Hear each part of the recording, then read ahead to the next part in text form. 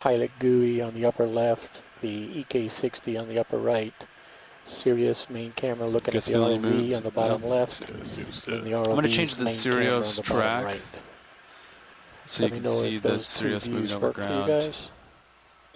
Sled, vessel track, let's do red. Roland, this is Mike. That looks fine to me. Okay, so it looks like Sirius is moving. And do do I confirm, faster, Mike, you want to see the sample view minute. during sample capture, or do you want to stay with the Seems like this quad? it's coming again from port now. Yeah, that plan seems great. I think maybe a little bit Okay, like copy. a decimal. I'll switch over to the sample when we're One sucking up decimal. a sample. Okay.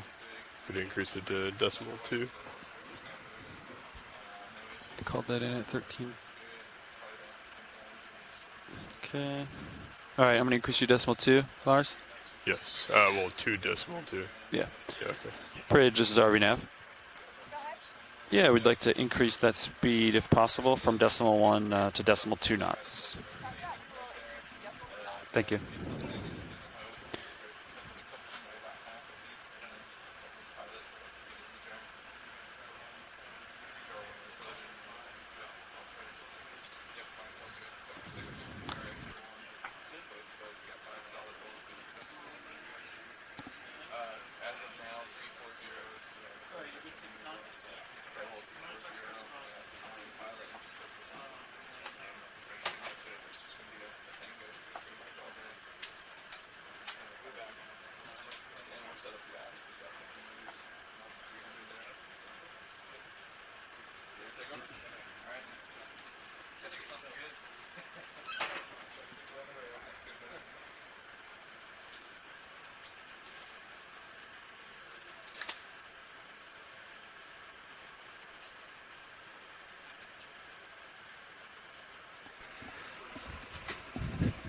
Alright. That ship move should be affecting us now. Feels a lot better. I'm getting centered up on you, co-pilot. Copy. And then we should be able to begin this transect. So I'm just going to keep you at 45 in my camera. Yes. Will follow me a little bit. To start, we're going to reset it to 45. Yeah, every time. So we'll push out, we'll sit here. This gives me some time to follow something if we see anything of note. Yep. Like that jelly, if you want to come in video. And then just track me as I go back and forth. Copy. Is that a little far out?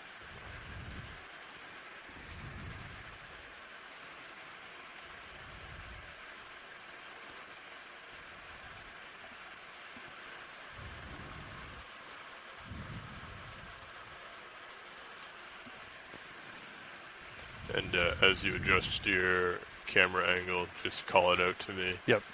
Once you start getting past 80, start getting a little louder. All right. Do you want me to keep you center on my screen? No. If I start getting near an edge, let me know. Copy. Then I'll let you know if we should follow it or not. Normally we want to stay inside the bounds, but if it's something that's of interest to science, I'll come then over. we'll chase it a little bit, yeah. Copy. Okay, thanks video. I don't know if science is talking or not. I Yeah, can't hear him. I didn't hear anybody on OKEX. Copy that. Sorry, I had video turned off as well. This is Shoreside. Have we started the transect? We are ready. I think we can go ahead and start it officially. We have not started yet. The pilots are just setting up after a pilot change, and when they're ready, they will let us know. Yeah, now we're ready to start. We're ready. Okay. Starting. I'm going to start it at 13:39:30, just so we have a... Copy that, and also be very clear with watch lead when we start those. Yes. All right.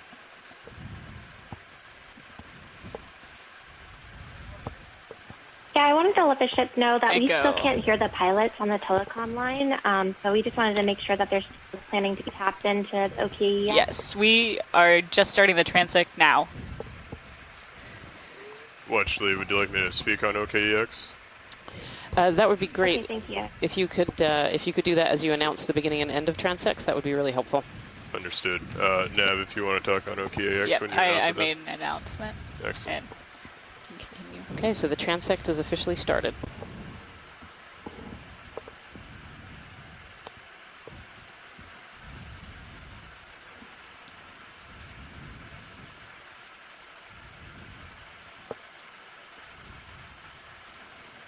Thank you for that. Mike, do you Lower want to center tell white object. the folks watching in from Center home right. Go what we're ahead and start looking from at there. currently in the water column? Back here. This thing. Just mucus. Copy.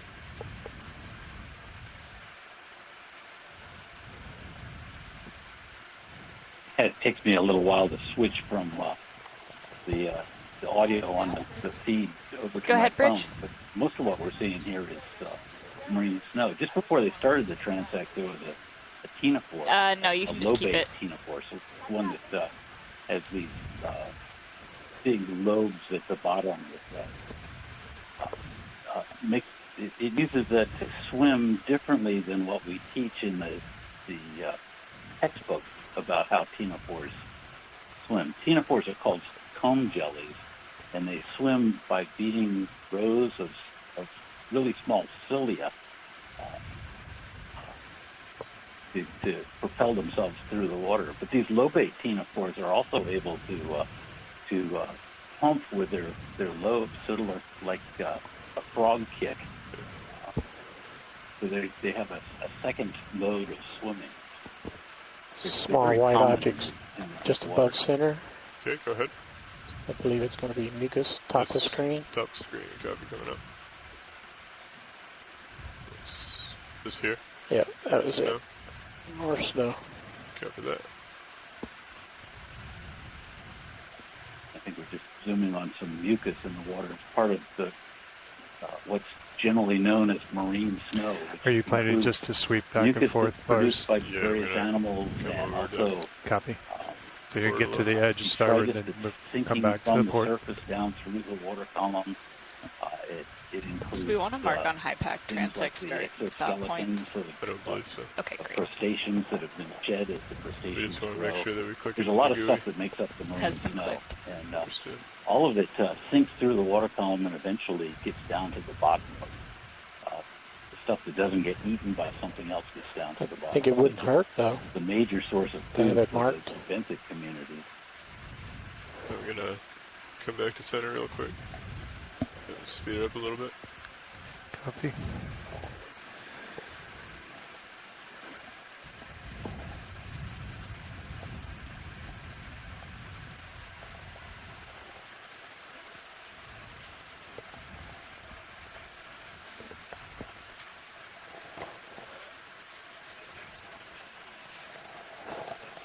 Ship, we have a couple of comments in the chat about our transect. We wanted to confirm that we're still moving forward at a specific speed. It seems like the particles are moving past us, and typically we are moving forward. I'm just investigating that, Adrian. Just hold. Thank you.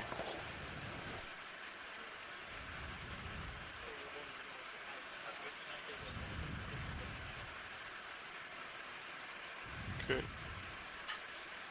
Current might have switched a little bit. Looks like it's coming more. From the port side. Yeah. Yeah.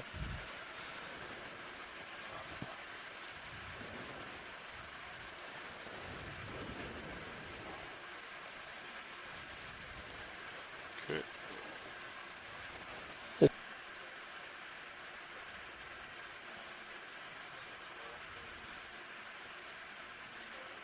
Are we making progress as far as distance traveled?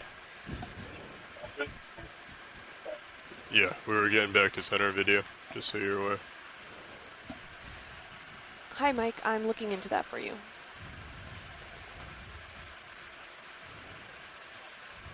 Okay. Feel free to call out anything as you see it video. Yep, I'm looking.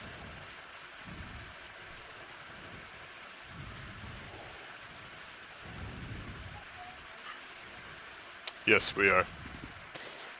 Are we? What is their speed through the We're about water? 5 minutes in. Copy that. I think their question is, what is their speed through the water? Now, what is our speed, Speed through the water? 0.65. 0.65 video.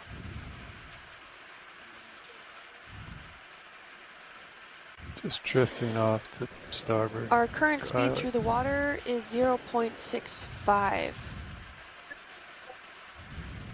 knots. Forward a bit.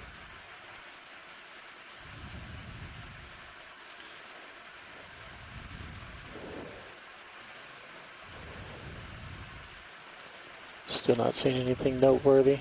Copy that. I am not either. Feel free to call it out if there is anything though. I've had to turn my head quite a bit. We might want to change the ship move to a different heading. Just right on the Looking edge, like a Lars. 2/8. Yeah, I'm moving. Copy.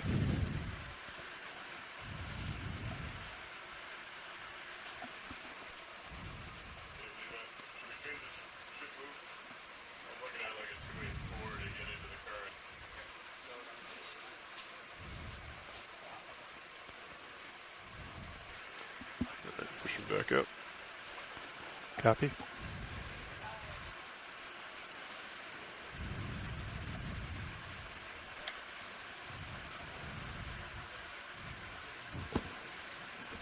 Bridge, RV nav. If you want to bring your heading around to a 285 Yeah, I'd as like well, to compel bring it. the ship to an easy stop and then call in a new move. And should I give you that move now? You're 285. Yes. Good copy, thank you. Coming around now. There's lower bottom. It's going by too fast now. Yeah, we're getting reset up. Stand by 1. So we see a couple small fish swimming around, and potentially Dougal Lindsay just called out a All right, PETA you're nap. slipping off my starboard side. Those are airworms, and they have very interesting jaws. So I'm lined And up they're on small, 285. kind of transparent organisms that you potentially see 285 within the there. It's screen. 285 there. And mini Oh, krill. it's coming Thank you back for calling around that out. with it, yes. Dougal. I'm set at 285. Swinging a little bit. Go ahead, Bridge. All right, we're looking at 500 meters, bearing 285 degrees, going 0.2 knots.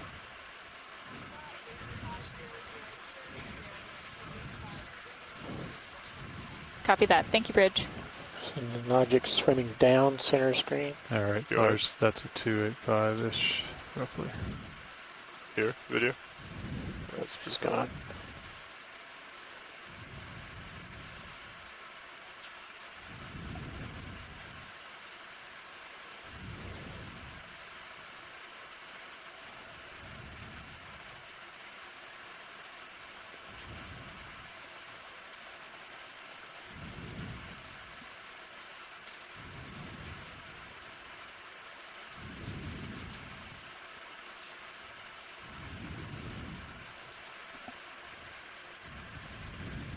See ball in the center. Yep, go ahead.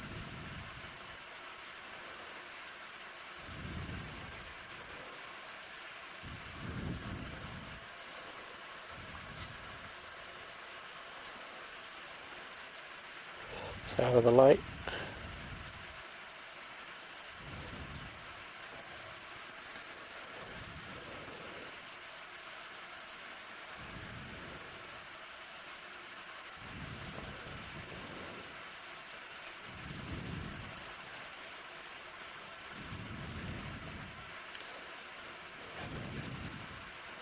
Upper left corner, double white spot. Upper left, double white. Left edge, Copy, coming over. still left edge, coming into center. Go ahead.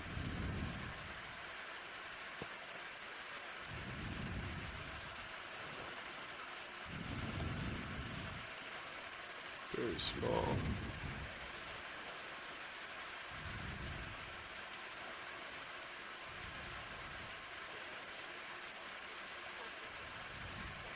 About 5 minutes left in transect.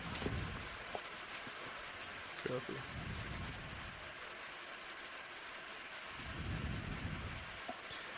Just sliding off my starboard. Sorry, video. Full wide. Push forward again.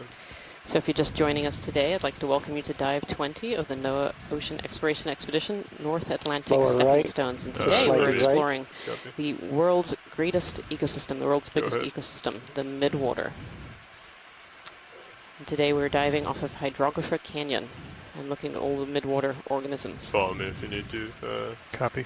co-pilot. Coming around. So currently now we're zooming in on a ctenophore, or comb jelly.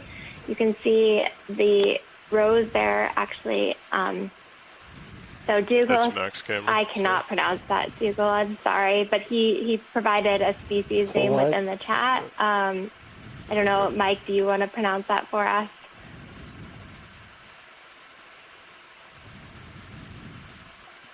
I'll give it a shot. How about Still you, coming Ramphea I'll come back to Vetsilagera? Vetsilagera.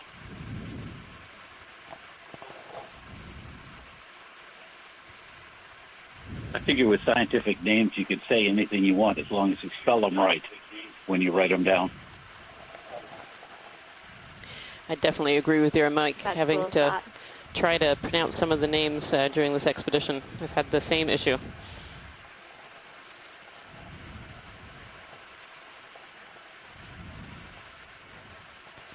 Okay, back to 285. Yep, I'm going to follow you over. Cover that. I'm looking at you at 300. Thank you.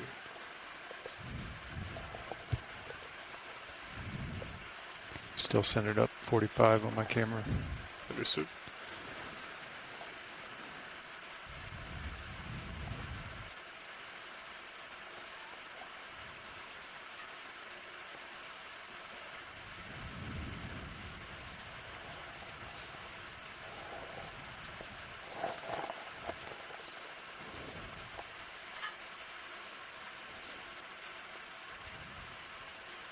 You know, for the folks at home, there's not very much obvious here. But that's not unexpected at this depth in the water column. It'll be interesting to compare this I'm gonna come with over when we center get quick. into the deep I've still got you scattering at layer, 300. the thicker green layer that we were talking about earlier, because there will be more animals in that layer. A lot of the animals in midwater will swim 2 minutes left. up towards the surface at night and then down into deeper waters during the day. And they aggregate there in the deeper waters, and that's what forms that deep scattering layer. But that vertical migration every day is the largest migration on Earth. So we're up we're close to the surface waters now. And so a lot of things have vacated for the day and have moved down deeper into the water column. So it'd be interesting to compare this with what we see later on.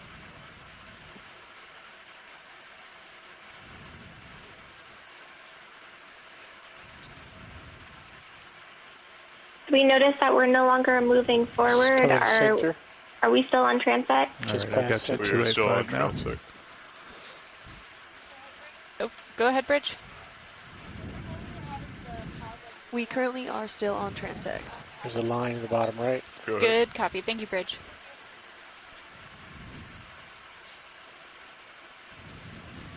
Just going a little too quick. Sorry. Full wide. Understood.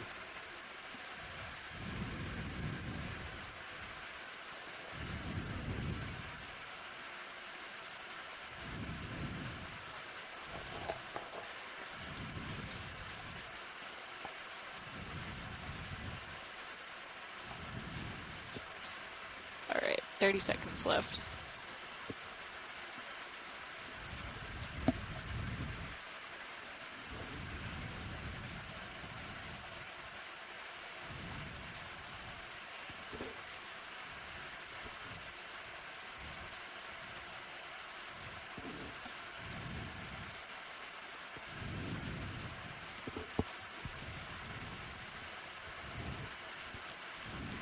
Just slide it And off to my starboard. That completes our first transect at a depth of 300 meters. Thank you so much, Nav. Want me to follow you over? Okay, great. Thank you. Now push up and get ahead. So we'll Copy. get set up now for the next transect, which will get 500 meters. For this next transect, is there any way the pilot could try, I know you guys are fighting some current, but try to have the particles streaming towards the vehicles? It helps with identification. We'll do our best. It was a little bit of, there was an organism off to the right or to the left, so it looked valuable for a zoom, so that's why sometimes these particles might have not been streaming directly ahead.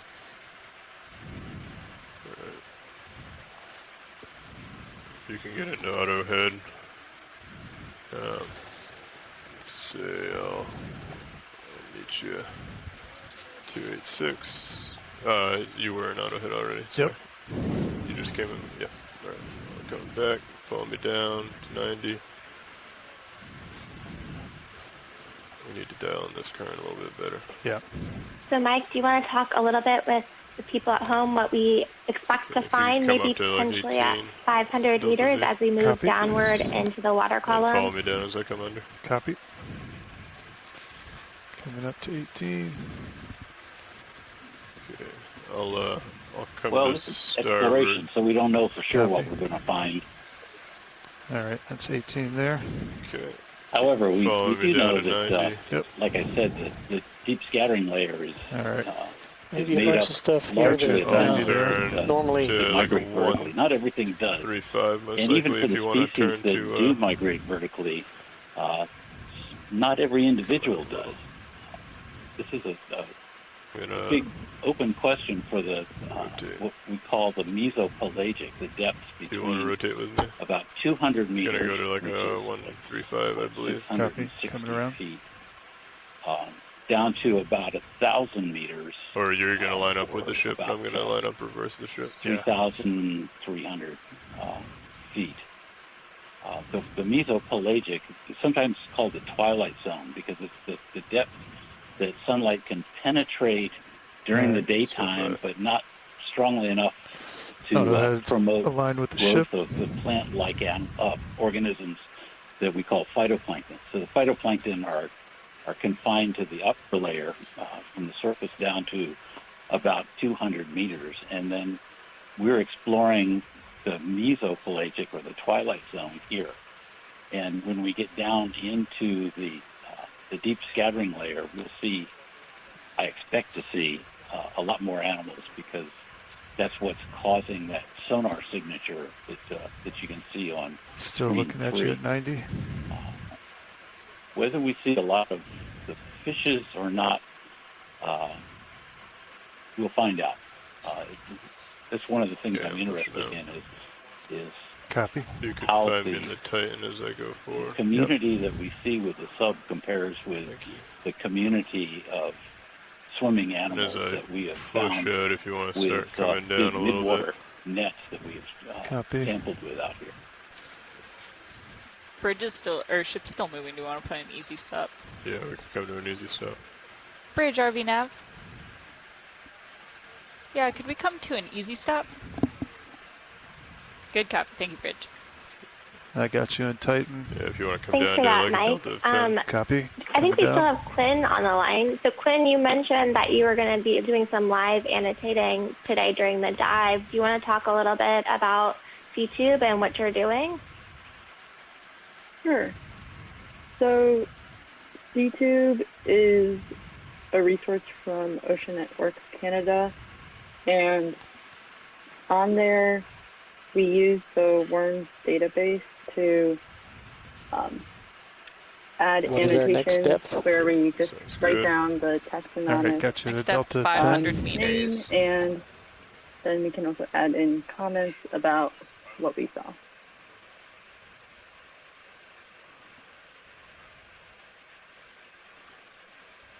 Go ahead, Bridge. Good Thanks for copy. that, Quinn. Thank you. And Quinn and some of the scientists are in the chat room, so we're also providing both verbal annotations Ready for when you you all are. over this conference line, but then we're also annotating within the chat room, so Quinn is Coming taking down with all you. that 500 information meters. and So I'll stop translating it at into 485. CTube, so that way we have a resource moving forward of Gotta the coming down at annotations a for this 430. dive today. Copy.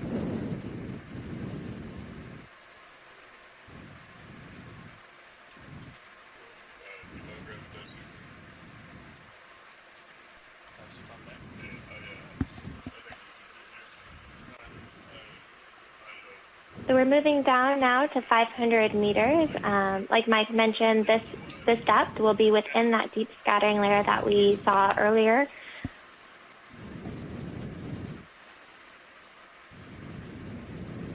And this transect is another one of our standard transects that we'll be doing today. So we've done similar depth transects in other locations during our exploratory dives in the water column. So we're going to continue on with these standard transects at 500 meters, and then we'll move on down to 700 meters. Mike, do you want to talk a little bit about why we're actually doing these descending transects? If people have tuned in the past, they've seen us do ones from deeper to shallow, and today we're actually going from shallow to deep. All right, pilot, I'm going to back off a little bit. Your delta is about 0.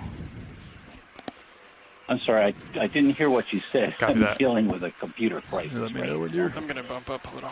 copy. My one of Coming my down at 15 computers meters that I'm per running minute the right video now. feed on just decided to reboot Roger that. unexpectedly. Oh no. Oh no. I was thinking it might be good for people at home to hear why we're actually doing transects on the descent. So we're Yeah, going let me know from if you have an shallow idea to where deep that today. flare is coming from. All right, coming back to 30 minutes. Well, there's been a lot of discussion about whether it's best to do ROV observations in midwater during the descent or during the ascent. But during descent, none of the water has been disturbed by passage of the vehicles or the tether that goes between the vehicles.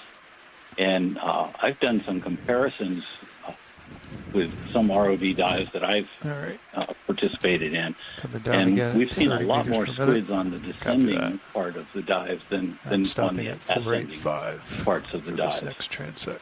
So That sounds good. we're 485. we're making observations on the descent, but we're also, it saves some time rather than going all the way down and then working our way up. What I was talking about as far as the descent versus the ascent shouldn't make a lot of difference as far as the transects are concerned, because the transects are going horizontal. But in general, I prefer to do the observations as we're moving from depth to depth. I prefer to focus on the descending part of the dive. I know that some of my colleagues don't feel that way.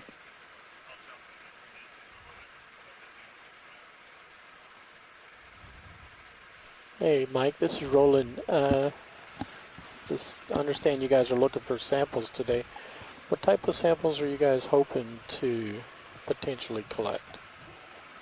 I'm bumping up my Z bias here. Well, we've had some requests for jellyfishes and for ctenophores in particular, and we sent some imagery to give to the pilots so that they would have a search image. I expect that most of the sampling is going to be of this gelatinous stuff rather than of the animals I've been talking about, the nekton, the bigger, more muscular swimming animals. So what was the we've got ship really move that good we were collections doing? of the nekton from this We area. were doing... whereas we don't have really we're good just collections coming- of gelatinous whatever distance, 285 degrees animals at decimal from 2 knots. almost 285. anywhere except for Monterey Canyon. We had initially started at 340 If you can get hold of the something that targets sounds that good. we better fit the sent current. in, Better for the pilots can vehicle. keep those images in mind, and they don't have to wait for us to say stop and look at them. They can go ahead and stop, and then by the time they get started with imaging, then we can get involved in the conversation. Okay, That make copy sense? that. It might be, definitely will be difficult, I think, as the current's moving towards us, by the time we get everything stopped for that. Coming down It on will my be Z bias a little. pretty complicated to get a sample before it blows by us. Roland, we went through. Yeah, all we can do is try, do our best, and it's a matter of experience. The more we do it, the better we'll get at it. It's a lot different than trying to sample benthic stuff. Exploring the midwater is much more difficult than exploring the 2 dimensions of the bottom. Midwater is a very dynamic place, and trying to just see things in it is difficult. Trying to actually catch things is much more difficult. So we're just working on how best to do this. All right, delta's at 10. Looks pretty good. Thanks, Mike.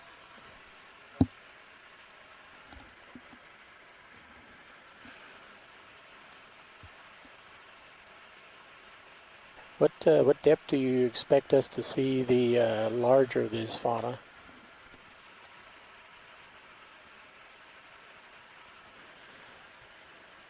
So you're going to The stop larger 485. concentrations are going to Co-pilot? be in that dark green area of Yes, copy 485. the midwater, the deep scattering layer.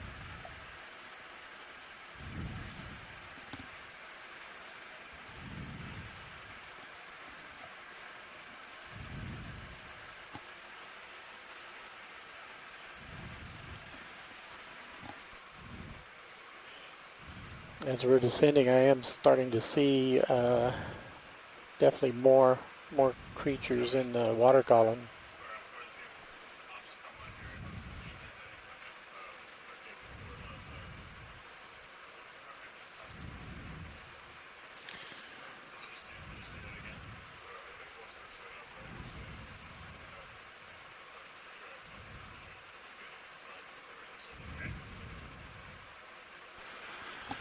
Yeah, I agree with you, All right, Roland. we're gonna start We to are seeing a slow. lot Yeah, more nice. animals in the water column, and we're seeing quite a bit of siphonophores. The siphonophores are interesting because they're actually colonial organisms, and they're composed of many different zooids that make up the total body of the individual. All right, serious, I'll stop 485 depth. And in many of those cases, they are Physonex siphonophores. I went past it a little. I'm going to come back up to 500. Locking auto depth. So what do we have? Now locking auto head too. And off in the distance, you can actually see a Bathysauroi. So that's a Okay, gelatinous so I think we'll do the organism. same thing that Lars did on the last transect. I'll just come under you. Copy. And I'll come to port. The Get Delta Bathysauroi here, are 15 interesting because they meters. actually, when they swim, they're kind of I'll doing find this you, frog Titan. kick motion, so you can pick them out in the water column pretty easily.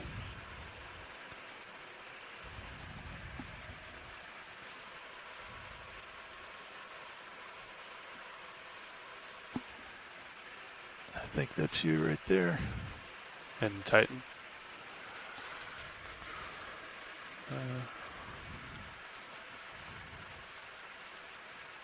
Oh yeah, yep. You see the light.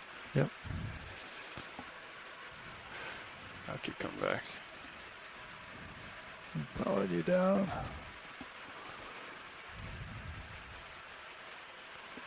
Yeah, and you've got your camera all the way I'm at 90. all the way down. Yep. You may as well max that out. I think. Copy. I think you can go like a little bit past. Yep. Yeah.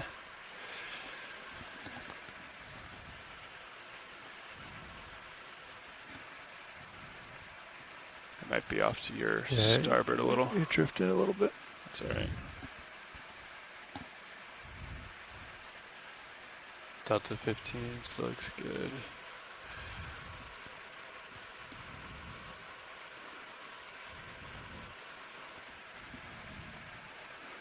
Yeah, that makes sense. If it's like slowly coming this way, I drifted off to your starboard. Yeah. Current. All right. I've got you at my main. Roger. Umbilical above. ROV. Yeah, I see it.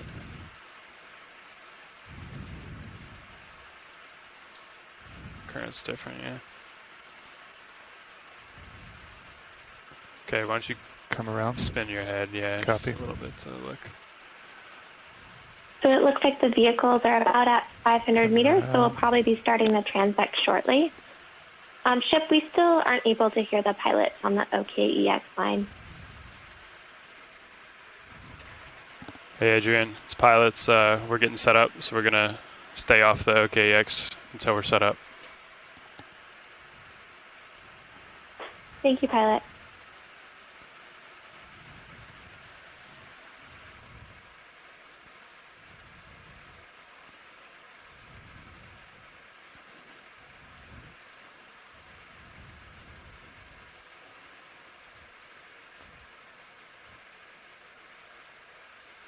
All right, following you out. I'll get you a 7.5 angle. Roger that. I'm going to push out a little bit. Still like to get better eyes on the tether. It's off to port, huh? It's on the... Yeah. So as we're getting set up, Mike, do you want to talk about the things we've seen so far as we've been coming shallower in the water column? No, stand by on that. Yeah, it is on the brow. We'll come around. Or sorry, deeper in the water column. Yeah, see that. Okay. See it on the port rail. Sorry, I didn't catch that whole question. It's okay. I said, as we get set up for the 500-meter transect, do you want to talk a little bit about some of the things we're seeing so far on camera one? Yeah, we're seeing a lot of those lights are on, correct? Those low-bait ctenophores that swim with a sort of frog kick. And I'm also seeing quite a few Bisonex siphonophores. There's two major groups of siphonophores that we see down here. Copy. One of which has a very complex structure to it, and that's called the Bisonex. And then the other kind only has two swimming bells. They tend to be much larger. Those are called calicophorine siphonophores. But both of those groups, that's a Bisonex that just went through the video feed. Both of those groups are colonies of animals that are related to jellyfishes, but they're not jellyfishes as such, because a jellyfish is just a single animal. There's another Bisonex siphonophore coming through the video feed there. Yes, Dougal Lindsay mentioned on the chat, there's too many of the Bathysauroi to even call out. Okay, so I think there's a lot of them down here. I think it's probably. And as I mentioned earlier, you had it before. You start to see how important these gelatinous organisms are in the midwater. What's that? And midwater is the largest living space on the planet. So if you multiply out the number of these gelatinous organisms by the volume of the ocean, then what you see is that these gelatinous organisms are extremely important in the ecology of our planet. When I teach deep sea biology, I like to say that if a alien intelligence came to sample the Earth to find out what kind of life lives on Earth, and they just took a random sample of life on Earth, the thing that they're most likely to go back with is some of these gelatinous organisms, either ctenophores, siphonophores, or medusae, the jellyfishes.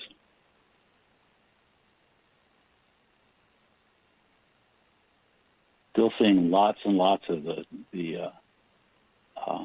low-bait ctenophores, the ones that swim by frog kicking, Bathysauroi.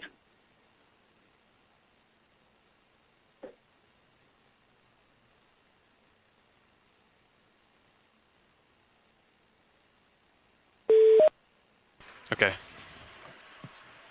Roger. So I think let's co-pilot, let's swing around to the north. I'm going to come back towards your view. I think Nav's right. I think there's a little bit maybe coming like north to south. So we'll try that. Did we have someone just join the telecom line? Hi, this is Tracy Sutton, just waiting for some fish. Hi, Tracy. Welcome. Glad you could join us. Do you want to introduce yourself and where you're from?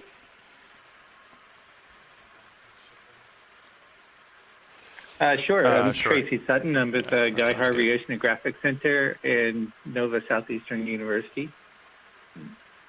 Specialize in deep sea fishes and trophic ecology of Midwater.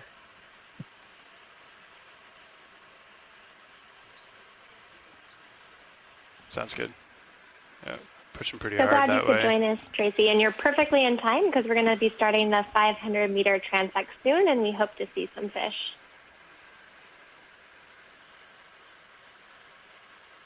Great, thank you.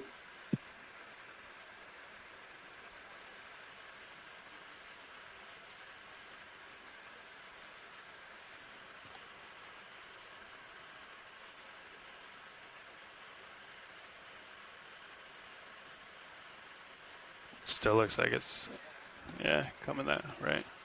Let's keep coming around, co-pilot. Why don't you just aim for like due north? I'll do the same. You can just follow me around like you're doing.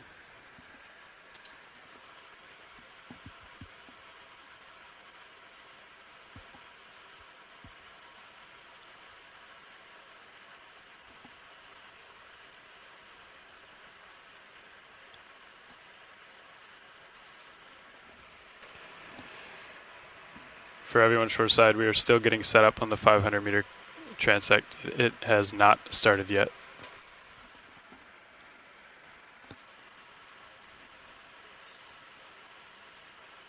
Thanks, pilot. All right. Copy that. I'm going to see if I think I'll still drift this way.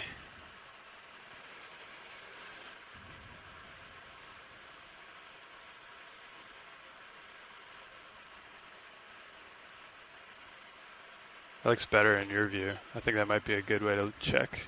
Yeah. Okay. I'll come back to your center then, if you just want to hold there. Yeah, that's me. Yeah. Okay. And then what were we doing on the ship move? Point one. Point one was not That was a nice shot of the fast enough, so we're doing siphonophore point just swam two, through. but we can start with point one again and bump it up if we need. Okay. What we did was we kind of like started the ship move, let it settle and see how it felt before starting the transect officially. Okay, let's go ahead and get one in then. Maybe due north. Due north. Do we want to do point one, or do you think start at point two? Let's do point one. All right.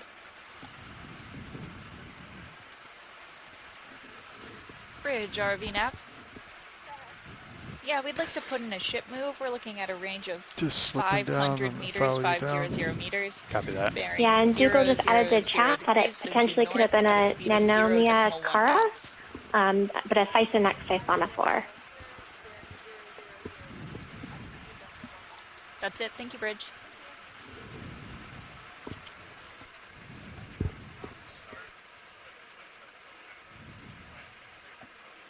While they're still setting up, I'll just mention some of those siphonophores have I'll say, very powerful stinging cells. 1419. Is that okay? They, That sounds good. Yep. some of them are predators on fishes, depending on what species of siphonophore you're talking about. We have just started our specialize on transect at 500 some meters. types of animals.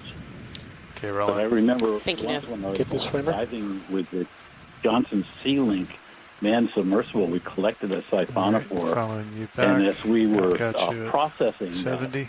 one of the scientists got siphonophore tentacles wrapped around his hand.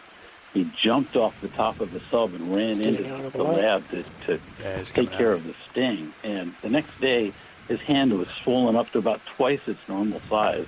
and it looked like it had gone through a sewing machine because you could see a puncture Go for wound dead ahead every here. place that the Looks like it's stinging farthest cells out hit for him. us. It's coming in. So if you're something that's sensitive to that, you don't want to eat Just those sliding off to the port. siphonophores. Copy that. Following you back. So it looks like we have started our 500-meter transect, and most of what we've been Got you zooming in at so 8.5. far on are those Bathythyroe we mentioned earlier, and those are the ones that do the very interesting swimming All right, behavior shift that off looks my like a port. frog kick. Got you at This is a 9.0. beautiful Looking zoom on straight one of down those at you. right now. Copy that. This Let's is come wide. Bathythyroe fosteri. You want me to find you? Nah. Copy.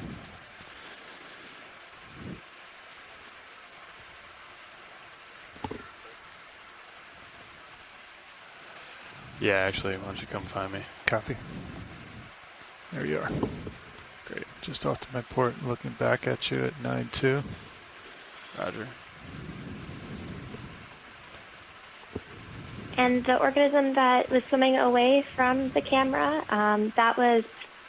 looks like a Ketonus or an arrow worm.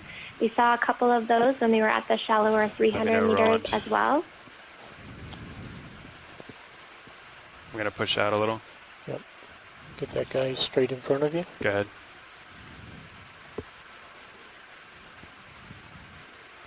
All right, I'm going to come find you. You're still slipping to my port. Copy. Full wide.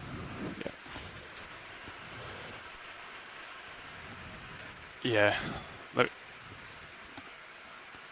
Okay. Okay, sounds good. Okay, short side, I have to push out in front of Sirius again. So the particles will move a little bit more quick during I'm pushing out, and then we'll be back to our normal speed. Thank you, pilot. All right. I still got you at 90. Coming to starboard with you.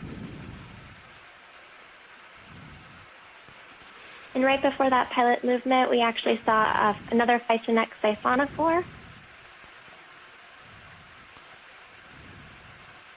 Okay. Coming up with you. Roger.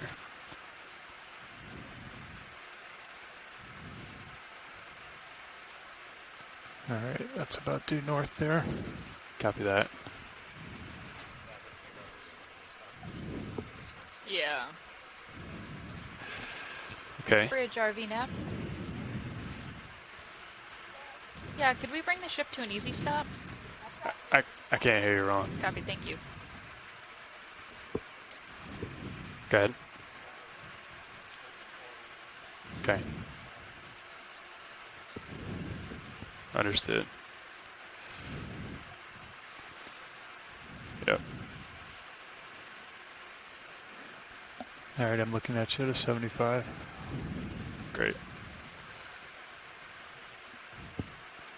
So as we continue this 500-meter transect, we're seeing still quite a bit of siphonophores in the water column. Can we please get a zoom on that Physonex? Good copy, thank you. Repeat your last, Adrian. We were hoping to get a zoom on that Physonex siphonophore. I think it's out of frame now. Yeah, I think it's out of frame. If you could give a direction instead of a species, I think that would help as well. Yes, I can do that.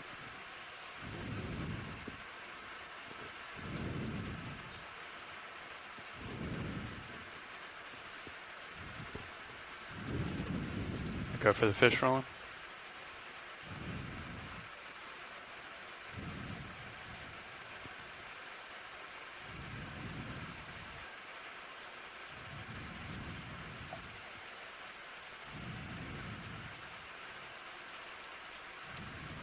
Copy.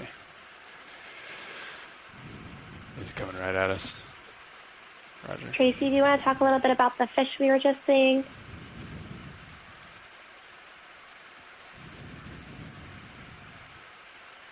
Yeah, that looked like a McTosid. Of course, I was taking call on another line as soon as we finally see a fish. Yeah, Gonna when push you out get a that little. Copy. really silver Following you up. iridescence or goldish Copy. iridescence, that's usually a good McTophid time because cyclosony doesn't really reflect light like that. So most of what we'll see are cyclosony, bristlemouth fishes. But McTophids, that bright silver elongated fish, those are usually McTophids. All right, I've got you Very 45 eel-like degrees looking swimming down. pattern, even Great. though it's an anchovy-looking fish. Yeah, I gotcha. It's coming in. Oops, sorry.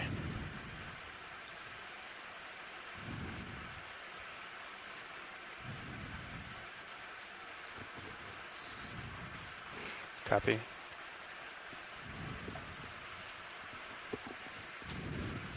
Yeah, seems like it. I'm trying to back up nice and slow. Is that max? Sorry. It is trying to go below us, but go for it.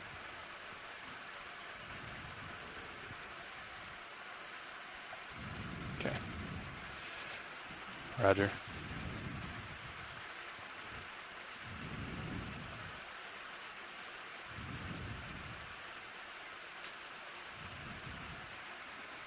Pilots, next time when we zoom on a Now it's siphonophore, so the zoom you just did, could we zoom on the bottom part if it's able to? It will help for the identification.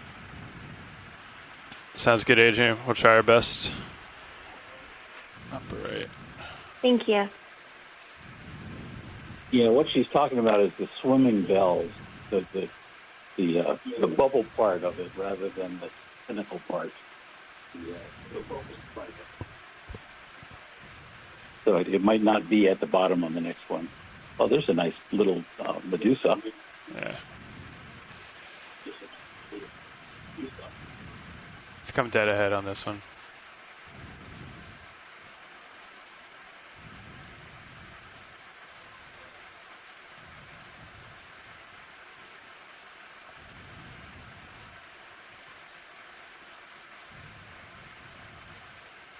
The swimming bells are at the bottom on this one.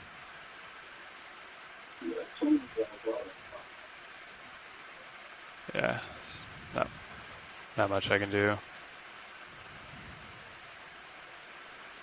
Roger. I'm tilting.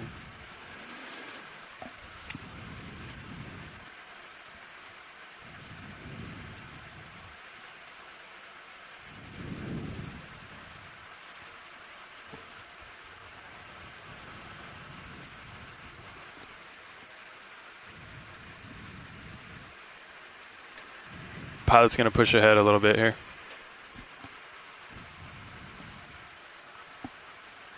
Copy.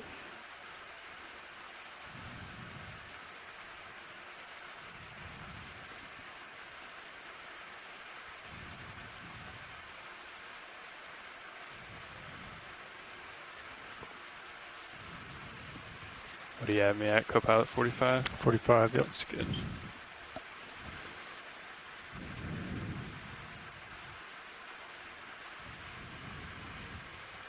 Still looks like it's Coming straight at you.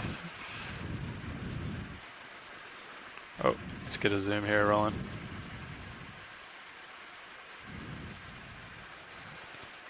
Right in front of you. Copy.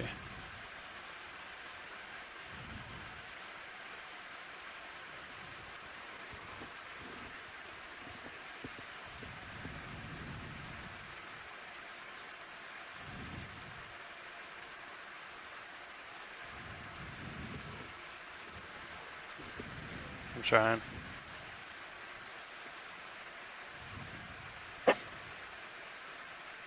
Hey, Alan, Dougal can't call in. I was wondering whether you could talk about the zoom on this Kina 4. We're about 10 minutes into transect. Copy.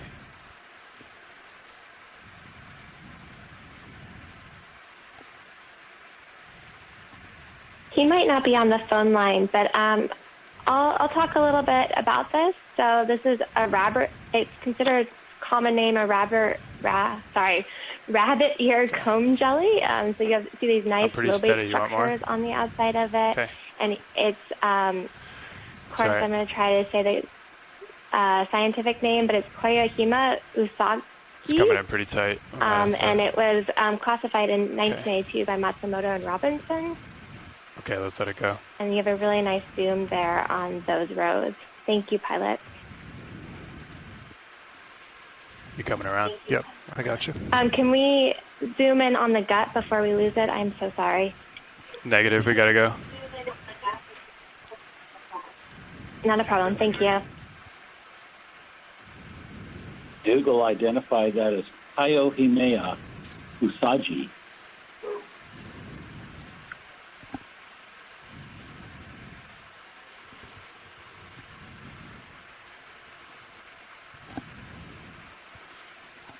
Nice rolling, that was hard, huh?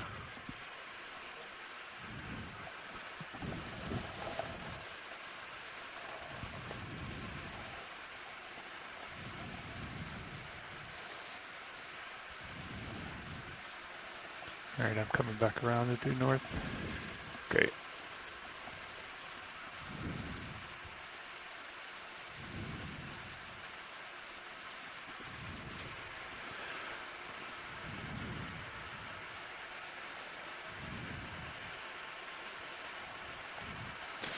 Okay, I'm slowing down. Yep, I'm lined up.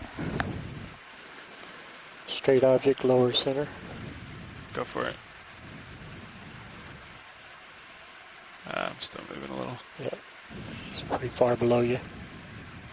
Copy. Pulling out. Roger.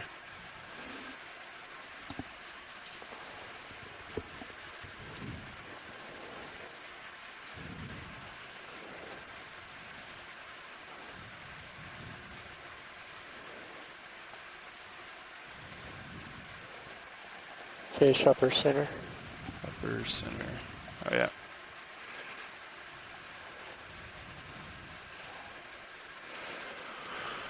We're going for the fish.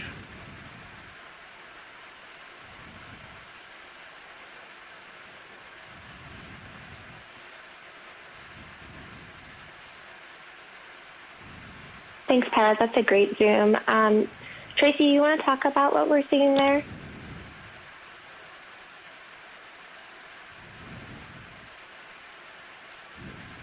Let him go. Yep.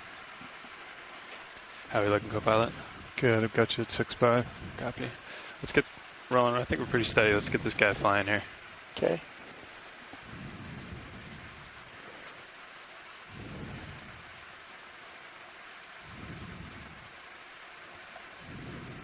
So what we're looking at here is another Bathurst Aroe. So this is Bathurst Aroe Foster Eye. And again, you can see that nice, interesting swimming motion.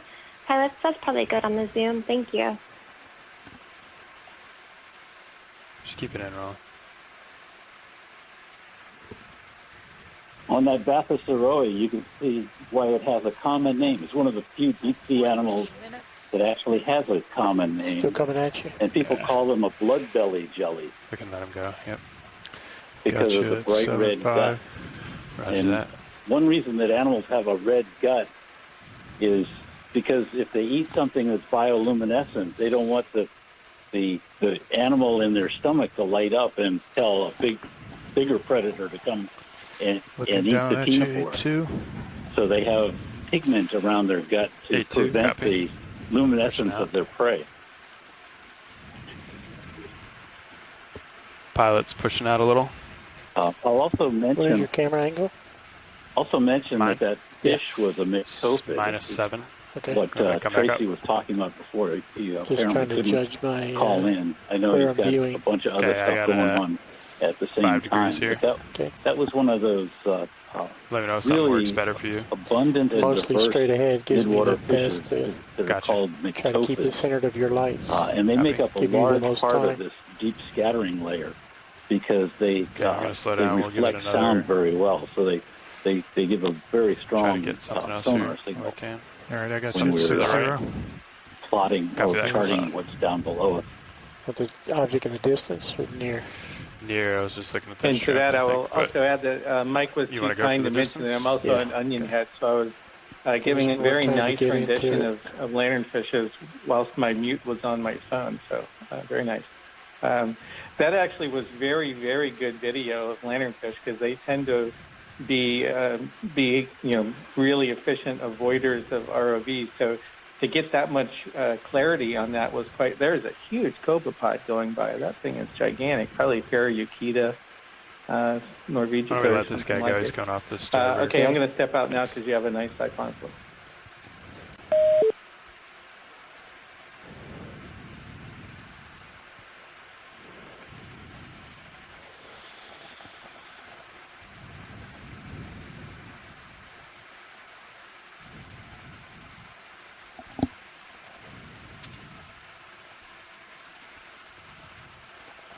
Upper center. Upper center eye.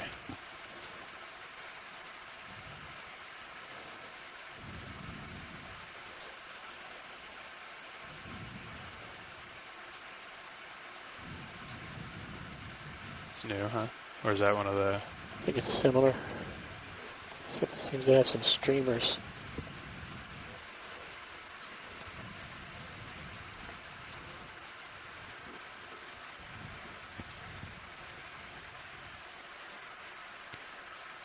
Looking down at you, 7.5. Copy.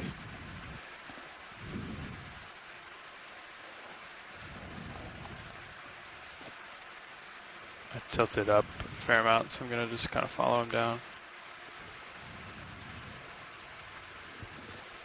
This guy seems to have some streamers coming off that I hadn't noticed on the others. This is another ctenophore, and it may look like it's the down at you, kind that I saw 8.5. before, Spirulina, but it's actually a different genus. Ooh, Different call rolling. Different genus. Okay, we got another couple certainly seconds, different then we gotta species, go. But in the same family. Looking as straight the down at you, Coyote 9.0. Roger. So you can see thread-like extensions coming off of it. Coming back up. What look like ears coming up at back the down top to right 0 now. on the camera. And it may sound like that I know what I'm talking about, but I'm actually reading what Dougal Lindsay is typing into the chat right now.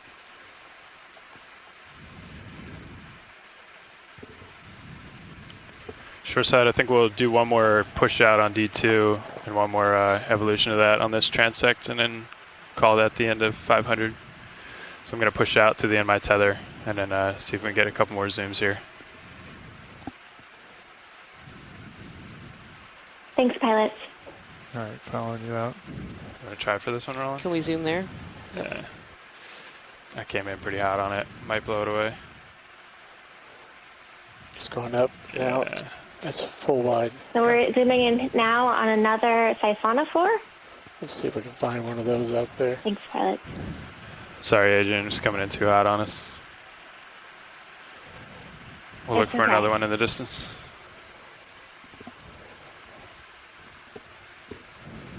Left. Left. Got I it. think he's too far below. What's your thought?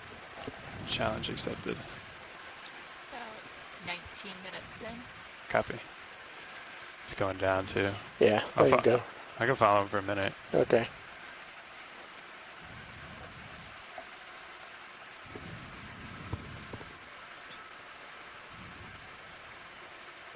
Yeah, go for it.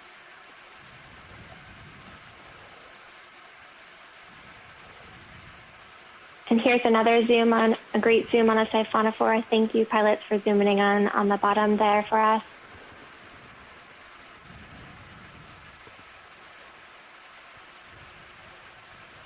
Sorry, no light out there, Roland. Yeah. Okay, let's let him go. Look for anything else big in the near ground here. Or foreground, sorry.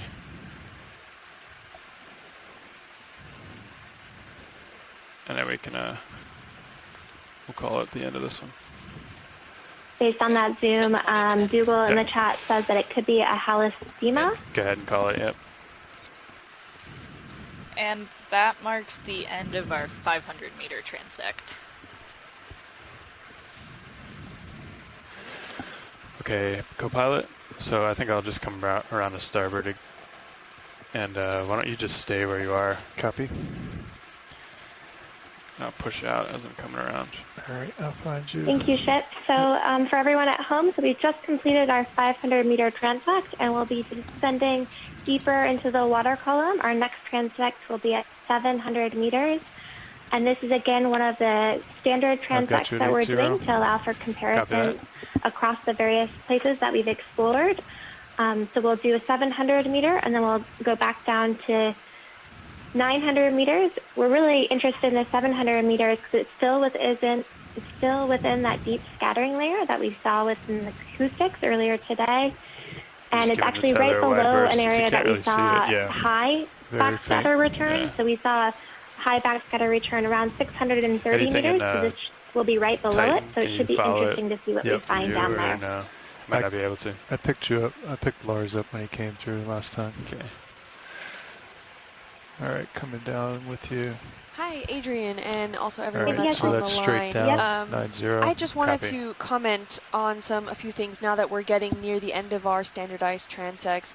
So as far as timing goes, we're still making pretty good time, but I wanted to put it out to the community if it would be an option, since the EK, that baseline that we saw for the deep scattering layer, was about 1,238 meters. If after we finish that 900 meter transect line, if we could actually proceed down to that 1,238 meter transect line at the base of that deep scattering layer, it would save more time for further exploration within that time for the variability transects. If we already can be down at that level and transect that line overall, and then come up and proceed then with the variable transects, if that's something you would like to do. Yeah, it's hard to make out, huh? There you are. Hey, this is Mike, and I'll tell you my vote, which is yes. That sounds like a great idea, but I'm not sure if everybody agrees with me or not. But I do want to get down into the bathypelagic. So in addition to the reasons that you just gave, that would also make sure that we didn't miss it at the end of the dot. Fair amount of delta. Copy. I echo and completely agree with everything Mike said. So yeah, I think that sounds great to do our 900 meter and then proceed down to 1,200 meters. Roger that. Thank you. Yeah, you should be coming into view now. Yeah. And it looks like the chat room agrees with us as well. So maybe as we're setting up for the next couple of transects, could we have the folks on the line introduce themselves, and I'll say who's in the chat room as well. Go ahead, watch two.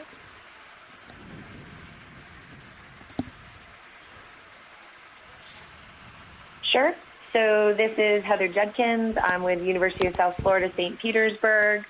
I work with cephalopods. So like Mike, we've worked together on a lot of projects, as well as Tracy. And on the line as well. And I'm always interested in looking at the midwater diversity, because that's what we've been exploring for the past 10 years or so in the Gulf of Mexico. So it's always really important to me to start looking at other places around the globe to check comparisons. And stuff around the seamounts is always interesting. So unfortunately, we haven't seen any cephalopods yet, but we're seeing some really good stuff, I guess I have to say.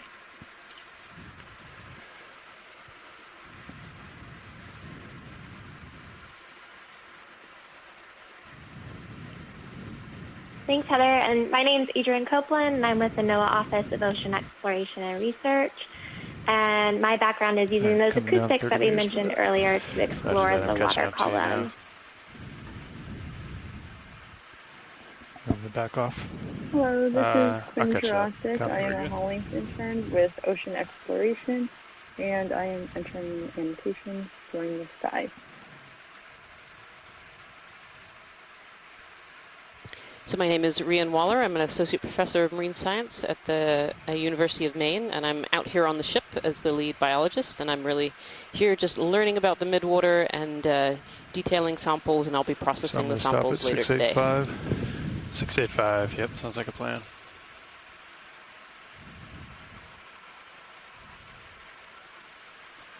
Just came down on my Z-bias. See how and that Mike levels up. Vecchione is leading our water column dive today. Mike, do you want to introduce yourself? Oh, I thought I'd been talking enough. This is Mike Vecchione. I'm from the NOAA National Systematics Lab, which is actually located at the Smithsonian's Natural History Museum. And I've been pushing for midwater exploration for a long, long time. So I'm very happy that we're doing this.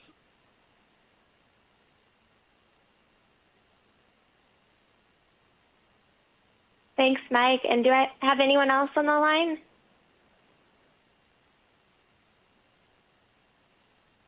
Okay, well, in the chat room we have... Oh, go ahead, sorry.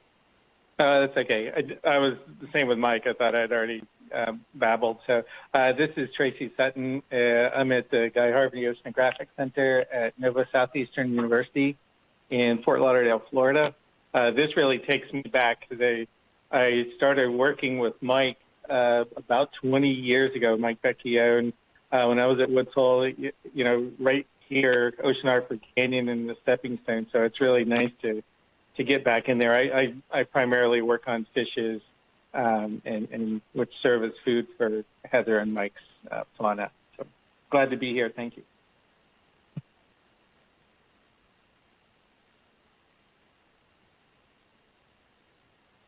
Thanks, Tracy. And so in the chat as well, we also have Cindy Vandover, Daniel Woods, we have Dougal Lindsay, Hannah Miller, Heather Judkins, who you also heard from on the line, James Aubrey, Joycelyn Cooper, and Kelsey Vader, and Scott France. And I think someone just joined the call.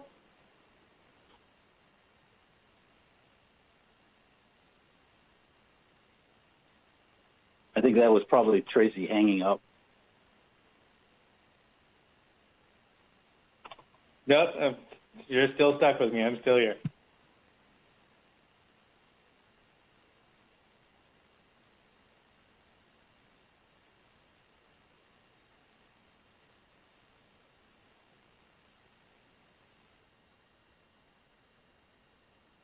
I'll just say that I love the idea, that may have been a lepto, I love the idea of doing these midwater transects on the way down. So whoever's idea, that's a great idea.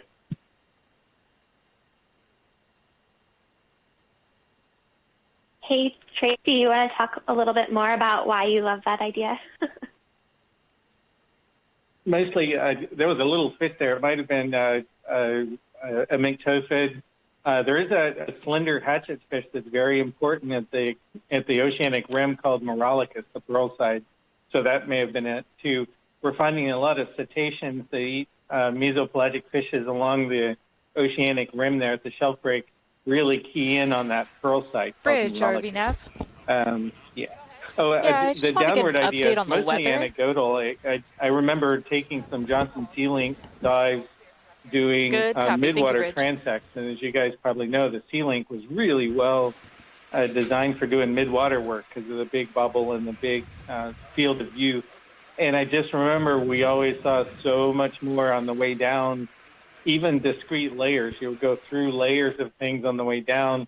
On the way up, you didn't see any of that. So I just have this kind of ingrained notion that you see more on your way down than you do up. And you're also not kind of visualizing through your own tether and everything that was in that water right before the camera got north last time. Yeah, I'm going to keep my head tugged off a little bit right now, but I was about due north. No, that was great. Thank you, Tracy, for that. He was cheating to the east side of north, so I'll come to port. Yeah, he was. I think that's where we were seeing it, the best flow from. Okay. So as you mentioned, we're heading down now to 700 meters. Mike, do you want to talk a little bit about what we hope to find at this step?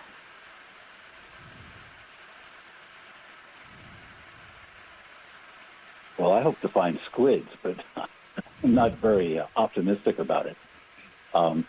Again, we're in the deep scattering layer, and as someone mentioned, that 700 meters is close to where that the very intense band of green on the sonar image was. So we're hoping to see a large abundance. I just saw a shrimp go by.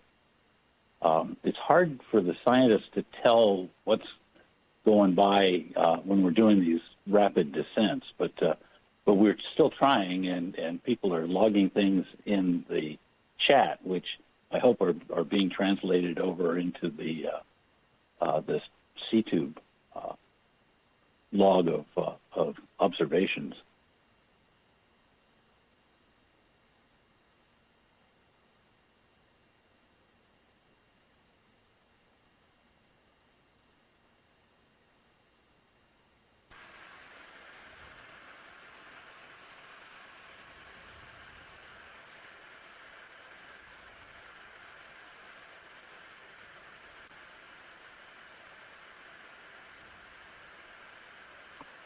That was a pretty good view of a lanternfish right there, and based on the depth of the body up front and then its tapered tail, it was probably Benthesema glacial. Sirius, I'll stop 685 far meters and away depth. the most abundant lanternfish there in the Georges Bank area.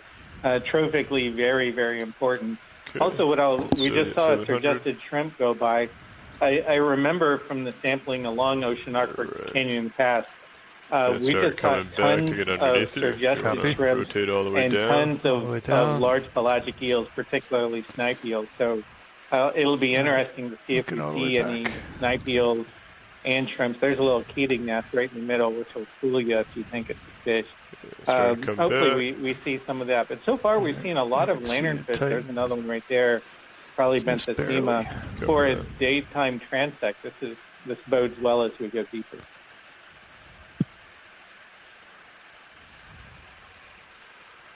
Yeah, Tracy had mentioned earlier that some of these animals, particularly lanternfishes, are really important in the food web. And he had mentioned cetaceans.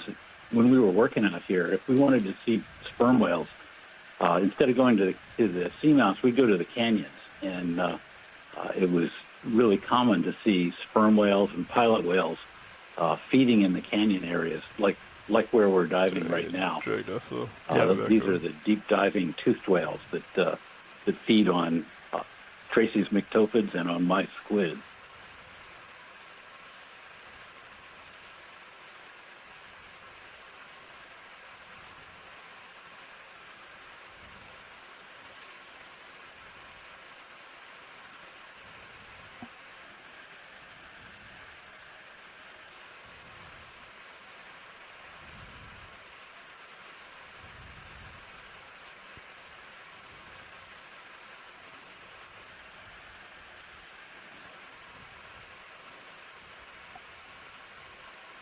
Yeah, you're pretty far off to my port. Yeah, I'm trying to push over. Copy. I'm over hard.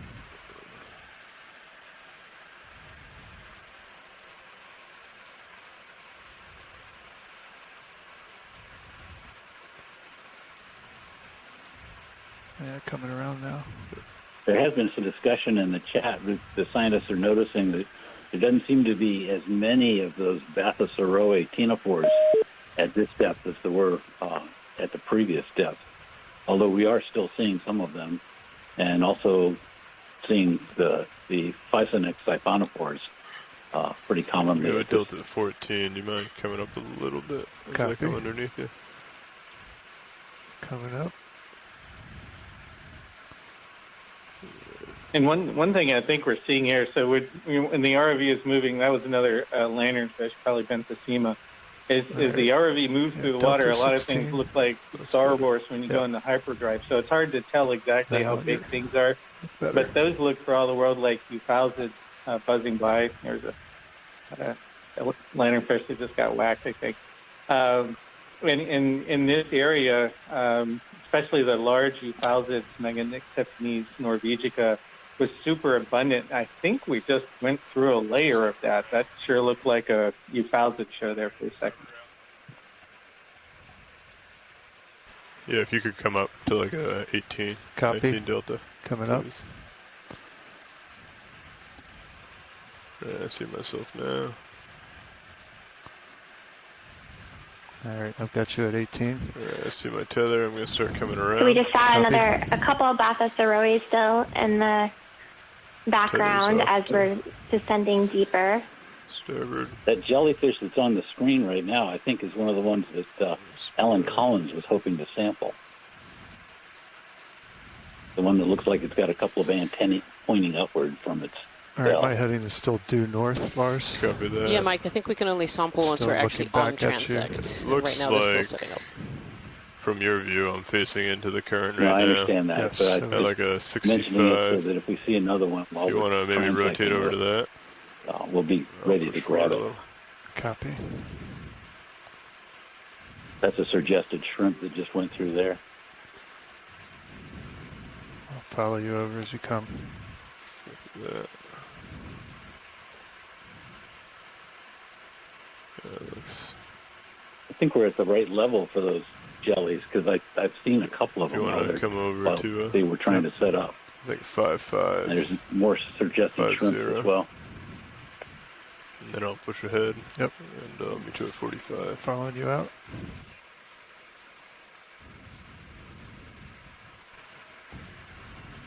Okay, pushing out.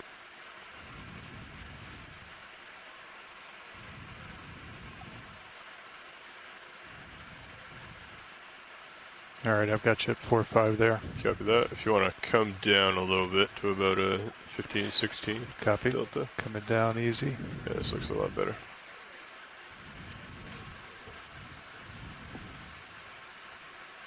Okay.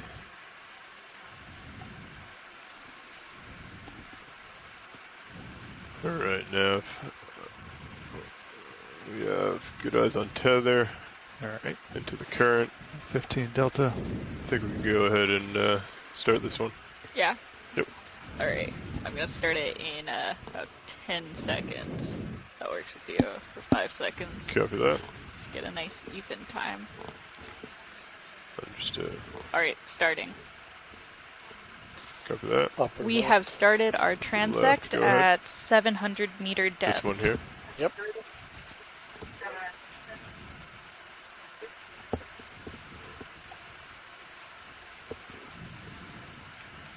Another one of those Bathysaroe, the blood belly jellies.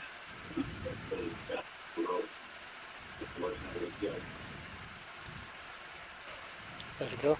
I was going to mention that we've mentioned suggested shrimp a few times. They have very characteristic antennae. That when you see them, they have long antennae that have elbows in them. Video, where's the best? Right around 0? 0 So to the start with. antenna bends backward along the So sides going of the down. body. Yeah, go ahead, take it. Shrimp. That's one he was just It sort of describing. functions like the lateral line. There's one on screen now. There's Okay. the antenna going Yeah, back yeah, along yeah. the sides of the fish Let me is go. sensing the environment the way a lateral line on There's another one if you fish want to come. does. Center. Okay. Take as you got it. And it's actually extended out from the body, so they're sensing farther away from the body than they would if it was just along the sides of Come the down. body.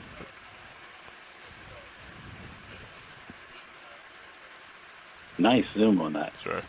I'm max. Coming back up. Okay. Fish. Something over here. Yeah, go ahead and take it. It's pretty low.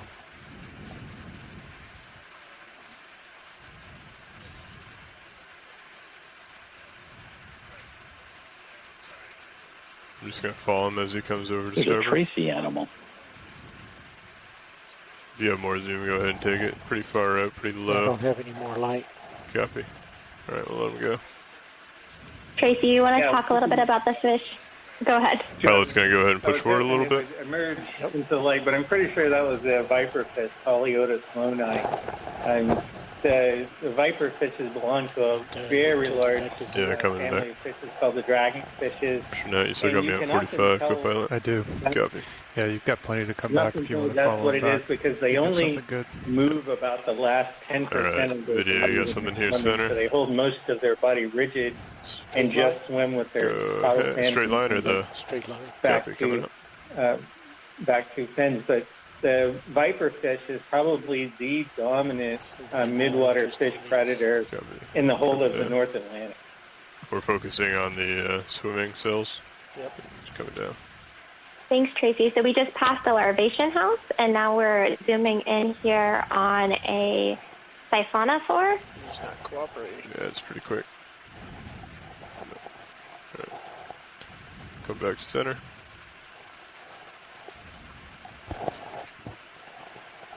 Yes, Dougal says that's a Nanomia bijuga type.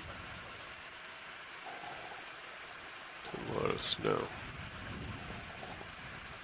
It's the south siphonophore lower left. Copy.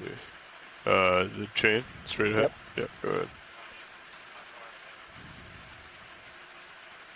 Go for the bell. Yep, going for bell. And here's another siphonophore zoom. Thank you, pilot. Coming down. For a zoom. Thank you, pilot. I think I'm drifting a little bit. Sorry.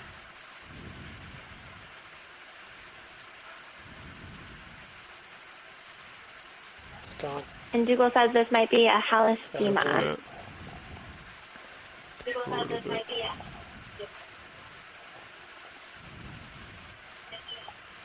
Come back up to 0, pushing ahead.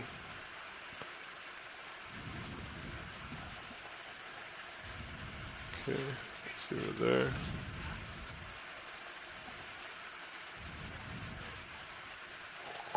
Gelatinous curl to the lower right. Lower right, curl. This one here? On the right. Further over. Yep.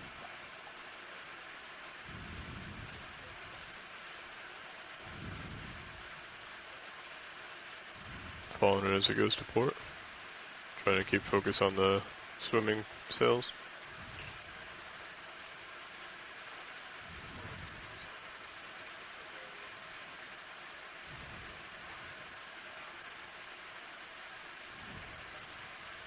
It's a good view of this guy. Copy. Holding.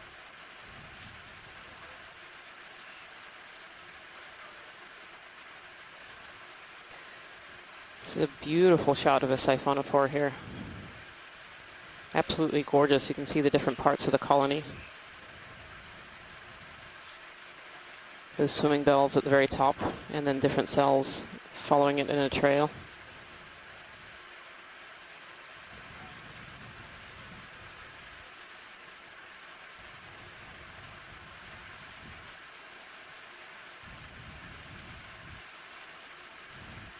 Good follow. Could let him go. Copy that. Letting it go. Looking at you, 7-5. Copy. Pilot's gonna push forward.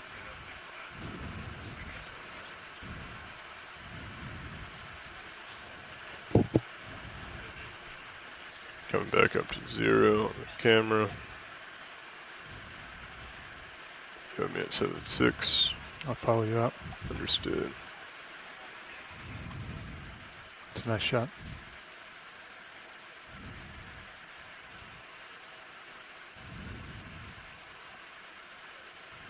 Okay, 6-0. And slowing down. All right, I got you at 4-5 there. Copy that. Down below video, the red. It is below me, so we don't have a ton of time. Focus. Beautiful shot max. of this ctenophore here. Bright red, just went beneath the ROV.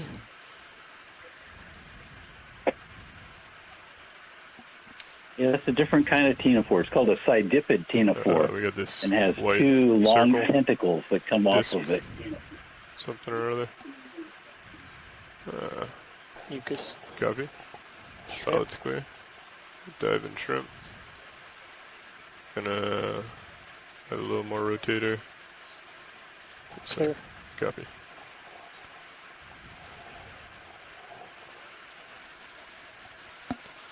Back up to 0.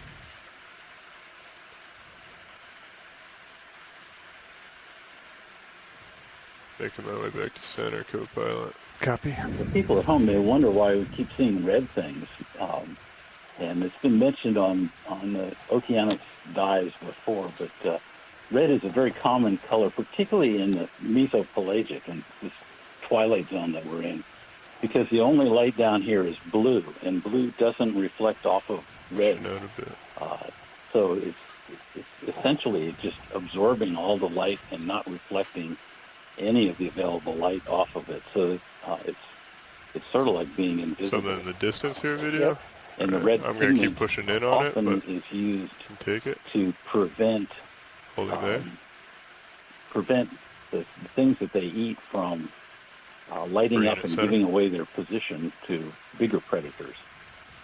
So we see red quite a lot in the swimming coming up, like the belly of this blood belly. It's going to go port jelly. But, that red ctenophore that we saw that was bright red, you might think that shows up, but if you're living in a dim blue environment, getting ready for another wouldn't show up at all. Getting a little too close. It's up again. It's a great shot. Thank you.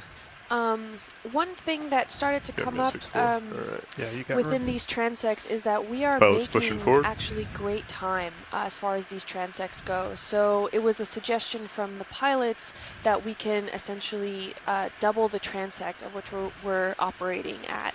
So we can spend more time currently at the 700 transect as well as the 900 and the one that's at 1,238 meters, and then reassess the variable transects at the baseline of that.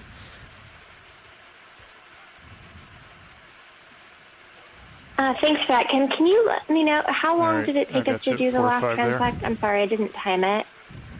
Copy, thank you. Okay, I can look at the chat.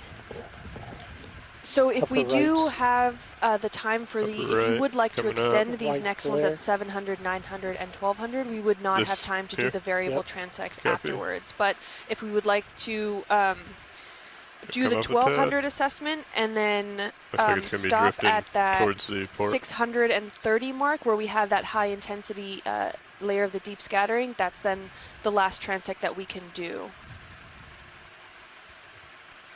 Okay, so we'll just keep at this 100 meter depth or 100 meter distance because we would like to get the 630 meter variable transect. So we'll continue with the same sampling regime. That's maxed up. Sorry.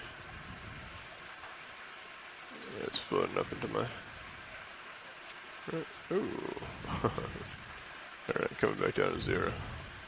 I'll just mention that was a nice zoom on another kind of ctenophore. We got jelly swimming in the bottom. Go ahead and come in. It doesn't have lobes and it doesn't have tentacles. Go ahead and take some more as it swims up. But it can engulf other gelatinous animals and it eats them. I believe we want to sample this one if you can collect it. Yeah, can you come out? Can we collect pilot, please? Yeah. Co-pilot, bring the door out a little bit. Copies. It's going up real fast. It's gone. Gone. Sorry. That's gone. Yeah. We need to know pretty quick. Yep. So co-pilot to run over it. We'll draw out a little bit just to get the nozzle out, and then go ahead and start suctioning. Yep. Yep. No problem, pilot. Thank you. You want me to leave hydraulics on? Yes. Yeah. Keep hydraulics active at all times. Yep. It was not enabled. Sorry, that was Need to push out. Yeah. And video, as soon as we hear a sample, if you could go ahead and zoom out for me, and then we'll acquire it. And Mike, also in the chat, Duke Lindsay said that we should probably try to collect one of these Bathurst to freeze since this may be near type locality. What are your thoughts on that? Copy. Pilot's going to push out.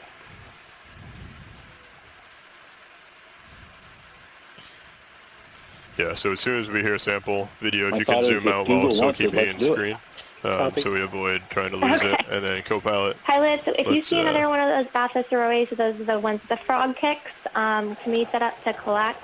Yes, we can also do that as well. Oh, 1 second. Yes, we can go ahead and do that. It look like something's caught on you. Something's where? Right on top of the rock box. The rock box looks clear. You might be seeing the top of the shilling. Yeah, maybe that's what it is. Okay. Back set up. It'll push out a little bit. Yep, I got you. All right, we got a jelly over here. Jelly. Come in.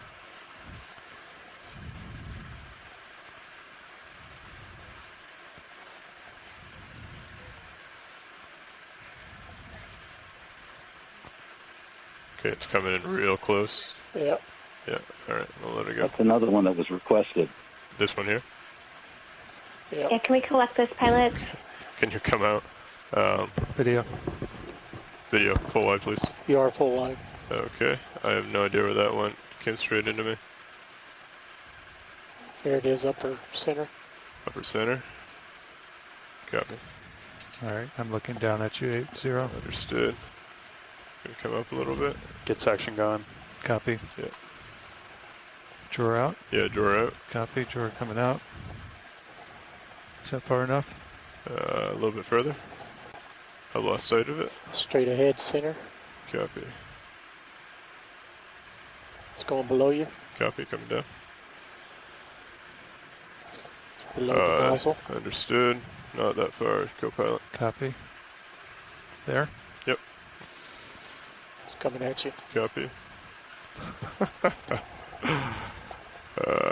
Coming up. I think I lost sight of it. I'm looking back at you. 9-5. I do not see it.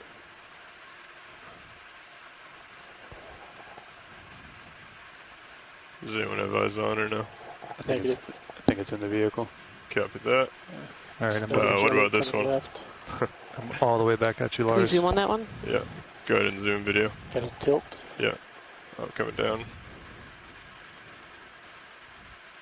Looking back at you, 100. Copy. I'm going to push forward. Is this a potential collection? I don't believe so. There's a possibility to look at the underside of the bell there. Look underneath of it. Okay. Copy. Coming down a little. Looking up. Yes, I do.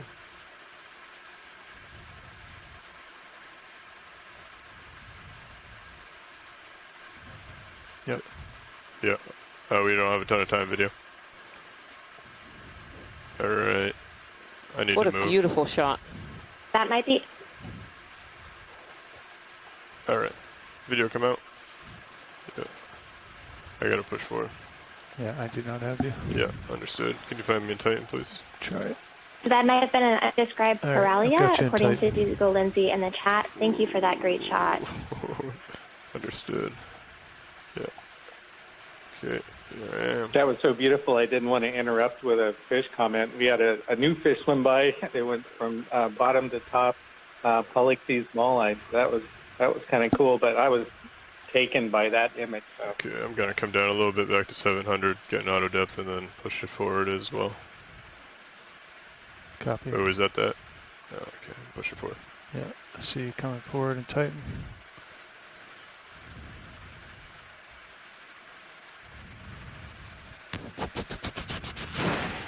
Auto depth in, push it forward. All right, I see myself. Let me get you. centered. Yep.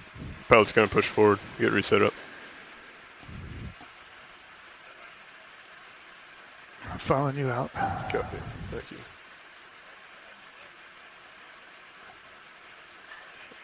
All right. You want me to put the drawer back in? Yeah, sure. Copy. That was an interesting aspect. We just saw Okay. the lanternfish with its head pointed straight up, and we're finding, Do you have the RV was a mental stopped sense of for a that, of time, how far you came out? and then we Yep. started Yeah, that was moving, and we saw that Oh. lanternfish with its head up. So, I think that's, yeah. Yeah, I think I can get it pretty quick. and if Get they're it not out, get the disturbed like suction in on that if we need it. situation, you Is get to this see of that interest? a large Let's zoom. proportion of midwater Zoom. fishes spend their time straight up and down the air. You got plenty of space. I've got you at 6.5. Copy.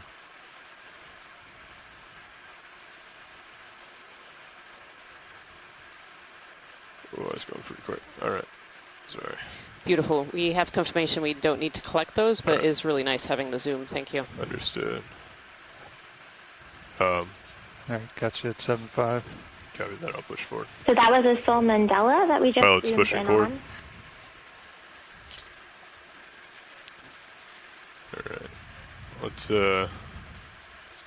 get back out there, get set up, recollect, and then We had a comment in the chat that there still is quite a bit of Bathy Saroe here. I will say, for the chat's awareness, we've seen quite a bit of Bathy Gotcha. Saroe throughout the 7.5, entire following you dive, up. Yep. starting kind of around 400 meters and deeper. Yeah, come back over to the 5. Jelly lower right. Copy that. I think this is the same type as the one we saw before. I'm just going to get set up. I think this is that breaststroke Can one. we get a zoom on that one in the bottom? I got you at 4.5. Too far. They're still just setting up, Adrian, for getting back on the line. Let me get back up to the 0. About Okay, thank you. a minute and a half left. All right. You got me at 45. Got you at 45. Let's slow down a little bit. And then Jelly lower left. lower Right. left. Copy. Go ahead. Snap zoom.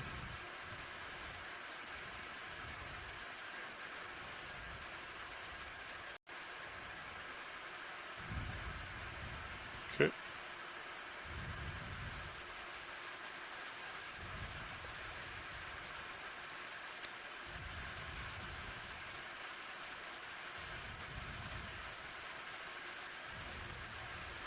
Sorry, video.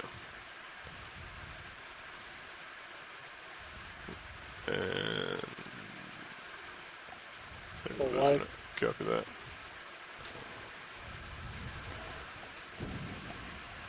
Turn back around.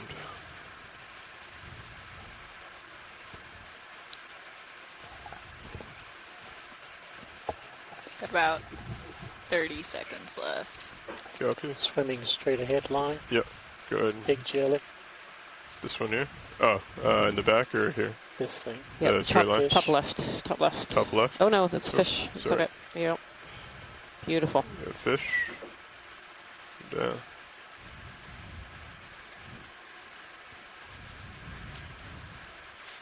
That's Take a great a bit, zoom I'll there. follow. Tracy, are you still on the line? Okay, I got about 10 more degrees of camera. I was again just awestruck by that. That's a juvenile rat tail. So this is normally a benthic or demersal fish that hovers across the bottom. It's probably the dominant fish of the abyssal plain. This is a juvenile, and what you're looking at is probably a form of Batesian mimesis where it's resembling a siphonophore. And I don't know if I've ever seen any video of that better. That is really something. A lot of these demersal fishes, deep demersals, spend their early life in pelagic habitat. But you don't see that when you catch them in a trawl because all of those bits on the caudal element were probably been knocked off. There's a keating gnat. Nice big gonads there, yeah. But I tell you, that's the kind of thing you see with... No, that is wrong. I think Copy that? Yeah, we can start setting up. Pilot's clear when video is. Or is that a squid? Mike, is that a squid? I think it's a... No, that's a keating gnat. It's just got such a... down at the bottom there, those two bits. Copy. No, that's a keating gnat. Yeah, what are those two iridescent bits at the bottom? I'm not used to seeing those. They look just like eyeballs. Sorry, trying to hold the video. Coming up. So Dougal Lindsay in the chat room here is saying those are just full gonads at the back end there. Okay. Yeah, I saw the development of the gonads before. I just didn't know that was part of that process. Okay, just to finish that thought with that that macrurid in the water column, that's really a lot of value pretty that well. you get from this Actually, right behind you. observation. Follow me down, and I'll push up. I've seen quite a few juvenile macrurids that we've taken in midwater trawls, even very gentle midwater stuff. I've never seen that elongated process coming off the caudal fin in that fashion. All right, that's 90 there. Wait. Stand by. That was the end of our transect at 700 meters. About 2 minutes ago, I didn't want to interrupt anyone talking. You want to just take it out later? No, I want to get rid of it now. Copy. I think we'll forget. We're going to spin. All right. Thank you for that. So for everyone at home, we just finished our 700-meter transect, and we're going to head down deeper. Oh, there's a great siphonophore that just came into view. So we're going to head deeper now, down to 900 meters. You might come in and we'll do our final up. standard transect of today's exploration at 900 meters. And then from there, we'll be doing variable transects. We'll move from 900 meters down to 1,200 meters, which will probably be our deepest transect of the day. And I'm underneath. All right, got you at 18. Delta. Alright, got rid of the turn. So with the 900-meter transect, we're going to still be within the mesopelagic zone, or that twilight zone that we talked about earlier. But then as we go down deeper into 1,200 meters, we will be re-entering into the bathypelagic zone. If you want to start coming back I don't down know, again. Copy. Mike, if you wanted to talk maybe a little bit about the difference between the two zones that we're looking at today. Can have you come down to about delta of 10. Coming out now. Copy. I'd just mention that the bathypelagic is the largest ecosystem on Earth and the least explored ecosystem on Earth. So any observations we can get in it are good. Looks good on high pack. As you come down, we should start to be able to see D2. I mentioned that it's really difficult to explore the She pelagic. is. It's even more difficult in the We'll hold a delta bathypelagic. of about It's harder to get 10. to, and things are And more when you're spread ready, out. we can start coming down 30 meters a minute. You can spend All a right, lot of delta 10 time there. searching and not seeing things, but You ready? because it's I'm ready when you are. so large, Got that coming out even of things auto that head. are really If you want to spread come out out as can well, have very high I'll abundances give you a head and very start. high biomasses See. when you go down. total them Delta up tile in. based on the Head huge down. volume Copy. of This that, is of 900. the water in that. 900. 900 is correct. The Copy that. distinguishing thing between Coming the down mesopelagic now. or twilight zone and the bathypelagic is that in the twilight zone, during Push daytime, up a little. Well, you catch up. sunlight can Yeah, I'll penetrate, get you here in a second. I just want to give you a particularly head start. at noon on a clear day, down to about 1,000 meters. But when you get deeper than that, it's too deep for sunlight to penetrate at all. And so when you get below about 1,000 meters, it's All right, permanently dark, Descending 30 other meters per than minute. light that's produced by the animals themselves, so bioluminescence. So when we get down to the 1,200 meter transect, we'll be in the upper bathypelagic, and any light that's down there other than our sub would be light that's produced by animals, not from sunlight penetrating from the surface.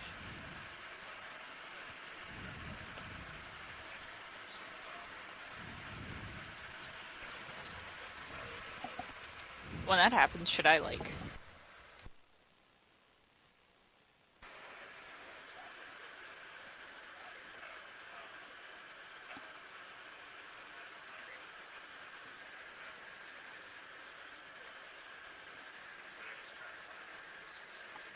Looked like we just kind of zipped on by another viper fish off in the distance there. So we see a very elongate, shiny fish, and only the last little piece of it is moving. That's probably 885.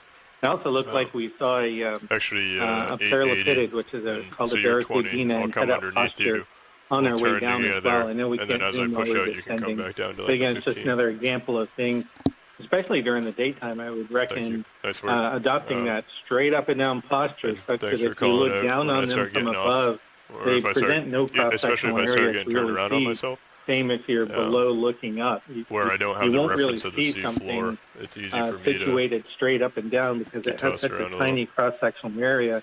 And then the fish can be looking up where the light is. So it makes a lot of sense for things to be like that, but we don't normally think of the entire midwater being associated standing on the end of that.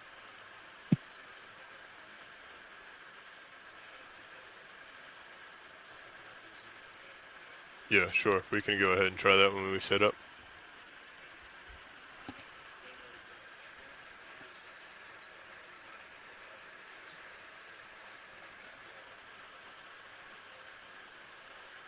Okay. Yeah.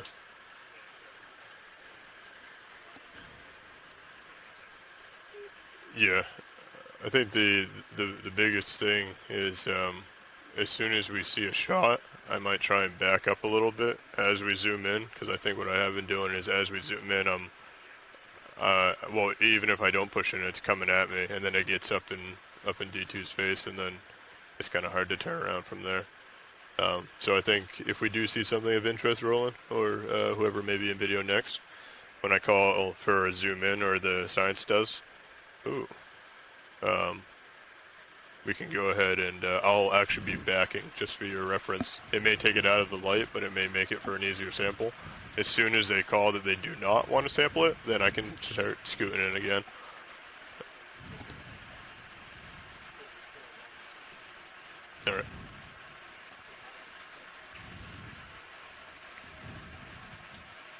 So if you're just joining us, we're currently doing water column exploration within Hydrographer's Canyon. We have completed our standard transects at 300, 500, and 700 meters and are descending currently down to 900 meters. From 900 meters, we will be starting our variable transects. These variable transects will be based on the environmental features that we collect using a CTD or conductivity temperature depth recorder. We will also be planning them based on our deep scattering layer depth, and we'll be using the acoustics for that. So after the 900 meter transect, we'll proceed down to 1200 meters, which will be entering into a new zone called the bathypelagic zone. And as we're descending now, you can see quite a bit of organisms still within the water column. We've seen quite a bit of siphonophores. And here right now, there's still some gelatinous organisms, including a potential Paralia. Yeah, if you don't mind. This is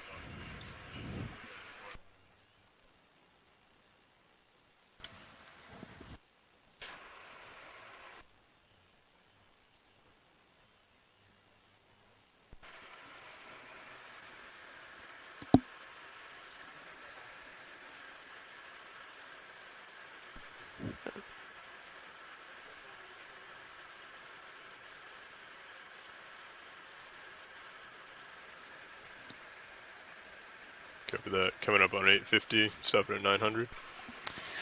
I will be stopping at 880. Copy, co-pilot.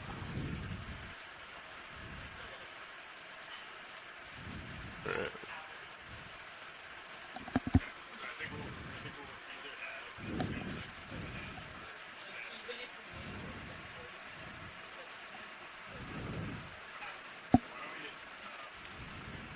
I think that last train sec was pretty good.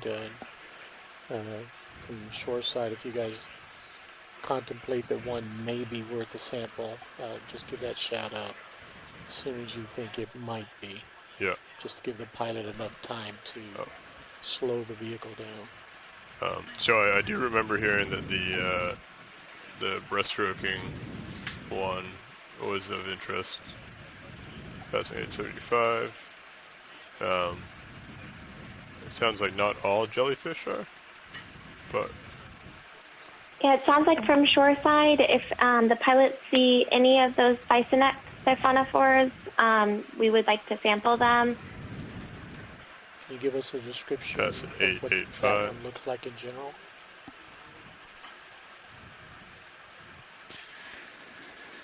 Yes, that's the one with the swimming bells and the colonial organisms. All stop, 880. Okay.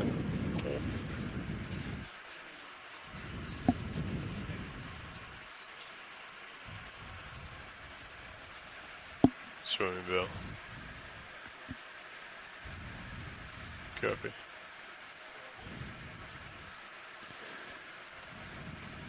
Understood. All right, 900. All right, let me get auto head locked in here. Head is locked for me. Reverse of you.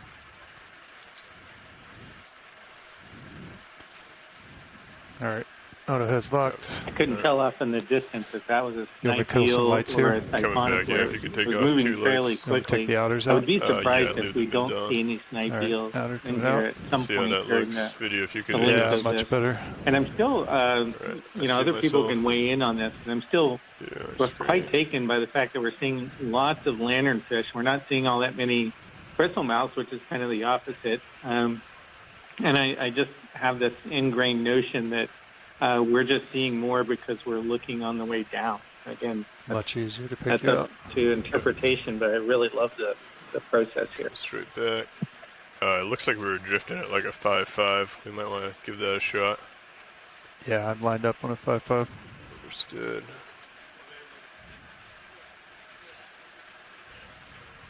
Okay, I see myself there. I'm going to come to port to get to that 5.5. Copy. You got me at 101. I'll go a little bit further until I'm at 90. All right, I'm following you out. Copy that. No, we did not. We made sure to get rid of them. Alright, I'm swinging to port, coming to a 5.5. All right, I'm going to get my lights on. Understood. You're already there, right? Yeah, perfect. Yep, already there. We may want to leave those lights off during the transect if you can see the tether better. I can definitely see the tether better. Copy. Yeah, let's go ahead and just leave the mid zone, port and starboard off. Yeah, okay. Yeah, it's a better shot. Alright, we got him self-centered coming over to 5-5.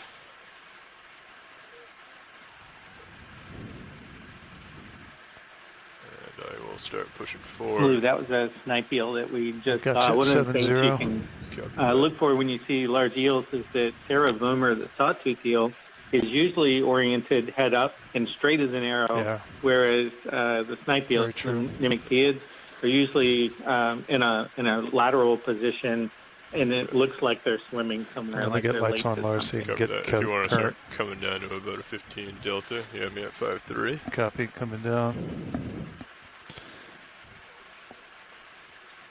I think we may have found it here at the 5-5. Pushing a little bit more.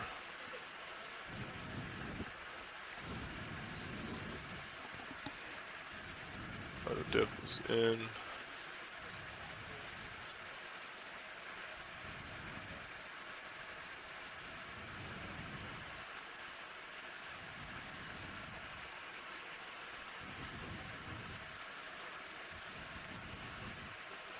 Alright, I'm all stop 885. Copy, you got me at 4-5, looks good. Looking at you at 4-5. You want to leave these lights on? It's not a bad shot. Go ahead, watch lead.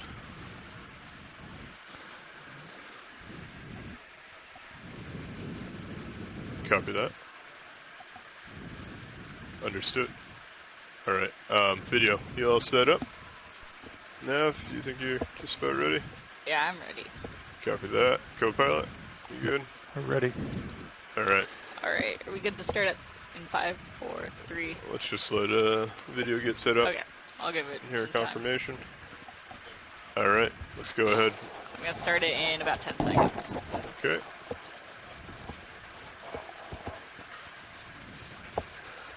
Alright. Starting. I think this might be Hey, Lisa, are we on transect yet? We do have a request to Zoom if we could. Go ahead and start that transect just started. Okay, thank you. Mucus house. Copy. Is that something stuck in the mucus house? The top or no? Looks almost like a ctenophore with a long tail here.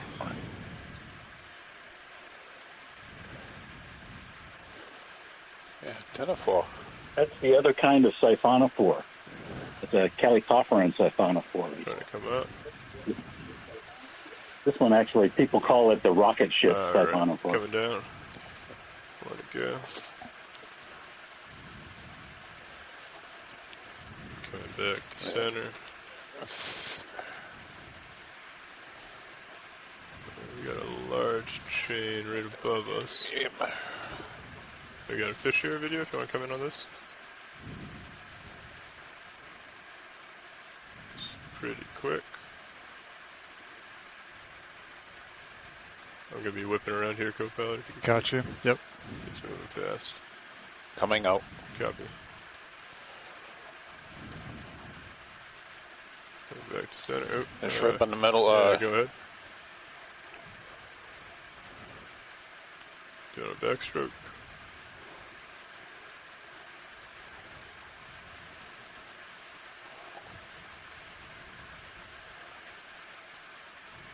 Coming up a little.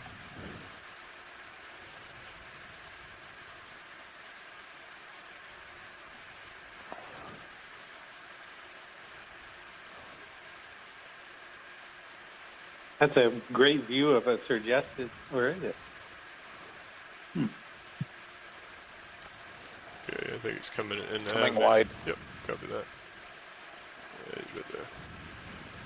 All right. Yeah, I'm going to pull that back. I'm not sure that's a Surgested. Coming back to 0. Oops, sorry, coming up to 0. Coming back into the current. Yeah, I think it was a Pilot's going to push forward a little. Yeah, the eyes were very large and the antenna very small. And I know from the from the paper that I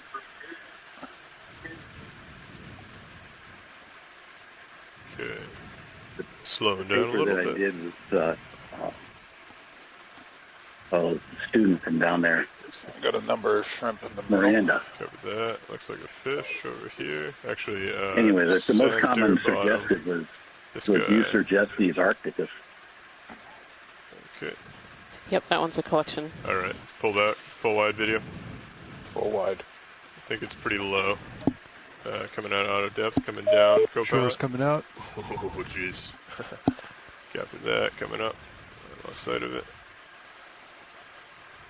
So for everyone at home, the pilots are currently setting up to collect this Physonex siphonophore. I think I've lost sight of it, unfortunately. And according to the chat, Dougal Lindsay says it's probably the Nanomia bugiae type. Yeah, good copy.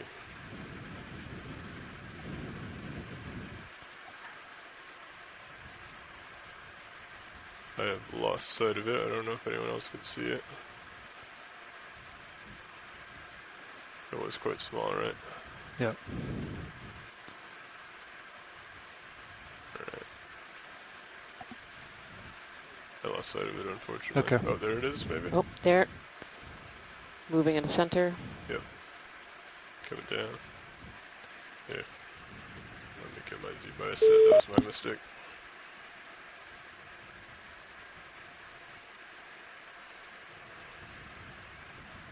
Alright.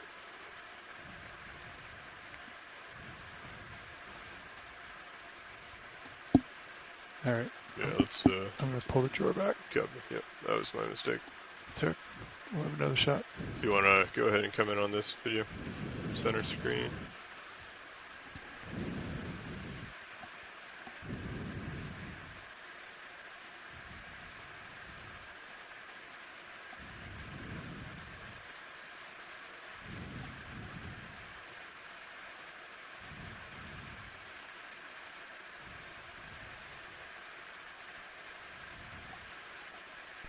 Tracy, do you want to talk about what we're currently zoomed in on? Sure. I'm making a guess because it's kind of dim, of course. I believe that is a dragonfish.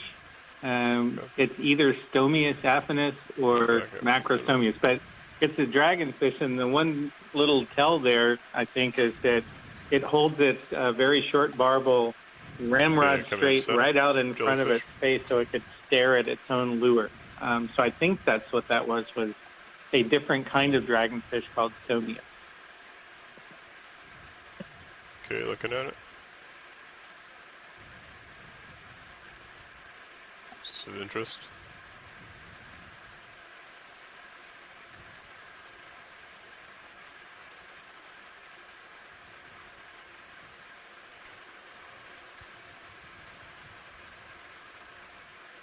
So Dougal Lindsay is saying that this is a periphilia. If I'm saying that correctly, just beautiful shots there.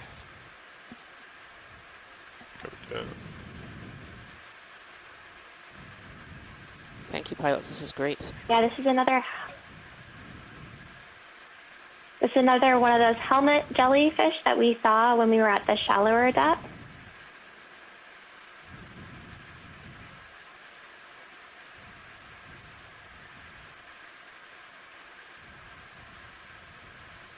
Okay, starting to come in at me.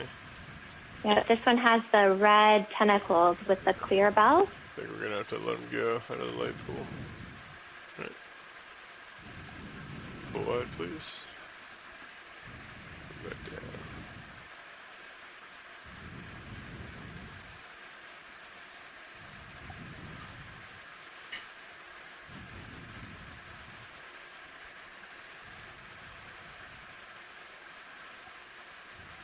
Pushing out a little bit.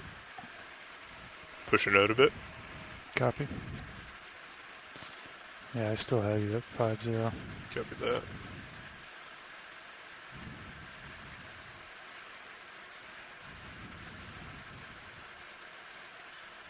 Copy, go ahead. Out in the distance a little.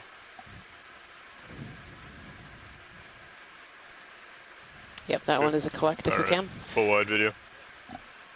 Drawer out, please. Drawer and coming out. suction. Out of auto depth. Looks like it's up above me right now. Coming up. Suction Stick is slow. on. Copy. You want more drawer? No. That's good there. Copy. Oh, wait. Is it? I think it's right in on me. Okay, coming up. And we're on jar 1. Jar 1. Copy. Just behind me a little Didn't quite bit. get enough view of that fish that kind of zipped by, that dark fish, but I think it was something we haven't seen before. Maybe a bathylaggett, I'm not sure. So we're setting up right now to collect this Bison xiphonophore, and it looks like it's again another one of those Nanomia by Did anyone see it, or did I go past it? Thank you, George Matsumoto, for telling me how to properly pronounce that one. That's tough. So it's a Nanomia by Juga. Suction off. Copy that. You want to zoom in on this in the distance? There might be another one. And you had it on full suction? I did. Is this another one? Yep, that's good. All right, yep. Come out video, please. Suction's on. Copy that. All right. All right. All right. Do you prefer? Which one do you prefer? Either one. Right. Either one's good. Okay, let's be very cautious about this. I'm going to be coming up, co-pilot. Copy. Yep. I'll follow you if I need to. And suction is fully on? Suction is fully on. Okay. Understood. Coming up with you. Copy. Copy, copy, copy, copy.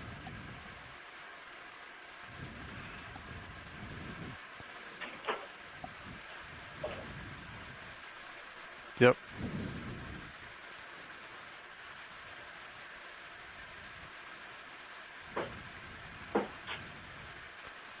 Understood. Come on, sweetheart. At full suction. Understood. Push forward just a tiny bit. It's alright. Actually, with the closer zooms here, the shore side thinks that it might be actually a Nanomia cara species. Thank you, pilots, for that great collection. Got it. Well done, pilots. That was awesome. All right. Yep. Copy. All right. Find you, Lars. Yeah, I think I'm coming over. There you are. All right. I turned around. Yeah. I think all the way. No, that's no. You got to turn in now. Yep. Coming out. I'll follow you over just a hair. You can bring my drawer in, please. Yeah, stand by. And rotate drawer out of the way. Copy. Contracting drawer. Nice work, co-pilot. Thank you. Nice work, pilot. All right. Get your... I'm over to the side, coming over. I'm going to come down, get auto depth in, so I'm at 900. There's a squid. Coming back. I'm going to recenter up, and we'll get back on this transect. Thank you, pilot. All right, I think I'm off to your... Yeah, you're below me.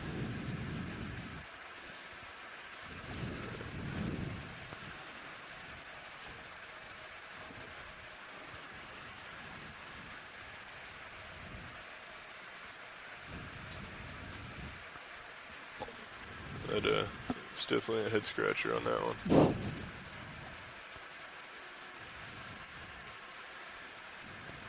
Coming over. I'm going to try to find you. I'm going to come over to my port a little bit.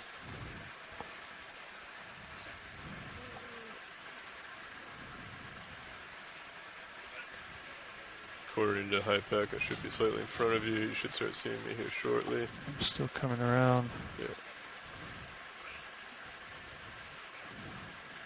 Good delta at least. Are you out in front of me? Are you underneath me? Can you find me in Titan by any chance? Stand by. Copy. Thank you. I'll push forward a little bit. Alright, you should be lined up. There's a tether. Okay, you're just off to my port. That. You want to tilt up? Oh, I'm out in front of you. Way out in front of me? Yeah. Yep. Tilt up. Coming up. Copy, thank you. There we go. Excellent. Alright, you're right at 4.5. Yeah, you're perfect. Alright, I'll slow down and we'll start this again. Yeah, let me come back over to 5.5. Copy that. Same. I'll do the same.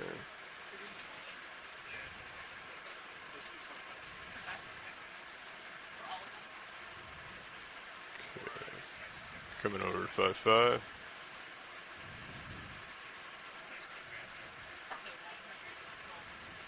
Coming back a bit. Okay.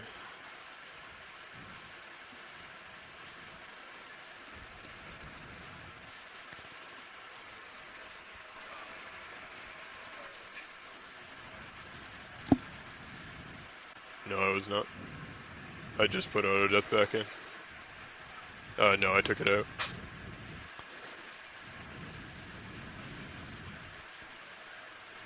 Yeah, that's so. I have Z bias in at 28 now. What happened last time is I had negative 66.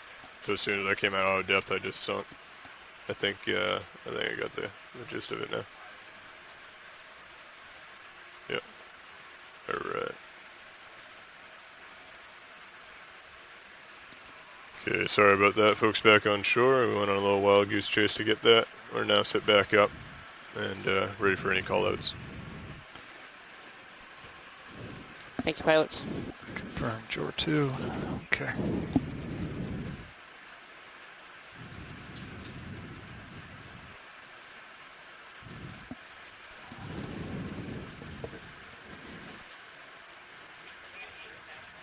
Can't hear you now.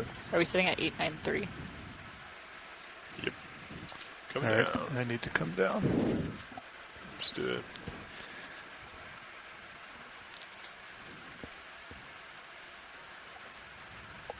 We're coming down to a 900 depth video. Sorry about that. Thank you, Nav, for catching. Yeah, no worries. Oh. We are getting reset up at 900 meters for those wondering. Thanks so much, Nav. Okay, auto depth in. Okay, and it looks like we still have a request 100. for the Bathurst-Roe, and we've seen a couple come into view. So if there is one that seems feasible for collection, it'd be great to get that as well. Copy that. Roger that, Adrian. We'll keep our eyes out.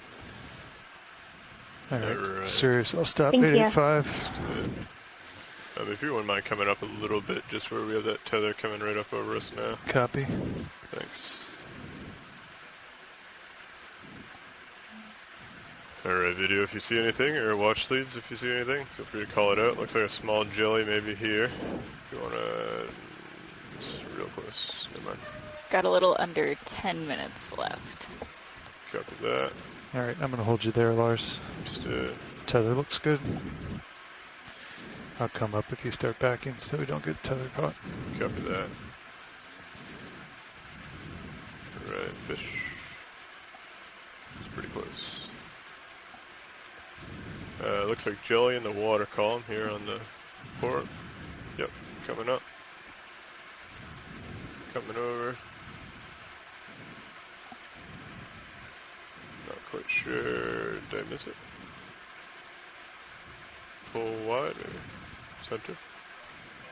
That's I think it was just very, very small. alright. You sit to the right. Oh, there we go. That's up in the lights though. Coming back down to center.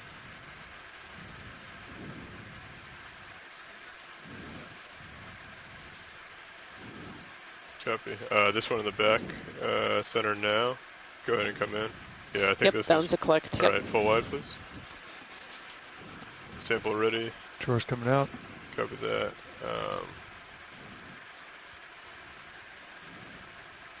Okay. Do not see... Okay, I think I see it now. Go down. Suction's on. Understood. 800. Full suction, please. Copy. Full suction, 1200. Okay, backing a little bit. Coming up. So we're currently getting set up to sample this Bathurst-Roe foster eye. Come down.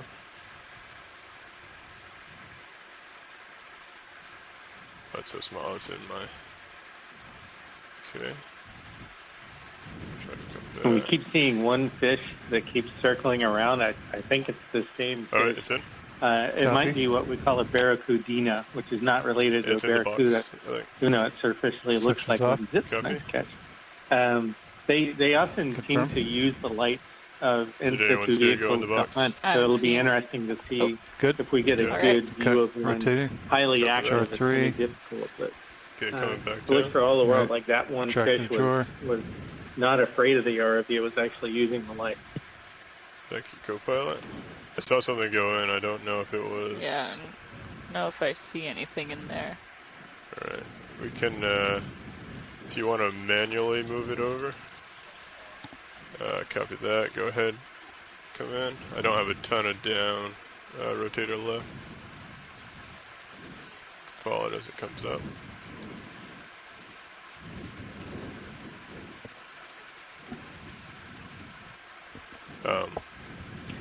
That's Sol Missus, I think, which is one of the requests for collecting. Is this a collect? Yep, this sounds like a collect. All right. Thank you. Coming out. Oh, full wide video. This one's low, so I gotta come down quite a bit. Co-pilot, be advised. Copy. I'll follow you down. Come down. Suction is See on. it in the distance. Google would like to get some good video at first, if it's possible to get that Suction's on max. before collecting. I think it's going to be one or the other. Watch lead, where they're going to collect it or get video. Yeah, it's either video or collection. There's not really time to do both. So I would suggest that we collect this one and try and find another one to video. Okay, you got me full suction. Yep, full suction, chart 3. There's some good. Yeah, go for collection. Yeah, there's some good still images that could be taken here. Coming in.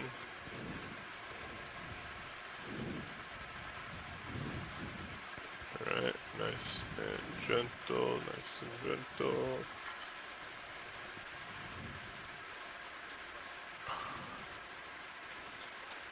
Oh, he was hard. Alright. There it is. Got it. Okay. Suction off. What about this guy? Do we want this as well while we're here? Nope, that's good. Just Alright.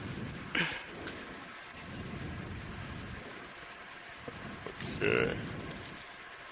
Yeah, sure. While we're here. All right, George Great coming back collection in. pilots, and currently we actually have a Suction Baroe. Suction is off. Okay, copy. You read the We're zooming in that Baroe now. We're gonna lose it here, video. Alright. Let's come back up to 900. All right. Nice job, co-pilot. Well done, How many pilot. jars do we have left? I believe we have 2 left. 2 and 6. And then we have 1 that is a potential but cannot be guaranteed.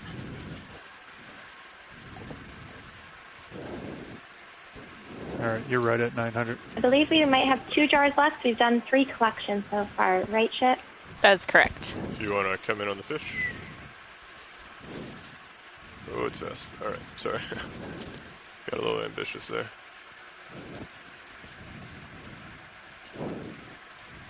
Okay, coming back to center. I'd swear that's the same fish that we've been seeing. Gonna come back to center and reset up. Copy. I'm going to come up just a little bit. Get that tether out of your way. Understood, thank you. Also gonna bring my head back around. All right, I'm going to hold there. Copy. Look at 90, I'll come back to 5.5. About 3.5 minutes, give or take, left in this transect. Copy that. I'm looking at you 4-5, pilot. Understood, getting set back up. Gonna get set back up into the current, push out a little bit here. Folks on shore.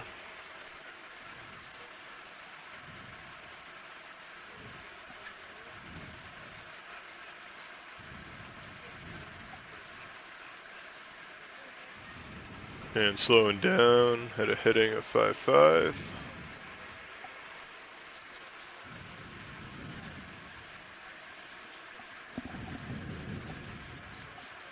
Alright.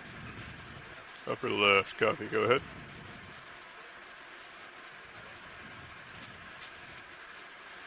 Coming up a little more.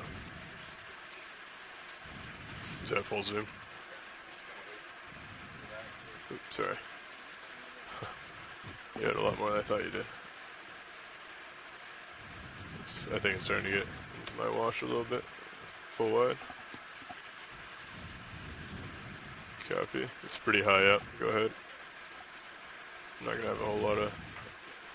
I have a quick question. Is someone monitoring camera 2? Is that something that is normally done? I get focused on camera 1 and forget about camera 2.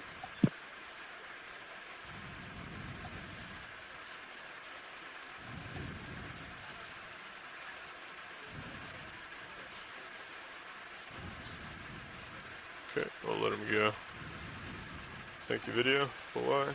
The pilots monitor both cameras, but we only do zooms on camera 1, so I think most of the scientists have also been focusing on camera 1. You got a little red jelly here in the middle.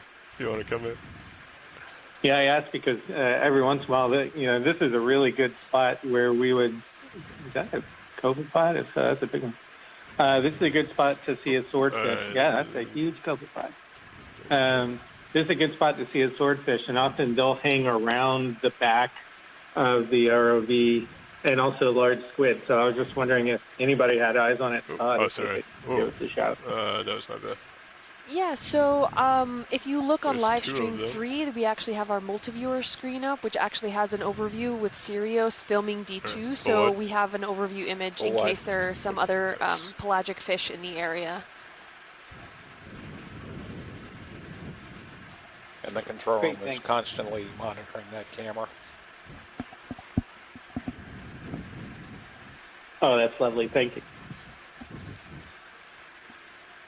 That is one that we normally record as well.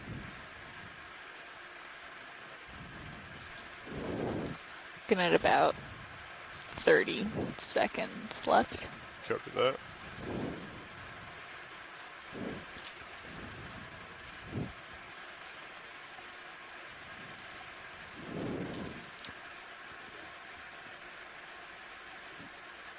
With all this life that we're seeing in the midwater, it would not be a surprise at all that there would be large predators here. So we might get a Do you want to better confirm chance we of have seeing it something on at 2 while camera we're too? sitting here? Thank you all very much. I'd say so. All right, coming Alright, back around. Stopping transect. Copy that. If you Just should, letting everyone know this is the end of our transect at 900 Oh, yeah. meters deep. Sit there. Oh, yeah. Copy. Little guy. All right. if you should see something on camera 2, call it out. The watch lead would make a note of it, and we could go back and clip it out, I'm going to come back, get set up underneath so you. it's Copy. not lost.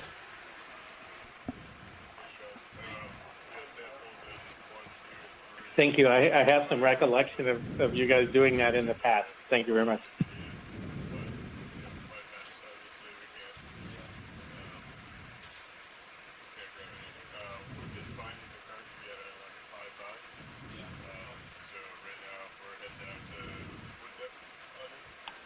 Thanks, Ship. So as I said, we've completed our last and final standard transects at 900 meters, Copy. and now we'll begin those variable transects that we mentioned earlier that are you based setting on up? the environment setting and up what to we go saw down. Copy. within the acoustics when we looked at the deep scattering layer. So first, we're going to head down deeper now to 1,200 meters. This is over 3,000 feet below the surface, and we're going to be looking to see what we find there during doing another 100-meter transect. And this again is we're leaving the mesopelagic zone or the twilight zone, and we're going to be entering the bathypelagic zone. So we're interested to see what Coming kind of over to port. organisms are Copy. going to be in this zone when compared to the mesopelagic. Gotcha in Titan. Copy. I don't know, Mike, if you wanted to chat more about the bathypelagic zone.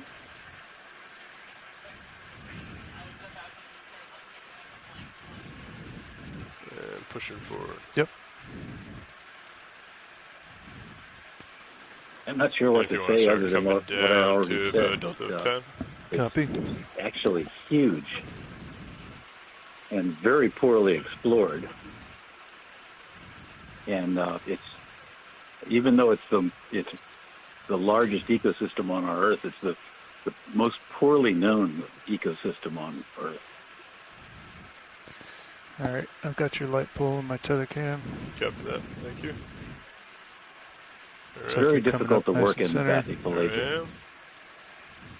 All right, So there's very, very few Ready to observations. start coming down? I'm ready if you are. Copy that. Heading down. Good. Now. Delta 9. Copy. All right, coming up to 30 meters a minute.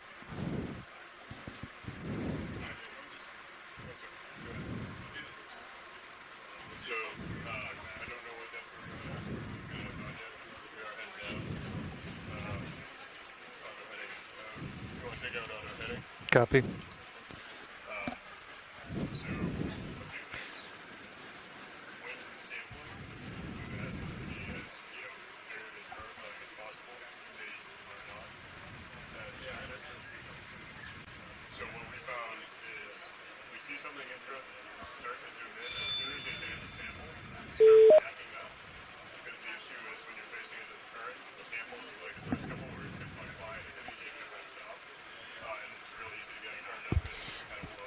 All right, now that we're setting up for transect, we are heading to 1238. That is 1,238 meters.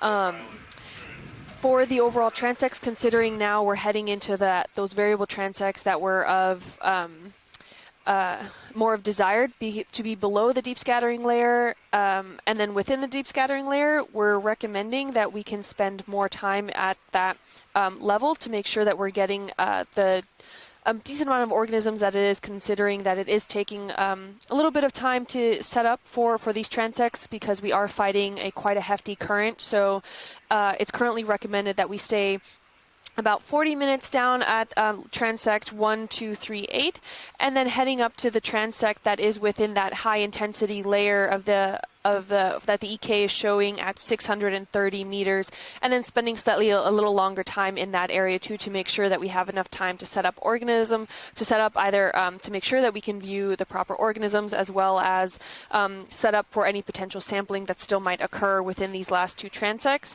and then discuss then what would happen then after these slightly longer transects down into that maybe into more of that medium section between 138 and 630 before we have to then recover.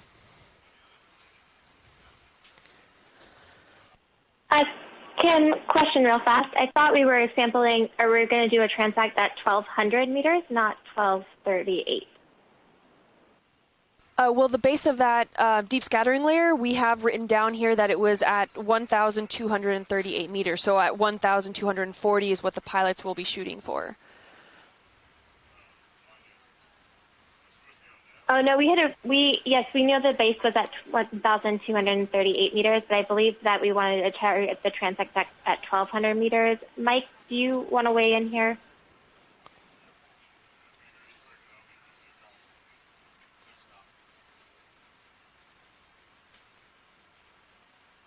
All right, now, so we're going to 1,200, is that correct? I actually don't think it's going to make a whole lot of difference 1,240. 1,240, very specific. Copy that.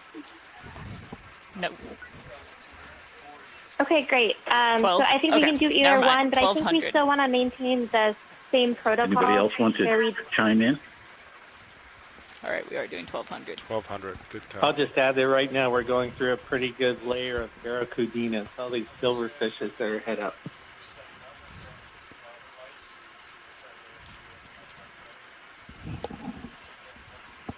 Thanks, Tracy. So I think that's fine. Either depth is fine with us, but I do think we want to still maintain the same sampling protocol where we'll do 100-meter distance transects, and that way we can get back up into the deep scattering layer for the remaining transects. Right, that is the plan. So that deep scattering layer is within that 630 range. It's just because of the current is increasing, it's taking longer to actually go between the transects. So we want to maintain that, we're not wasting time transiting if we can spend a little extra time in one specific transect line to give you guys more the opportunity to see more organisms that are within that transect. Dead center in the middle. We haven't really been moving either. Good copy. Just want to make sure. I'd feel silly if I... Yeah, I understand. So we'll go down to this depth, and we'll just do the 100-meter distance transect, and then we'll go back shallower. Before we do, that was potentially a squid. Before we do our shallower transects, though, we would like to see the acoustics and the CP data, though, to plan our final transect. So we'll go from 1,200 back up to 630 meters, and then we will potentially do a deeper one from there. Okay. Just for awareness, the pilots did request if that could be some slightly earlier to decide that before we move all the way up to the 630 mark, just so that they can plan properly for the next few transects. I can go ahead and put up the current, well, I can ask Shannon to put up the EKs, which have been, I think, displaying on the multi-viewer in the upper right-hand quadrant. So you have that information. Then I can also ask Shannon to put up the CTD then as well, so you guys can then start to evaluate what transects you would like. But we do have a limited amount of time, just for awareness that, you know, the pilots are fighting quite a current, so it's going to take longer to try to divvy up between more transects versus trying to stay slightly longer within a transect, so that you guys have more of an opportunity to view what the organisms are in that transect versus wasting time trying to get between multiple transects. Co-pilot, how's it going? Hey, Yeah, good. I understand. Thank you. Looks like you got, So ready on draw 4. if you put that up on the viewer, Copy. we'll Yeah, I try to think plan our potential remaining samples 1, transects. 2, 3. Yes. Sounds good. Thank you. Be open. Yeah. And I think when we hear go for sample, I think I just think after we finish the quickly bump 1,200 the droid meter, a little bit we're to get the nozzle definitely sticking going to want out. to get Yeah, in a just transect start ramping. within the As you hear it, I wouldn't wait thickest for me. part 'Cause of the I think deep the scattering layer. That, delay the darkest is pretty green part strong. of that echogram. From shore side. Okay. That's good. Yeah, I completely We'll get agree with ready. you, Mike. Sounds good. And video, when you hear sample, I'm a bit just come wide transfixed on for me. camera I think one. that's What, what they what were doing depth? last. I don't know. What if depth you bend have we switch gone around, through in but the last 5 minutes? yeah, when you hear sample, just come wide of the cameras. We've gone Sounds from good. 900 Thanks. meters down to we're right about 1,100 meters.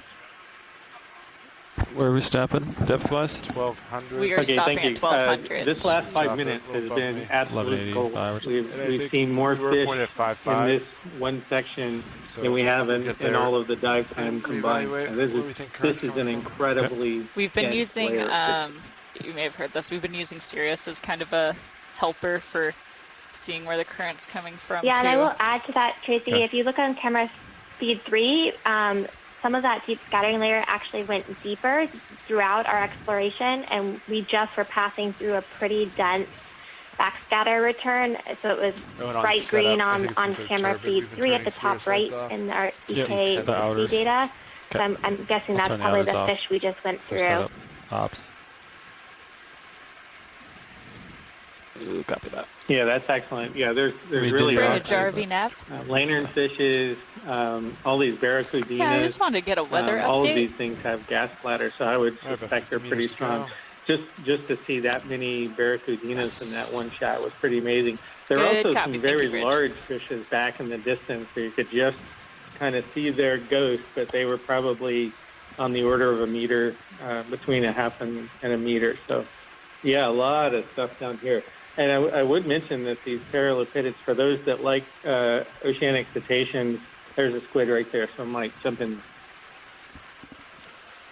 Such as such is life when you're descending from one transect depth to the other. Biological Often depth you see Oh. a ton, and yeah, I would suggest that in a fashion we treat this as a transect, the going from one depth to the other, because often that's where you see the most stuff. You just Okay, don't I'm at see it for very long. 1166. I will stop at But to 1185. follow up on that last Good piece, copy. there many of the toothed whales in the central western Atlantic feed specifically on parallelepipeds, so there's really kind of a big trophic connection right there.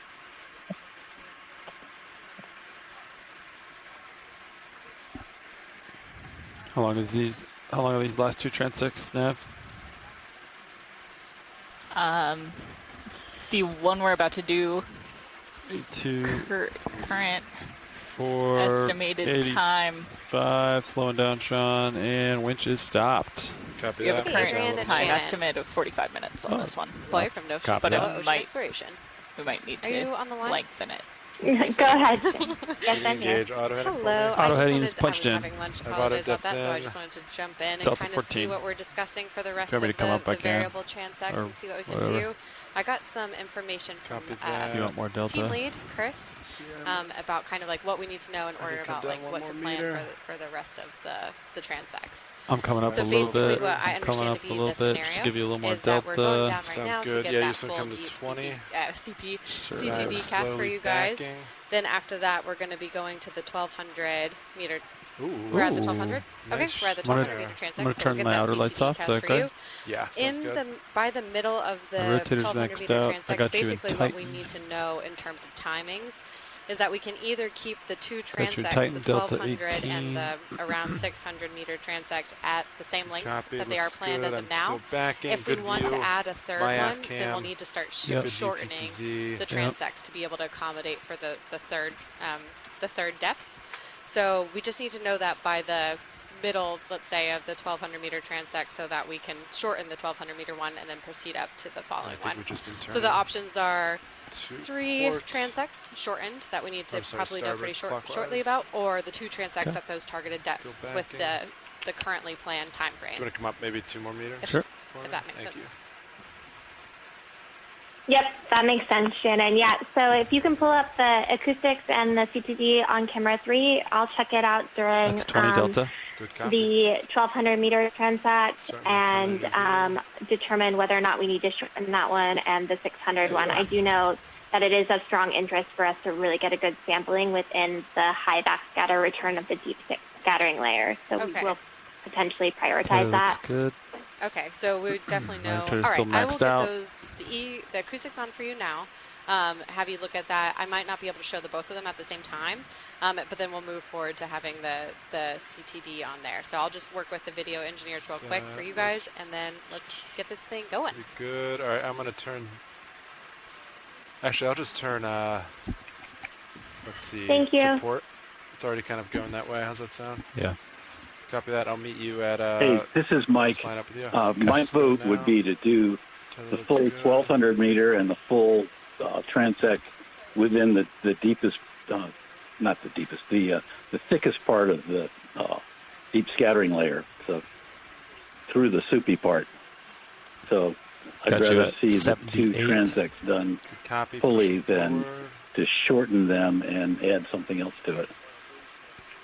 Right, so that around 6 or 630 meter transect is it within that densest part of the deep scattering layer. So that's what we're trying to evaluate now. If we want a prolonged dive at that All right, so I'll just transect. Can we zoom on that fish at all? get. Stand by. Watch it. We're still setting up. Okay, I got you at. All right, Adrian, this is Shannon Yeah, again. that's a. Oh, sorry about That's that. 4-5 Go there. ahead. Yeah, it's 4.5. All right, let's hang out for a That's so second. good. I was just saying that I'll go that off fish stick. is Let's see where I've been it waiting looks for it. like That's it's coming the from. snipe eel, the Look, mixed drift test. solopace. Yeah, let's see where I go. And he's there to eat those You can turn your suggested lights shrimp. back on properly. Okay, video, I'm going to turn my lights on if you're okay with that. 3, 2, 1, coming on. I'm hoping we'll be able to zoom in Okay. on the head. There's another one on the top right. The jaws of those the snipe Let's see, eels you're looking curve away 3, from each 5, other such that roughly. they're kind of look like a trumpet, if you will. And the jaws are Let's see, do you studded wanna with, look at, with hundreds of crochet, like Velcro, like looks hooks. pretty good. What do you And the think? theory is Coming up a little bit? Yeah, as I said, your camera looks really they good. use those large non-occlusable jaws to 5, tangle yeah. the antennae of these suggested. Around So you there. see these All right, I'll center up with suggested you. trailing these long antennae. Stand by one. They should really think about getting those removed. A Because little off apparently the that's port what on snipe my eels set use point. to catch them. Oh, yeah, copy So that. hopefully we'll be able to kind of zoom in on the snipe eel head. Increase the gains on this Who knows? auto. Okay, I'm pretty much at 2.5.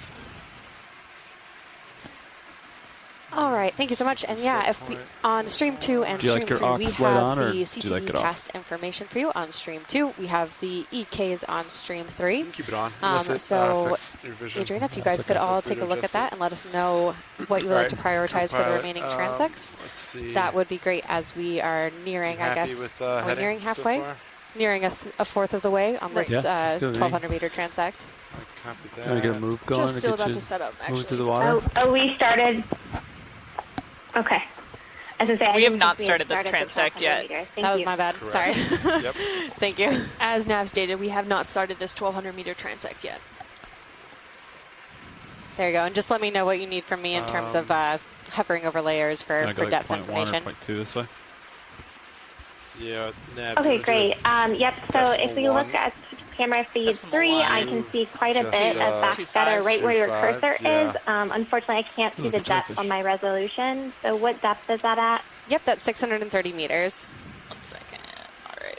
It is still at 630. Okay, great. So I think that is our target depth, unless anyone else on the phone line or Levi? chat Yeah. Do you remember what bridge thinks set that their there's max a better distance area was? to They target. said they can do more than 500. Okay. I don't know what the max is. You just ask max move at decimal one. 2.5. No, I think you're right. That, Yeah, I that, think that would be a 2.5 good place to go. is good. Bridge, RV Nav. Okay, perfect. Yeah, I'd so like I was looking. Your max I was looking at distance, camera 2 just to see if there was bearing anything 0 to interesting 5 within degrees, the speed profiles of the 0.1 CCD. knots.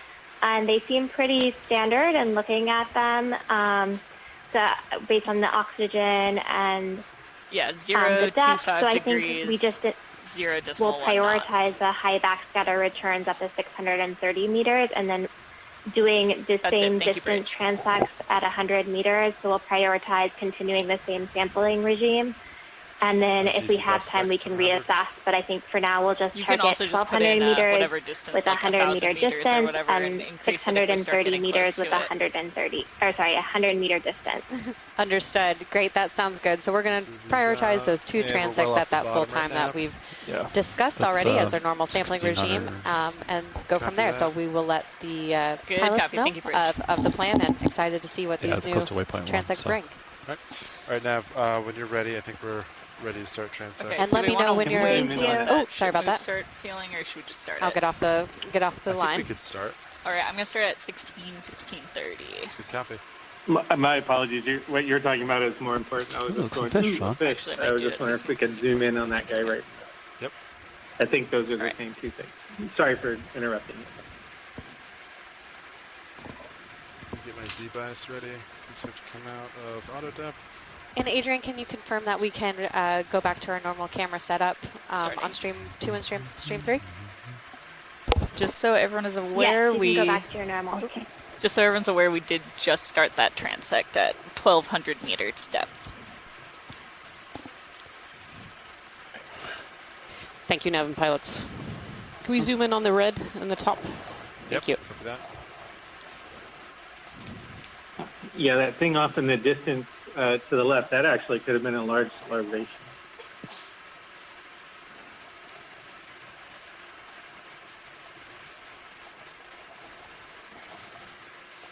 That's a Caridian shrimp, maybe a Canthophira.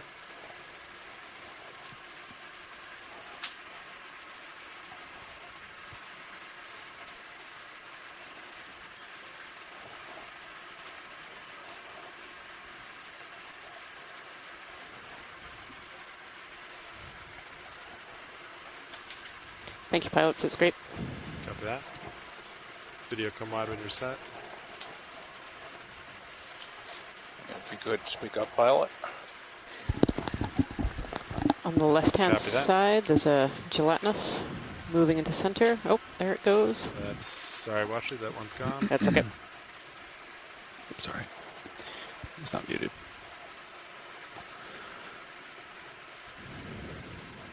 Couple shrimp.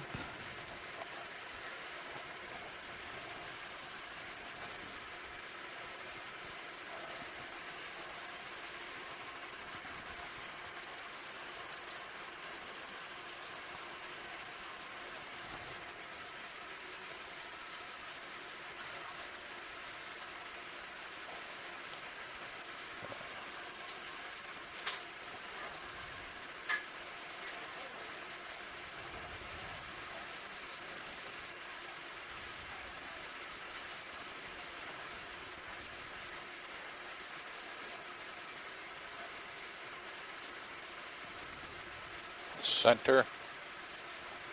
Right. Right. Center. It's coming into center.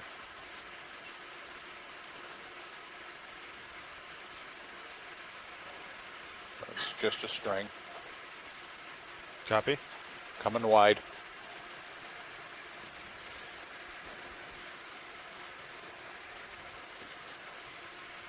Another center.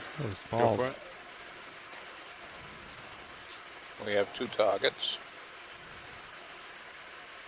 There's the first.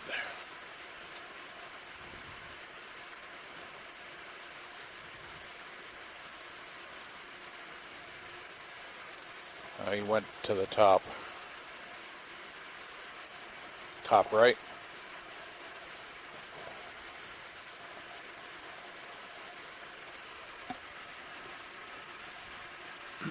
You're doing good on my end. In the middle of my screen. Copy that. About the 17. Looks like I'm maybe just starting to move. It's unclear. I've never seen one of those. Have you seen those? No. It's getting up there.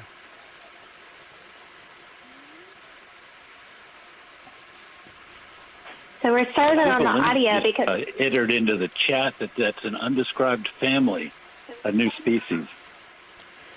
Can we collect that pilot? Video, come on. Hey, watch it. He's way up there. Okay. Sorry, that's way out of reach. No problem. It was some great video. Thank you. Yep.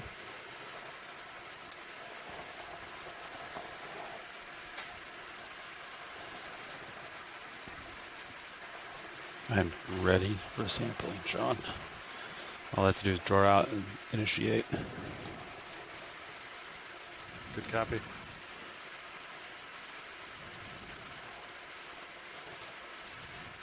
Target center. Go for it. Lower.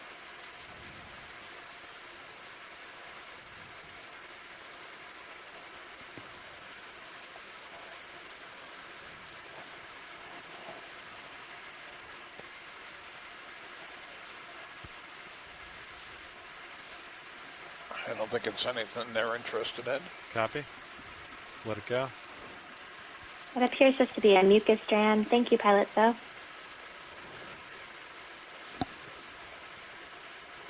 We do have a fish top left, so...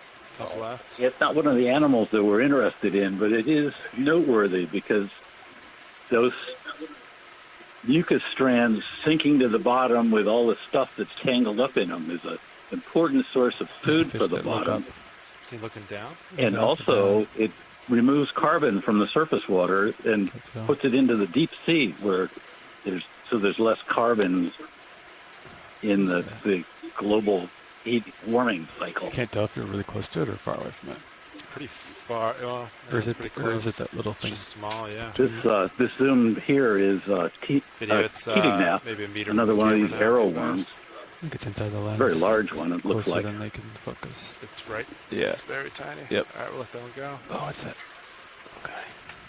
For evolutionary So you're biologists, near the those lower are of my quite screen. interesting Yeah, because I'm gonna push they forward. don't seem to have any closely Pilot resetting, pushing forward. related groups. My camera back level. I think this is a great speed. Do you agree? It's very nice, yeah. Just gonna reset.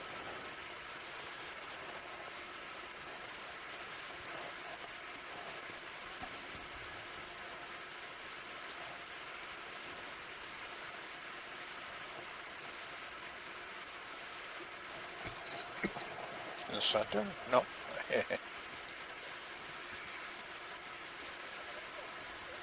All right, stretch out again. And keep going.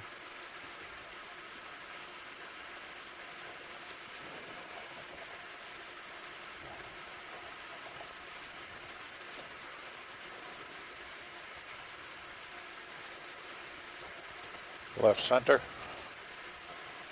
Is that it? Another mucus strand, maybe? Yeah. Yep, another mucus. Get a quick image if we can.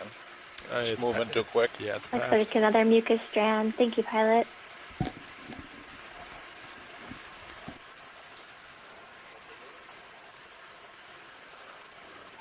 Bottom right red. You can zoom in. Right. Thank you. Shrimp. I didn't see any shrimp in our packet.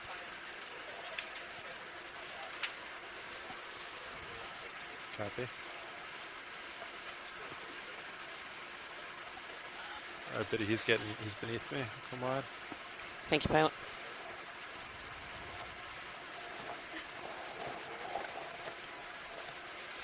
Top center.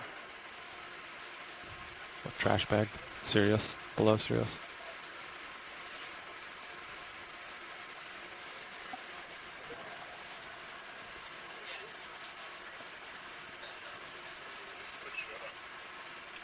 So here we have a very good example of the barracuda that I was talking about before. Again, it's not related very closely to the barracuda, but acts very much like it. Well, let me see if we can get it turned.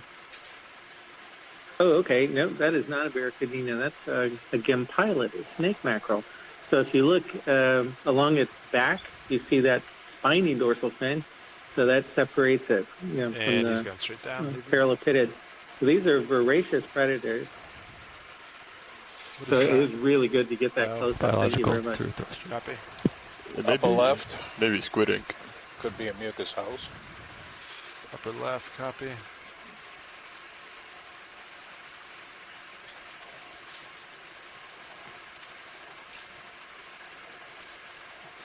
Buster seems fine. Yeah, good copy. Yeah, which is it's achieving the same RPM as the port one. Said trash bag earlier. It's a larvation house, so these usually have there organisms was living one in the middle. I Sirius. think we Zooming can just on about down see to it. the It was white. larvacean house. It's since blown away. Copy. Yeah, go It ahead. was underneath me. Yeah. Some movement in there. Yeah, I was just going to say it's a feeding structure that's produced by a little thing that looks sort of like a tadpole. You can just see the tail waving in the inside of it right now. So what it's doing is pushing water through it. There's an outer structure and an inner structure, and captures very small particles out of the water that the animal feeds on.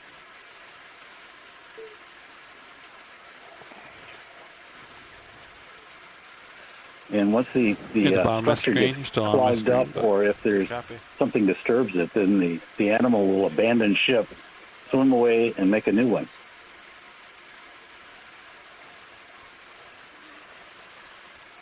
All right, do we move And on, when it's pilot? abandoned, then it becomes a major part of the marine snow. Pilot has to push forward and reset. Collecting particles and sinking down into the deep sea.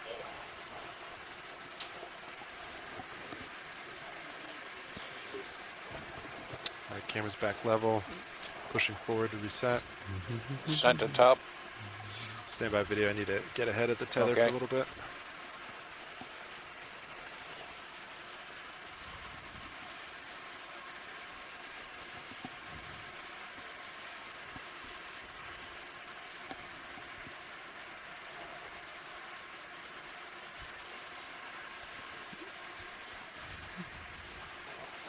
There you go.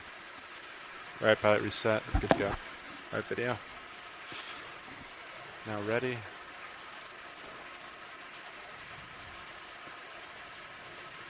I think that may have been a polychaete that we just went by.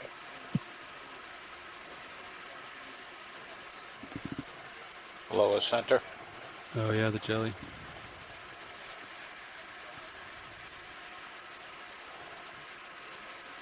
These are my favorite, Sean.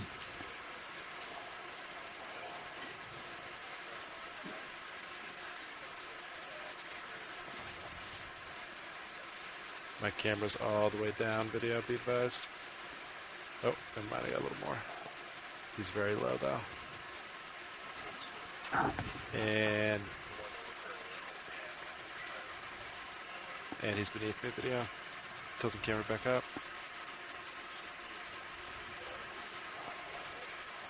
That was a good shot.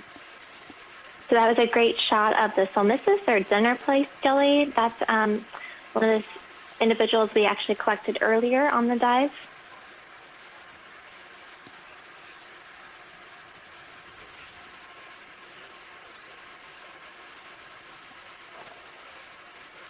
Upper right. He just went off the screen. Keep going up. Top center. Yeah, he's gone. Yeah. He's gone. Good copy.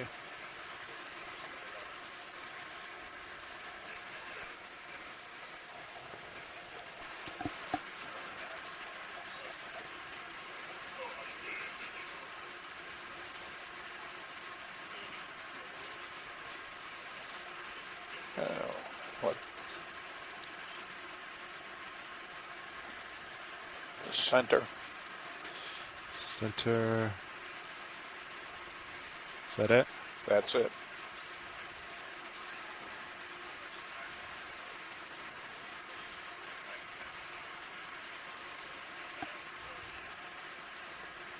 Looks like the same fish that we had.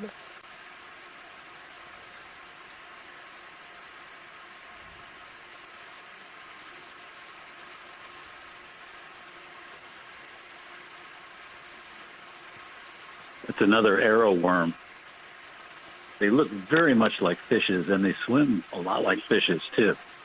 All right, Biddy, I think he's getting pretty close. Okay, He coming passed. wide. He's gone. They're also voracious predators.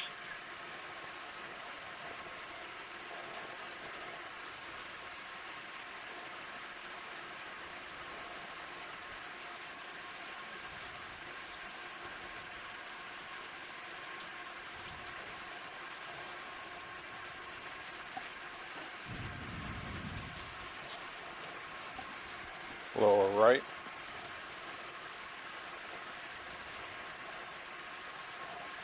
Ooh, another jelly.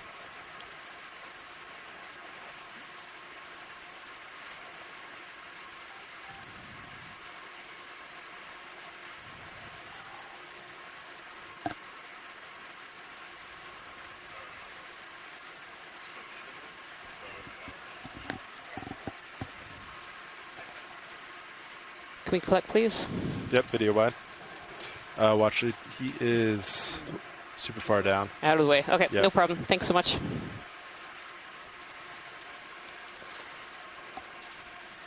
Don't realize your camera's pointed all the way down until the video comes live. Yeah.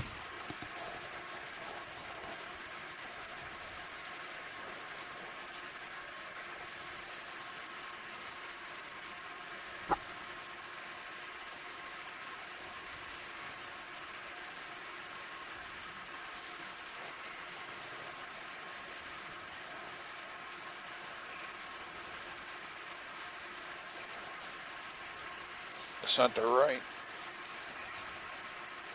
Right there? No, that's one. Is that the one?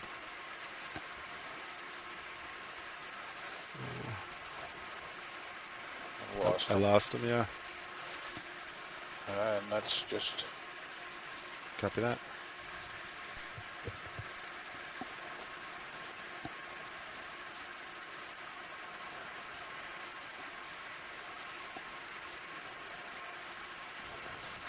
Those shrimp are so center quick. right.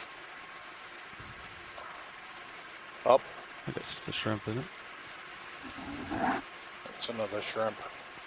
Copy that. I think we've seen a lot, right? Yeah. Good copy. Coming wide.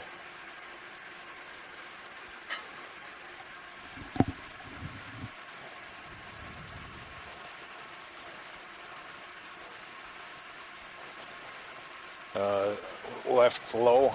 Left lower. Off the side, off the screen. We lost him. Copy.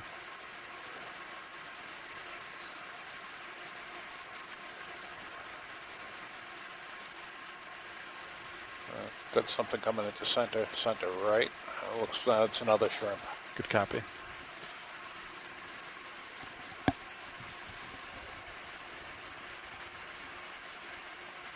It's that center The there. lower center, yeah. Go for it. Well, maybe the upper center was something as well. Oop.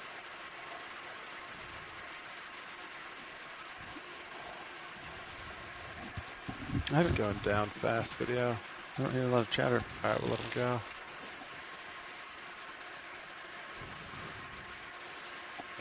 Left center, right center, I'm sorry. Gone. Copy. It's right on the edge. Right there? Yep.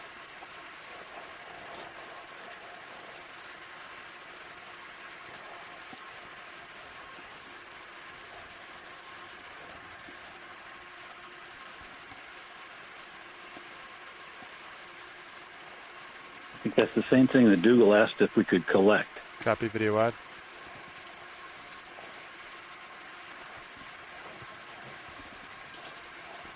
$800. He's small. There Got we him. go. Copilot take care of that for me? I'll reset.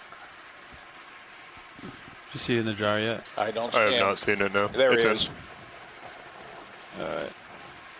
Nice work, Copilot. Nav, sample? video, good eyes. Alright, pilot's going to reset real quick. Got that sample. Really nice. Well done. Thank you, pilots. Google says thanks to the pilots.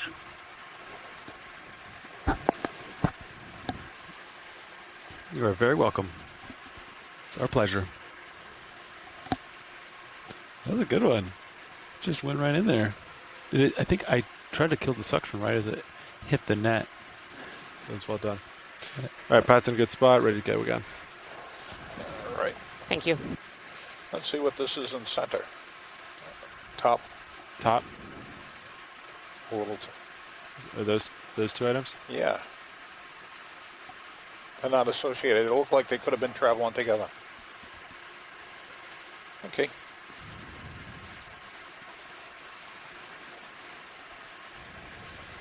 Another something in the center. Going to the left, to the right. Upper right. Same thing again. Is it just closer?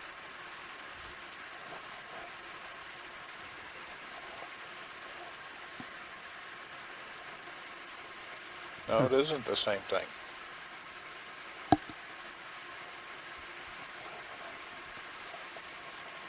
It's getting close enough. Video be advised. And let's let it go. Problem was it was reflecting so much light. Yeah, it's hard to get a focus. Yeah, I really had to pull the iris down on it to see any detail.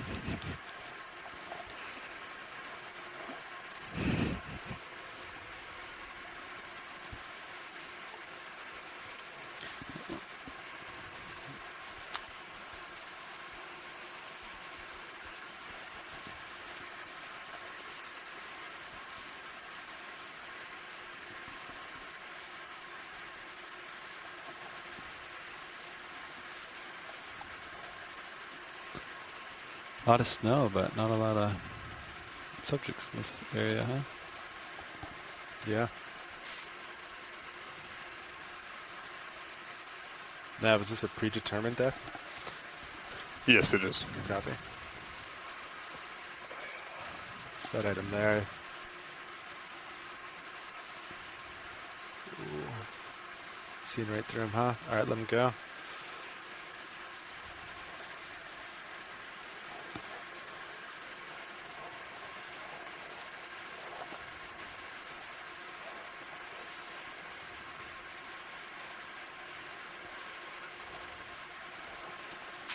Lower left.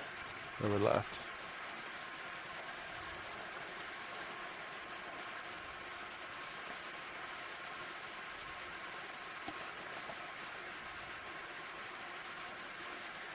He's going down.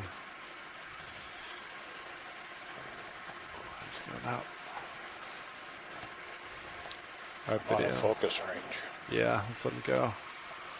Recenter. I think that's that same weird ctenophore.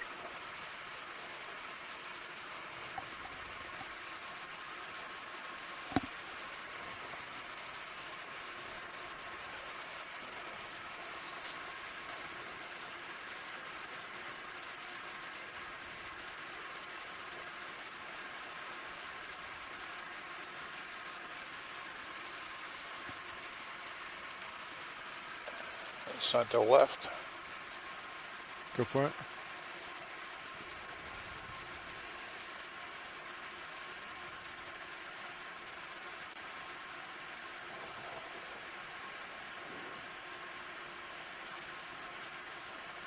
Wow. Moving so fast, you can't pull focus to keep up with it. Yeah, I was turning to watch it, so you were dealing with forward way plus a rotation. It's pretty quick. All right, pilot centering back up. Do you like flying in auto heading too? It's pretty snappy. I used to not. I do now after the changes Fernando made. Yeah. I now really enjoy it. Me too. Are we hunting again, pilot? Give me 2 seconds. All right, back and center, ready to go. Okay.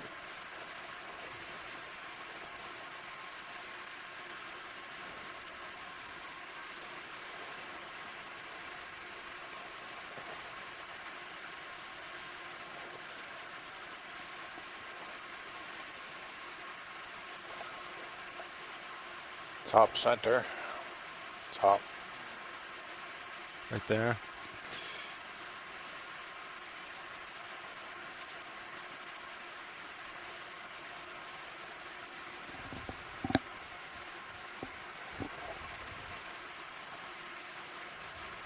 So that's another larvation house that we're looking at right now. And you can see the mucus outside that currently has the marine snow attached to it. I can't tell if I can't see the organism inside, but there potentially is still the animal within the inside of this house. He's getting close, video. Yeah, he's... All right, let him go. There was an animal in there. I saw the tail. Looked empty to me.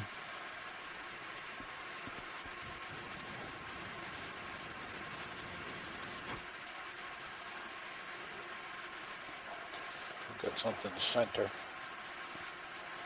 Centered just to the right. Center just to the right, copy. Right there. Yep. Probably another livation house.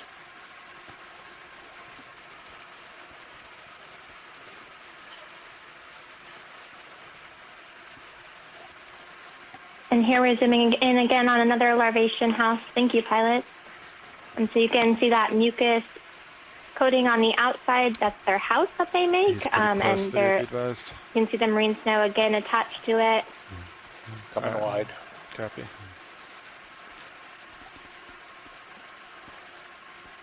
Is that a fish? Right there? No. Yep. Nope. Come on. He's in close.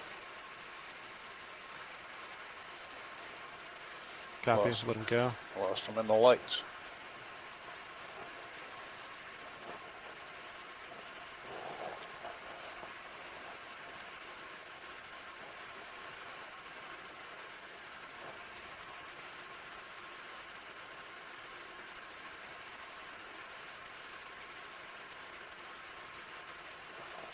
Top center. Tilting up. Top. He's very high, video be advised, and he's passed over. Yep. Let him go. Camera going back down.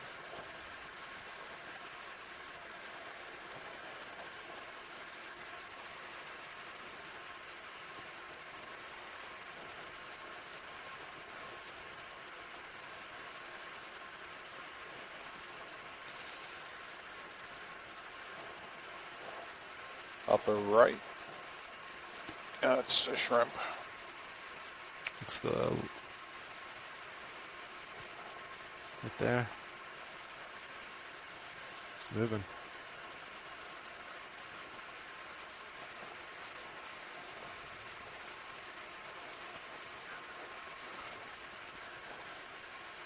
It's really moving. Alright, we'll let him go. It's gone. Fish. Yeah.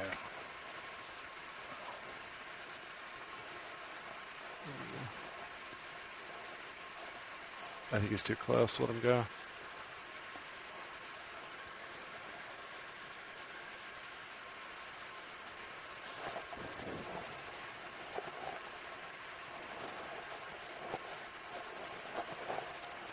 That fish was a large cyclothone, probably cyclothone microdon, and that shrimp was a Caridian shrimp. You could tell the difference between Caridians and Sergestids because the Caridians have a permanent flex in their back, and it looked like that one was what we call buried. They actually brood their eggs in a clutch and carry them around with them.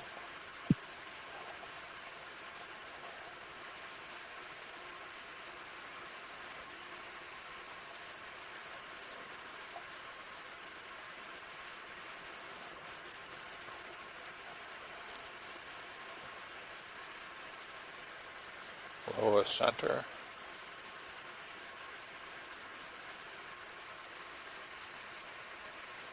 Of the mucus house.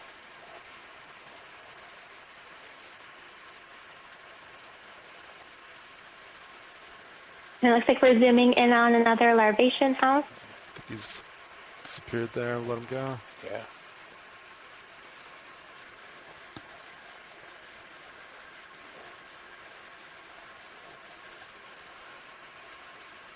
Probably a fish. How long is this top- transect nav? Which left? Right there. Yeah. See if we can get them before we smoke We them. currently have 39 minutes left in this transect. Ends at 17:25. All right, let's Give or take. Okay.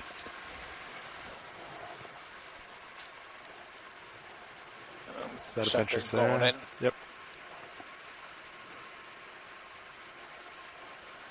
Tilting camera up, be advised. And Here's another that's past my tilt. siphonophore. All right, camera coming back down.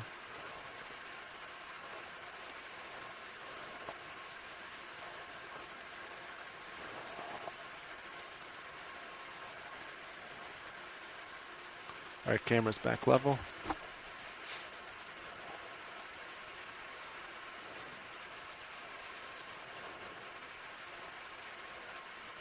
Center. Let's see if we can get this guy. It's a different color than the other.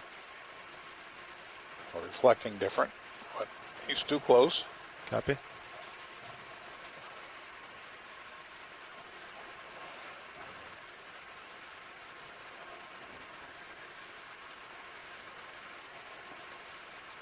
Lowest center, it could be another elevation house.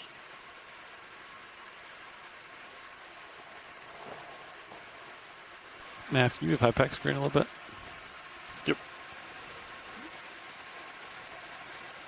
Thanks. And here's another one of those larvation houses again with the mucus Max tilt, let him covering go. house. Coming up.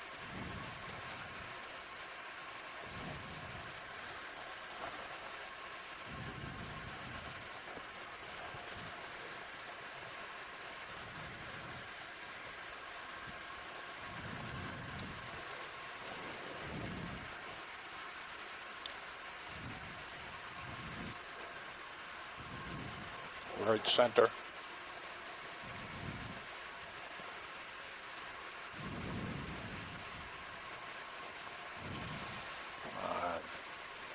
I'm rotating fast, be advised. And let's let him go, video. Yeah. I think he's a little got past me. All right, recentering.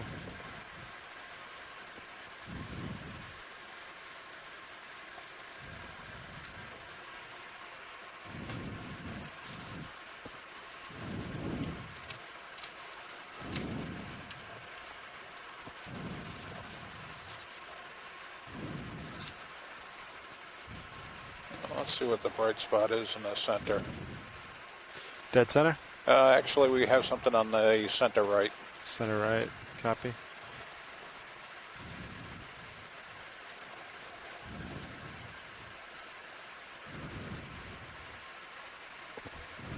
Is that it? Yes.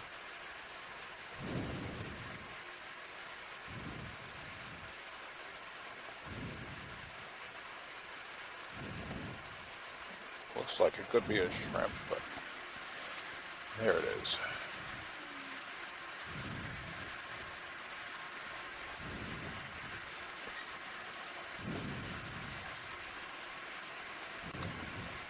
Out of focus. Copy. Out of focus range. That is a very large copepod. All right, pilot needs to reset, pushing forward.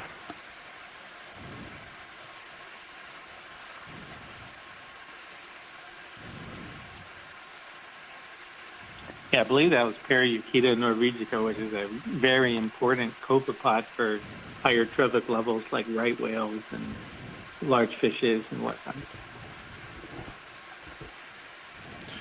D2 reset, ready to go.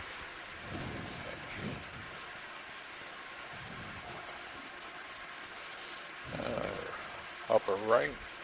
Right. Let's see. Tilting up. Right there.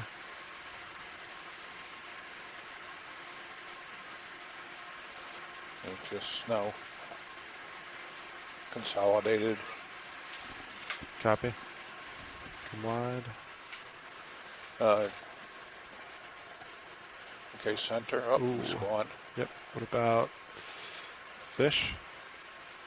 It's swimming away right now, but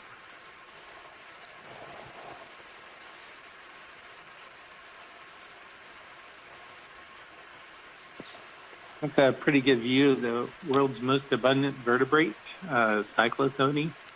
Hard to tell what species it is. It's hard enough to tell them apart under a microscope. Just based on where it is, it's probably Cyclothony micronaut. But it's been estimated that if you added up all the cyclothony, there it is, beautifully. If you added up all the cyclothony in the world ocean, they might outnumber all other vertebrates combined, including all other fishes.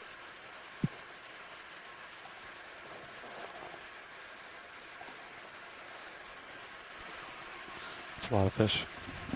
You hear that? That one type of fish? Yeah. Outnumbers all vertebrae. Cyclothony? Wow. That's a lot of them. High number. They're pretty small. Feeding the oceans. Couple of things in the center here. Pilot. I think there's something in the bottom left that we would like a zoom on, please. Bottom left. Is this it, maybe?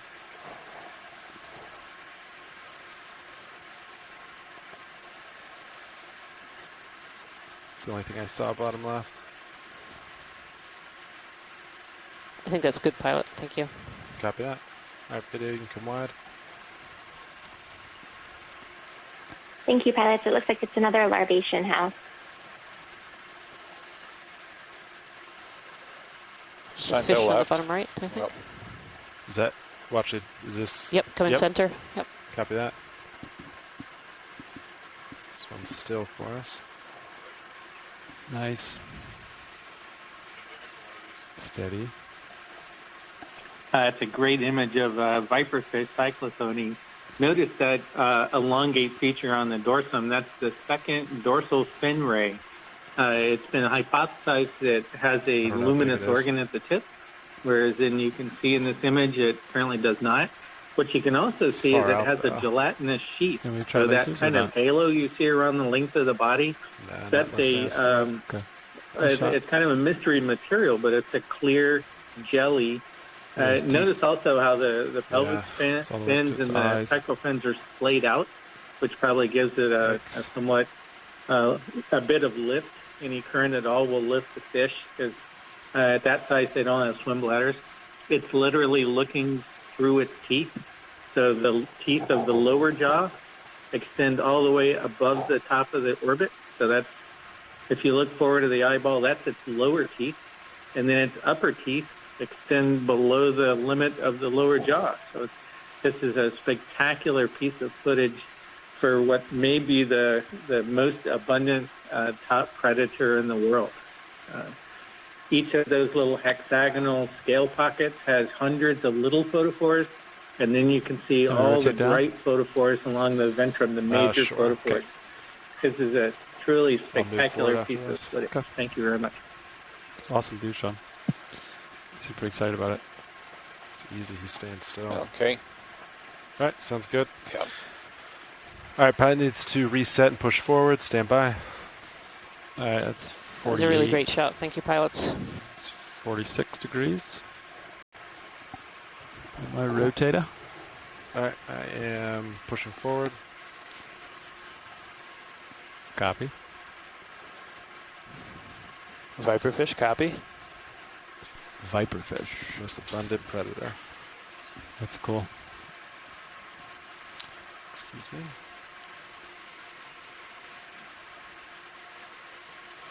All right, D2 reset, ready to go. Thank you. Center left. Copy that.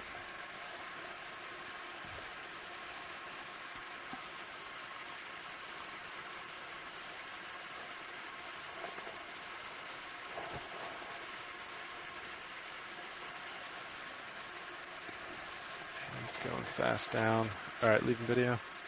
Yeah, I'll pace the speed of my rotator. So that looks like it was a Botryonema potentially, which is a genus of hydrozoan. Thank you, Dougal, for that annotation there. Center. Question mark. Go for it. We've been on this transect for almost 45 minutes.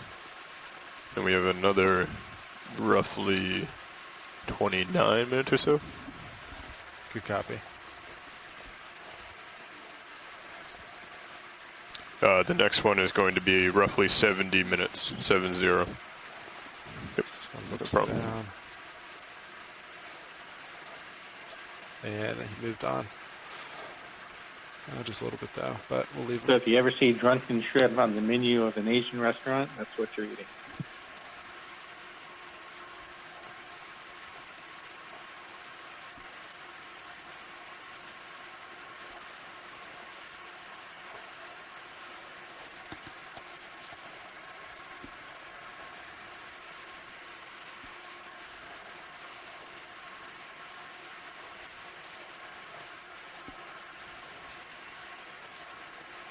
There is something center here. Okay. Just lead me as you go. Yeah, to the right. Upper. That bright spot, but I thought I saw a move. It's the other one in the upper left. That could be a worm.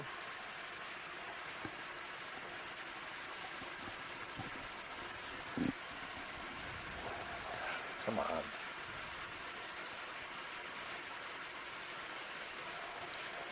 He might be. Can't pull focus on it. Copy. Resetting. We have something pulsating is on the top center if you tilt up. Top center. Top right now. Top right there.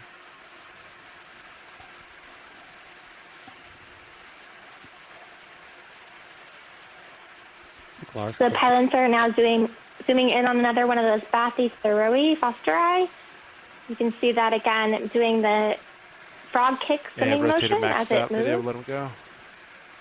Rotator come back down.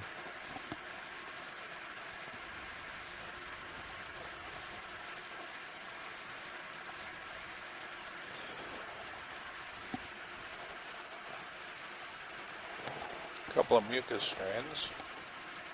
Yeah. Oh yeah, what's that red dot upper right? Let's try this in the upper right. Upper right, copy. Team 4 with associate or something? What is that?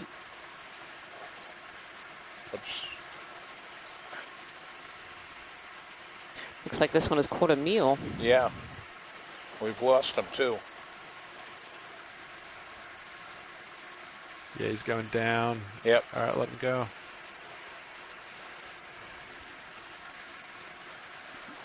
Rotator come back up.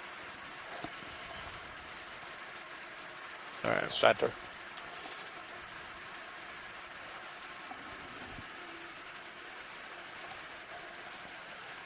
I think that one approached just a little too Can't quick. pull focus fast enough.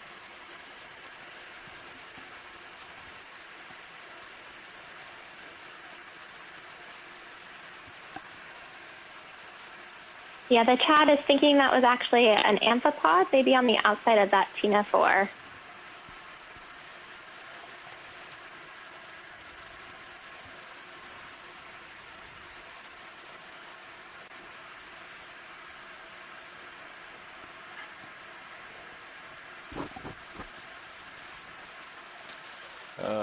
center right, lowest center right. Is it that or Yep. down more? That one.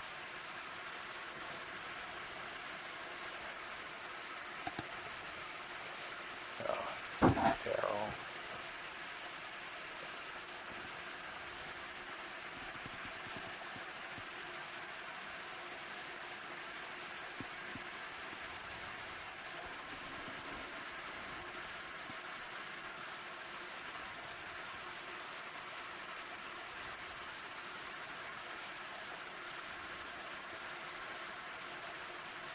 Okay.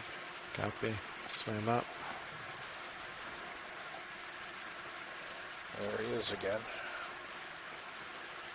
It's right center. To the right-hand side is a jelly. Yep.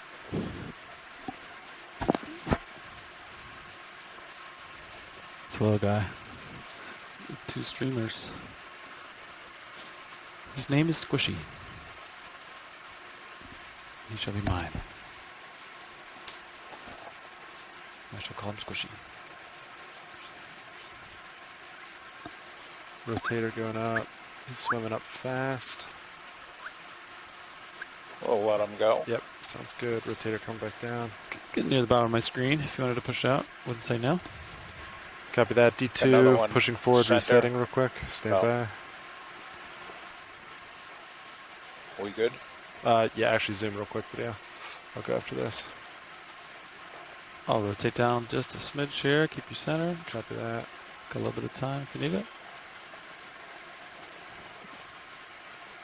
He's super close video. Yeah, I'm out of focus. He's like in the lens. Out of focus range. Copy. Yep. It's very small. All right, D2 pushing forward. Stand by. Rotate up. Thank you, pilots. Rotating up. And 45. Good copy. Pushing ahead. Pushing forward. And thanks, pilots, for that great shot of the Pantid Chogon jelly. Pantid Chogon. It's a mouthful. Impressed how they know all these names.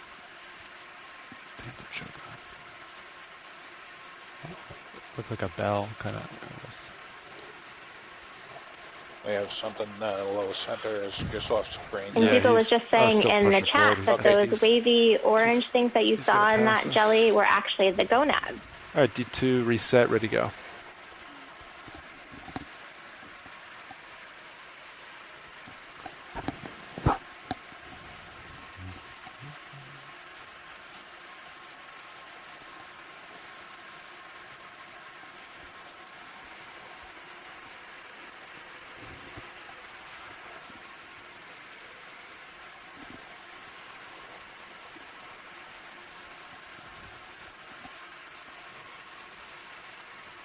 LED bottle 99. Comps look good. We have something center top. Thrusters look good. Center top, copy. Shrimp again. Well, that, yeah.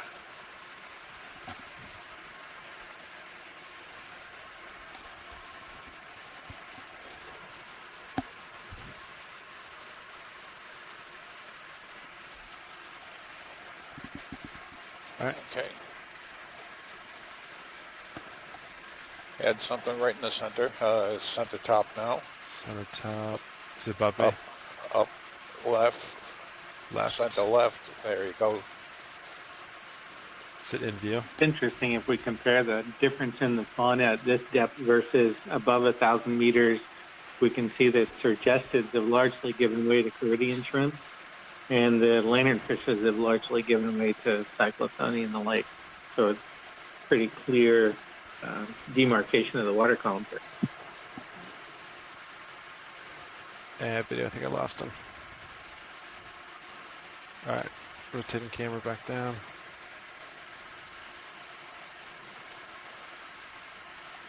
Setting it back up.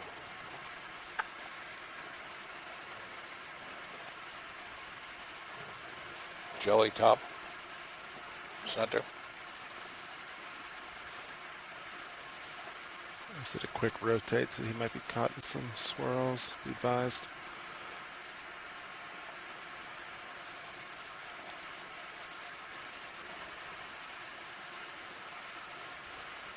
going up with it. Is that my max video? There we go.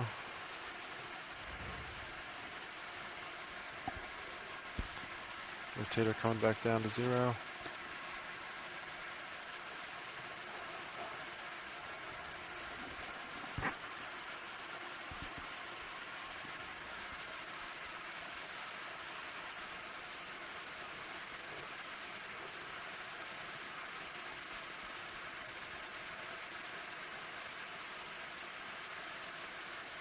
So the LED battle got to 117 with the relays off this morning?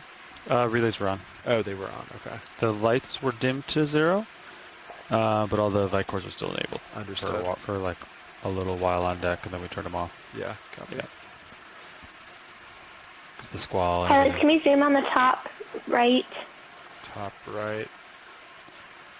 I don't know if this is it video, but...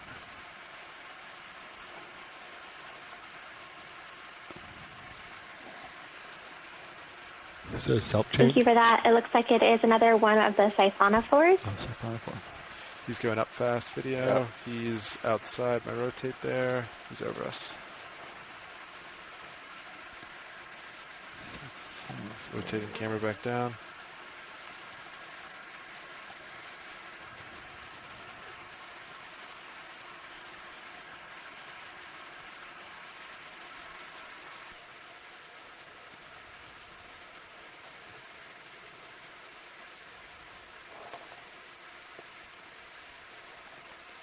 Have something center. Copy. Is it right there?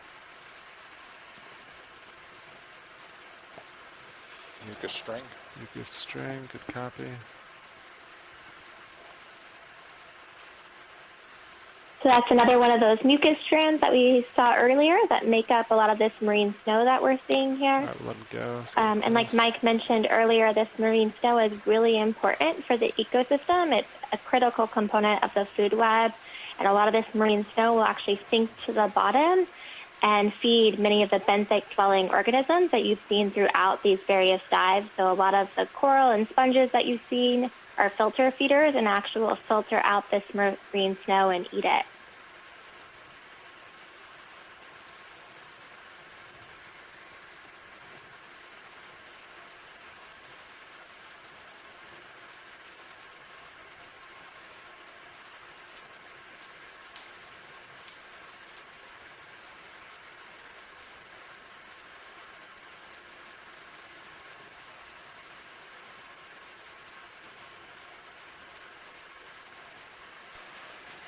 Much left in this transect now? So, Center right.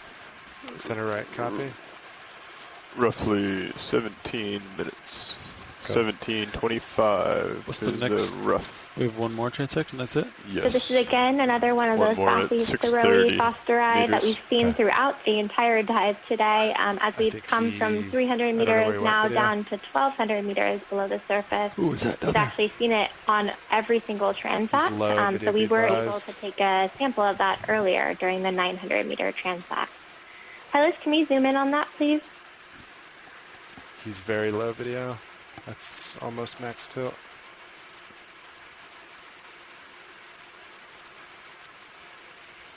You should definitely go down to that. That's cool looking. So this is a beautiful shot of an atolla. No? Okay. That's max tilt video. We'll let him go. Okay. That's cool looking jellyfish. All right, Pat needs to push forward and reset. Stand by. Okay, you're just at the bottom of my screen. I still got you at 45 degrees. So the next step of 6:30 on the way up, sounds like. Yeah, we'll wrap up this one, 1200, and then we'll get into configuration, come up in tow, 30 meters per minute, reset up once we get there, and then do one at 630. Cool. And based off of the current conditions, it will be roughly 70-minute transect at 630. Copy that. All right, Pat's ready to go. Center right. Did you get one of these, Lars? Yeah, I believe so, in jar number 2. You know what it's called? Ooh, they described it as That's again the Bathythroei phosphori that we've seen throughout the dives today. Phosphori. Down and gone. He's gone. You spell that? Carefully. Rotator coming back up. All right, camera's back to 0.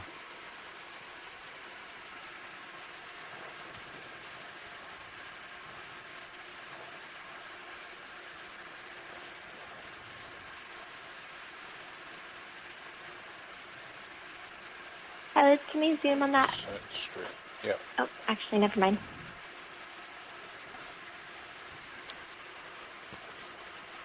So another mucus strand.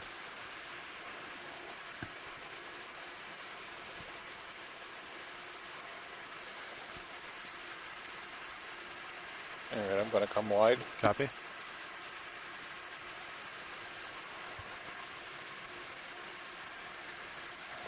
What? No, it's another shrimp. Lower right, center right.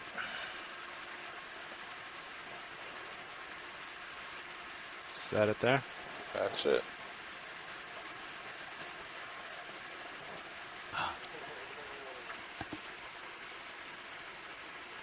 That's super tiny.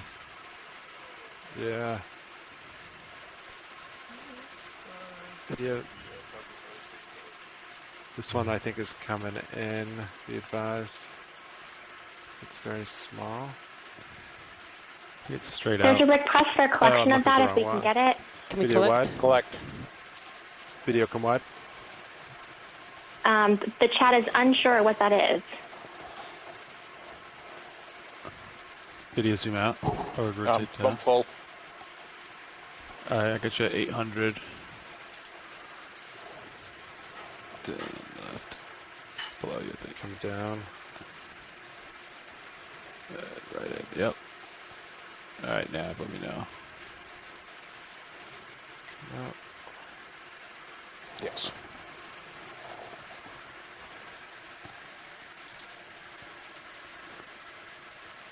Great job, pilot. I will highlight that most of them in the chat said this is a highly desired target, so thank you so much for making that happen. Good copy. Pilot is pushing forward to reset. Stand by. That is the last of our jars, Nav. Nice job, co-pilot. Nice work all around. Pushing forward. Yeah, let them know that we can't sample anymore. I will say Tracy was quite helpful and said that he'll help us all, and that was a jellyfish. Thanks, Tracy. But I will say most of our gelatinous experts in the chat are not sure what that was and are really excited to be able to have a sample to see if it is a new species to science. Dialed out to like 400 to 300. So great job, pilots and everyone on the ship. Thank you for that. Should add that to the SOP. Yeah. Just for reference. It's a small turn. All right, T2 is reset, ready to go. And all of our jars are full. Yeah. All suction sample jars are occupied.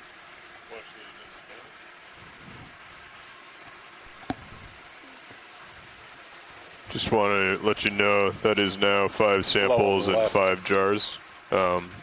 We do, however, still have the bypass jar, which can hold a sample. However, there is no filter on it, so the chance that we cannot confirm we cannot promise that we will make sure that the sample stays in the jar. We can attempt if it's desired, but we can. So I believe that's another Bathythroei phosphori that we've again been seeing quite a bit of throughout the entirety of today's dive, all the way from 300 meters now down to 1,200 meters.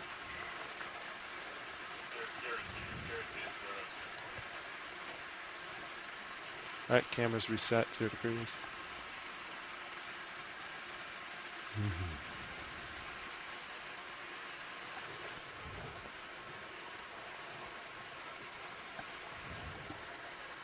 That's what I'm talking about.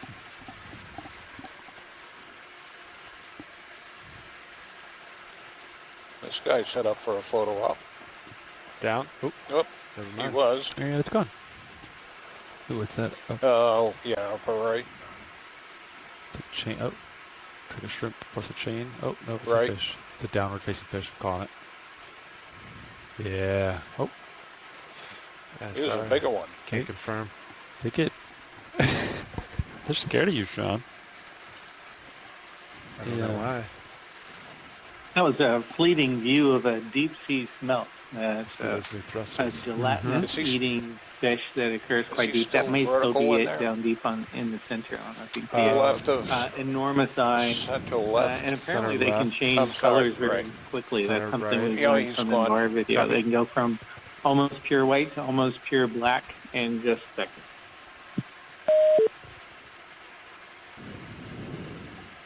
Oh, left. There's a baby jelly going off screen. It's gone. Copy.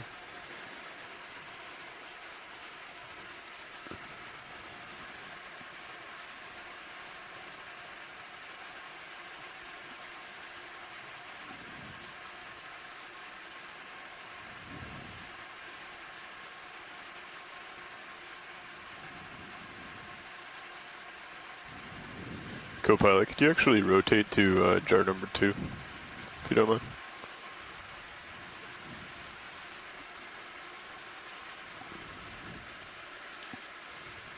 Standby 1. Thanks. This is jar number 1.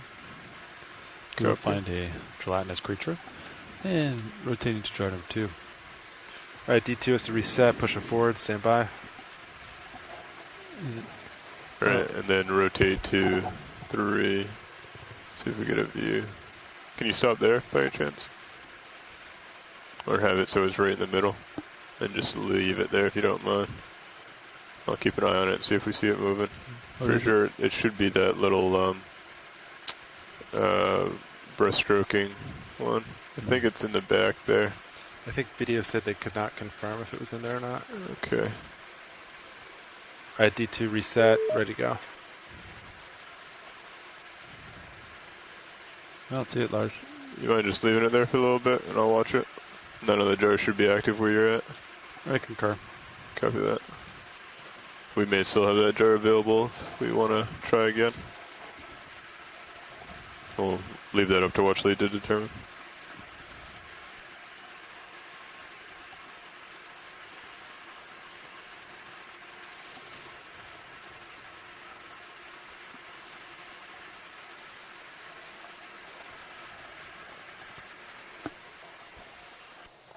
Center. Is that it there? Yep.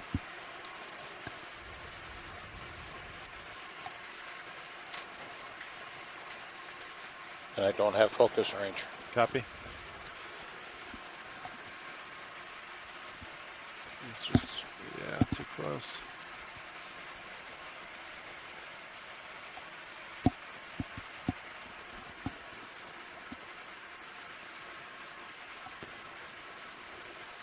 How far out were you putting the nozzle out? Whatever it was, it felt good. We could like put a photo for reference in the SOP. Not sure what that one was. Probably, 25, 30, 40%. I'm not sure. It was for that time I extended a little bit further. Okay. Because I didn't see it in this camera yet. Yeah. And I think your rotator was up just a little bit. So I was extending it until I saw it in your camera because I thought your rotator was kind of level. Understood. But it was a little bit further than I did previous. We got Center 2 samples, right. I think. Going to the top. Yeah, I see him. Looks like you got picked up in a crop wash. Yeah, I think I lost him video. Oh, no, there he is.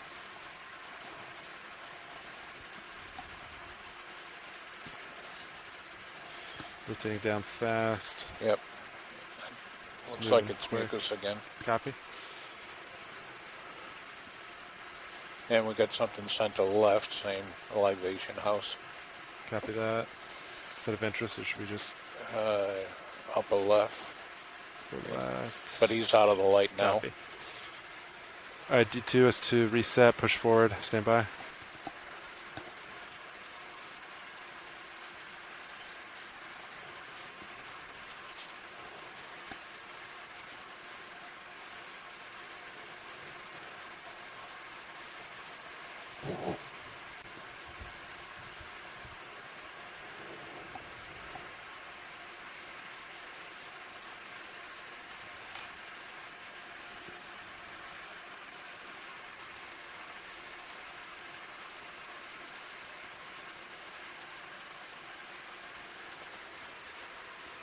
All right, D2's reset. Good to go.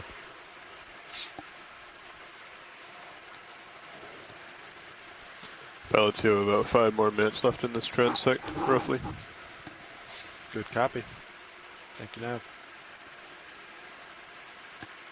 There, let's just go right in here in the center. Yeah.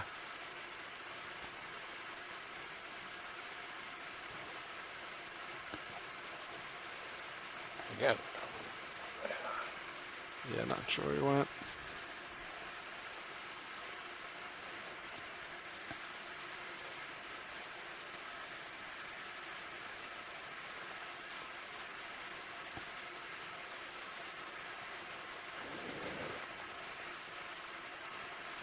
What's that?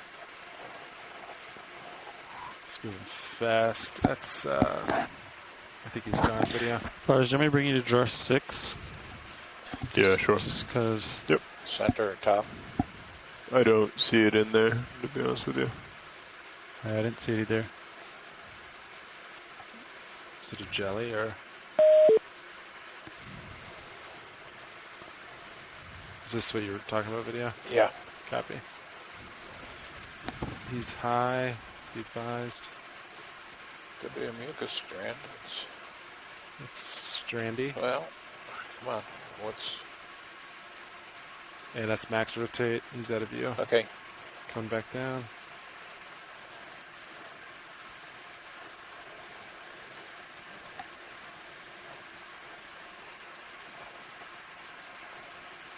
Copilot, would you mind doing the same thing with jar 3, though? Putting it halfway in? It definitely went in the hose. If it didn't come through, it may be in the other jar. Jar 5 should be dark red jelly. Yep. Jar 6 should be... Or, excuse me, jar... What was jar 4? Jar 3 is... Look how big that jelly is. Hold it there. Did you see that? Yeah. Is it in one piece? Yeah. How'd you get it in there? Chris used the suction sampler to bring it in. Oh, without destroying it? He used it carefully. No way. It's bigger than the house. Yeah. I guess they're pretty gelatinous. They're flexible. Yeah. I don't see it in there either. Right. Lower right, left. Center left. Right there. Oh, there's the jelly in 4. Red. Transparent. I lost him video. Yeah. So we have the siphonophore here that we're zooming in on. We've seen quite a bit of siphonophores throughout the dive today as well. All right, D2 push forward and believe resetting. that was Stand by. Actually, I think that was potentially a fight nest, but it was hard to tell. That guy's moving quick. That's probably cool. Next time.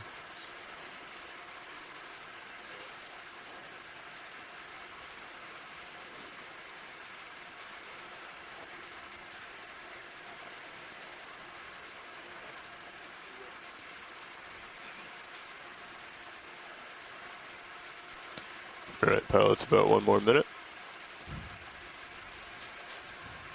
Pilot, for this last minute, I'd like to just zoom in a little bit. Maybe we could pick these things up a little earlier. There's something center right. You zoom on the red right of screen. Actually, there's 2 items right there. See, I can't pull focus on that guy anymore. That's... I'm rotating he's fast. too close.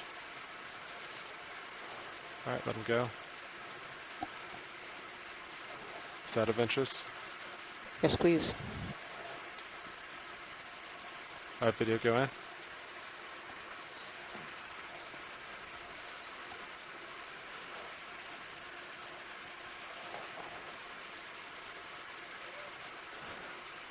He's very high, be advised. That's max rotate. He's out of view. All right, camera coming That's back another down. siphonophore there that we're zoomed in right now. Yeah, video. Sure.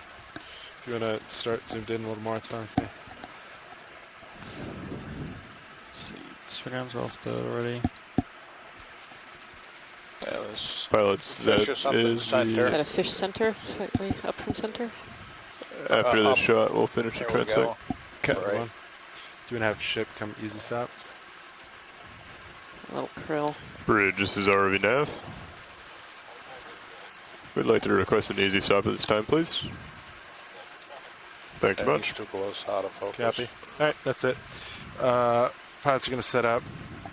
Nav, if you want to announce the end of the transect for us. For all those on shore, this marks the end of the 1,200 meter transect. It was completed at 17:25 UTC. Thank you. Co-pilot, I'm going to just come down Thank you so 2 much, meters and pilots. then backing. Okay, I'll Not stay right here now. then. The next one's an hour long. Thank you, pilots, for that great transect and a couple of really exciting samples. So for Pilot everyone ship is tuning coming to easy in, stop we've as we just speak. completed our deepest Copy. transect of the day. We just finished Let's up see, I need at to turn 1,200 meters below the Stop. surface, which Negative is turn almost sentence 4,000 starboard. feet below the water surface. And now we are going to head back up shallower and looks start our good. transects again. We're Good going to copy, go Bridge, from thank you. 1,200 meters Pilot ship now up is to stopped. 630 meters, which is about 2,000 feet. And we're going to start another transect at that depth. All right. I'm turn going to my start to rotate. Two of my lights off. Sure. Since we have time transiting, I know we have a couple Start folks on the rotate now. line. Maybe this would be a good time for everyone to Tether looks introduce good to me. themselves and talk about where you're from and what concur. you're particularly interested in today. Provide concurs. Nav, do you concur? Yes. Good copy. Nav also concurs.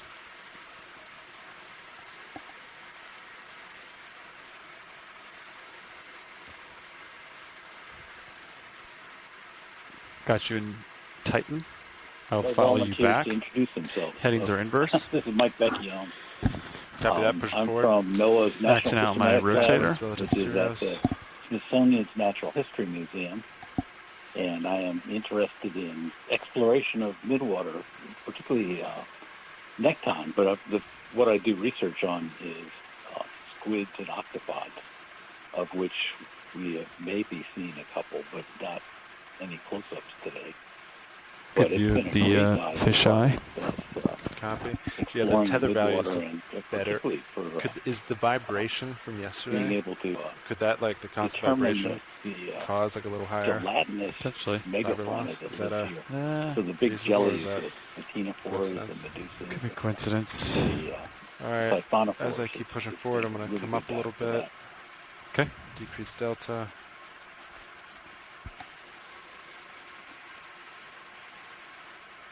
Delta 18. Push forward a little bit still. Hello, Coming this is up. Quinn Delta Jurasic. 16. I am a Hollings intern with Ocean Exploration, and I'm entering in annotations, and I'm enjoying the dive so far.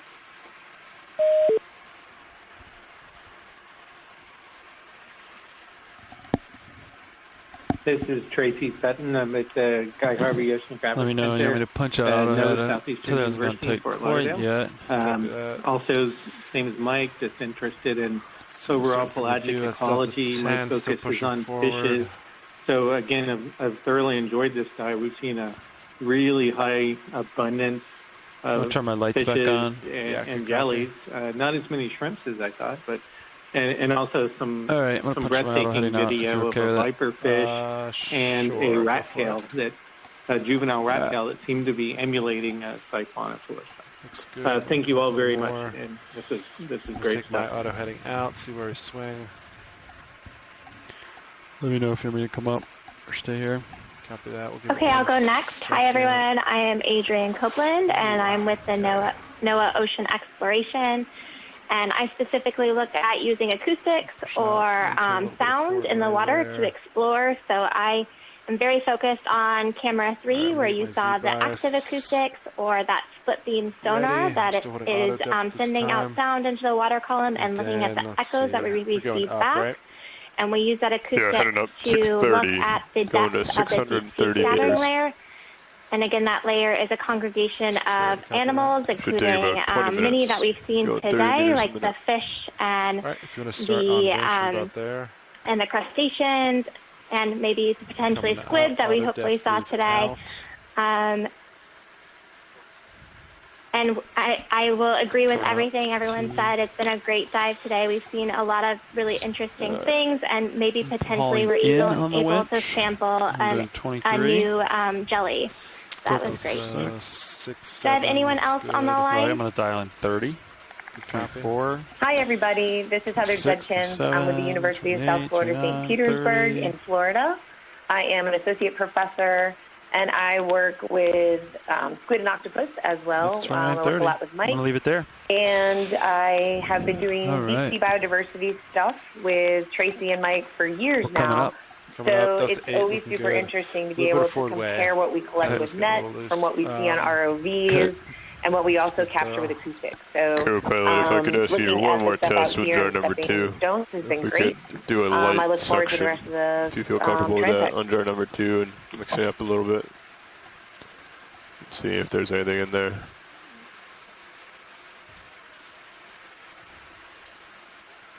There's no confirmation of it? Thanks, Heather. And we have a bunch of people that are joining us from the chat, so I'll run through their names as well, and I apologize if I say any of your names incorrectly. But we have Alan Cullen, Cindy Vandover, Daniel Woods, 200 RPM Hugo Lindsay, George Matsumoto, Hannah Miller, Heather Judkins, Jason Cheater, James Aubrey, Jason Cooper, Kelsey Vader. I'm gonna bring back 6 then. Peter Oster. It's in there, I bet. Copy.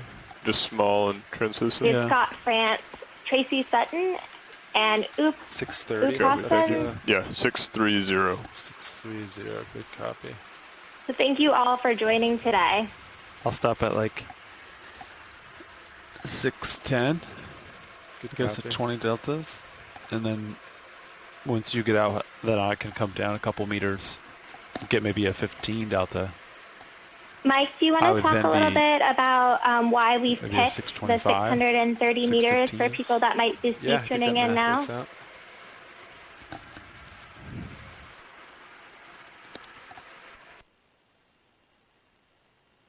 Yeah, the last transect we're planning on doing is going to be going through the soup, as we say. Wait a minute. Let me turn off the audio here. We're targeting what's called the deep scattering layer. So actually, Adrian should be talking about this, since that's the acoustic determination of deep water fauna is what she's interested in. But we've used sonar during the day to figure out where the layers of organisms are thickest, and we're on our way up to the very thickest, the densest one layer that we've seen in the sonar trace. So at a little over 600 meters, there was a really dense layer of organisms that we know about because of reflections from the sonar signal from the ship. So when we get up to that depth, we're going to do another horizontal transect within that layer of, basically it's a seawater soup of organisms that are densely distributed there, because many of them are vertical migrators, and so they've come down from near surface waters where they feed at night, and during the day they hang out in the darker, colder waters and digest what they've eaten and try not to get eaten themselves until the next night when they go back up to the surface. So there's this concentrated layer of organisms that we're going to drive the ROV through and try and figure out exactly what kind of animals are there.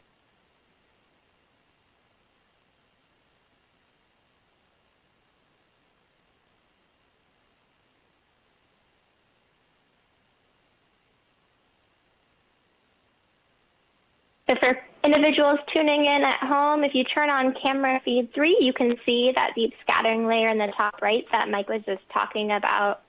Also in the top left, you can see the orientation of our vehicles and the depth we're currently at. So Deep Discover, which is our main ROV that you're looking at on camera 1, that one is currently around 1,000 meters. And our Sirius, or camera sled above it, is currently a little bit shallower at 1,040, with D2 being at 1,050. So currently right now we're going to be ascending back up Increasing to that Z-bias depth that 10 Mike was just talking B-bias. about. So we'll do our transect around 630 meters. As we do come back up to that depth, we are still annotating if we're able to see any critters passing by. So Quinn, our hauling student, is annotating a lot of what we're talking about throughout the dive. Quinn, do you want to talk a little bit about C-Tube and what you're currently doing? Sure. So in C-Tube, I am using the worms taxonomy to record the scientific names of the species into the database that is then Secure accessible hydraulics by if you're done with them. everyone. And when I enter in the taxonomy, a link will appear next to the name. Maybe and just takes these newer you lights are directly to the brighter. worms website And the lower for more swing information about arms. that species or And genus the lower swing arms are. or family. Yeah, look at lower swing arms are 100% right now. Let me bring the lowers down and see if it goes away. Thanks, Quinn. So Quinn is listening into our audio today That as well decrease it? as tuning Ready? into Wanna the go chat back up? room to make all those great And back annotations that the scientists are giving. Well, check this out. If I just bring the lowers all the way off, it's gone completely. So it's definitely the lowers. Yeah, I concur.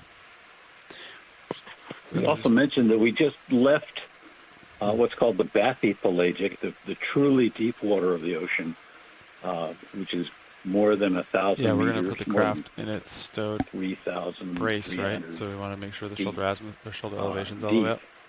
We could shoulder and azimuth we're manually. back up into the twilight zone, or the elevation we want mesopelagic, which is the layer where sunlight can penetrate during the day, but it's not strong enough to drive we're going up, so it should go primary warmer. production by the no problem. plant-like organisms that we call phytoplankton. Okay. So in the twilight zone is where this huge migration occurs. Comps look good. Daily Fiber values look migration good. up into the surface 2971 water at night, coming up. and back Good down delta. into the Stream looks twilight good. zone during the day. 79% up. And a little bit forward. we're going to Tether be nice and stretched. working to characterize the animals that live in this We're going to stop at 620. D2. mesopelagic or twilight zone. 630. Copy. Yep. Once we get there, we'll get back into normal formation, and then we'll hunt for current direction. Go from there. Sound good? Co-pilot. Sounds good to co-pilot. Nav concurs. Nav, are we nice and far away from those canyon walls? Yes, we are. Good copy. We've pretty much covered around waypoint 1. Look at it. We're right in the middle. Nice. Of, I think it's called Hydrographer's Canyon? No, I think it's Hydrographer. Oh. I know there was some confusion of that this morning. Yeah, I think the R is silent. I think it's French terminology. And I will just add that many people are commenting in the chat about how much marine snow we've seen this day. We've seen actually quite a bit of marine... Oh, there was a fish. Do you see that, Tracy? All right, Delta. No, just a quick glimpse. I didn't really get a good view. Sorry about that. Good, 910. Oh, it's no problem. We're still ascending pretty rapidly. But what I was saying is what we've been seeing a lot today of is this marine snow that everyone can see here, the particles as we ascend.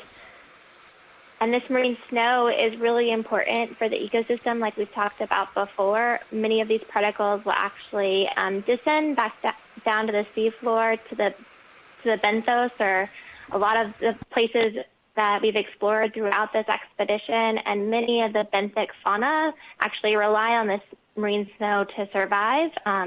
Many of the filter feeders like coral and sponges will filter this marine snow out of the water column to feed. So it's really interesting for us to see today how much marine snow is in the water column, and we've seen quite a bit of life today. And we have many people on the chat that are really interested in the connection between the canyon and this midwater fauna that we've been studying today. So it'll be interesting to see if this marine snow is in fact because of that canyon, or if this is just unique to the region we're in.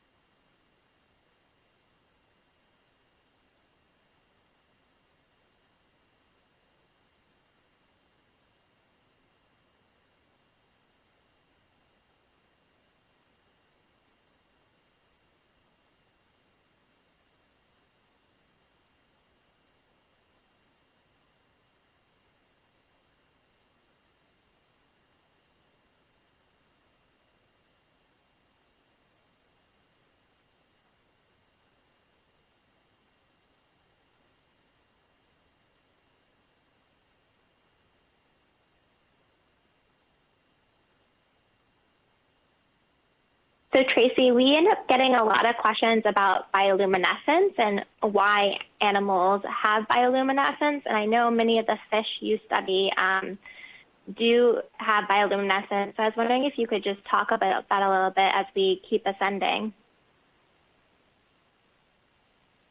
Certainly, yeah. Yep. Several postulated reasons for bioluminescence.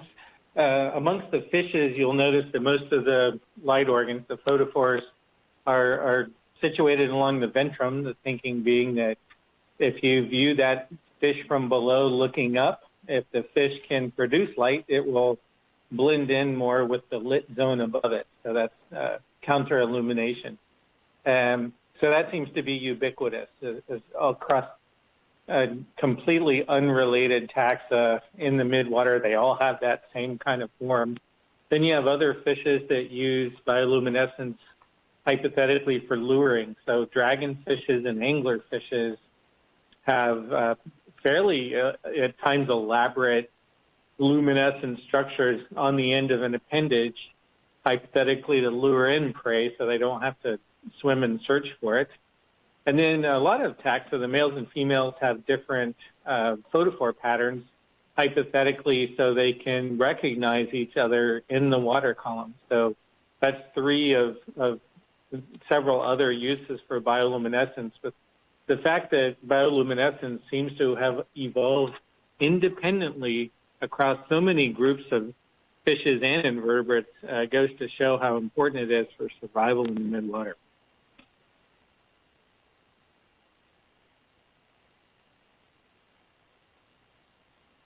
Thank you, Tracy. That was great.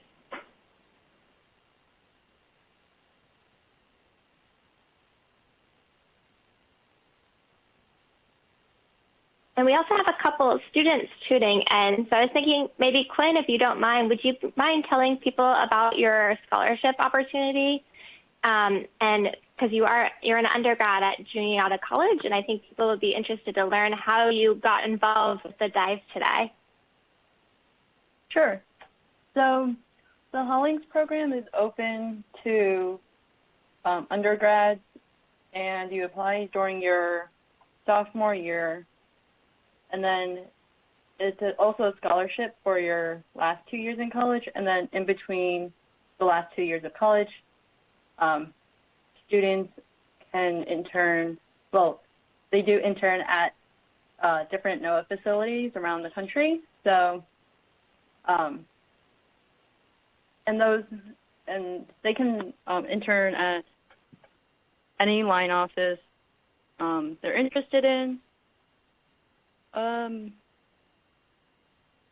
And I would encourage all students who are listening in to apply to the Hollings program.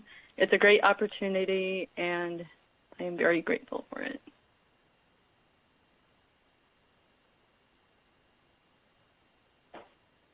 Thanks, Quinn, for that. Yeah, if anyone's tuning in and interested in that program, you can go on our website, oceanexplorer.noaa.gov.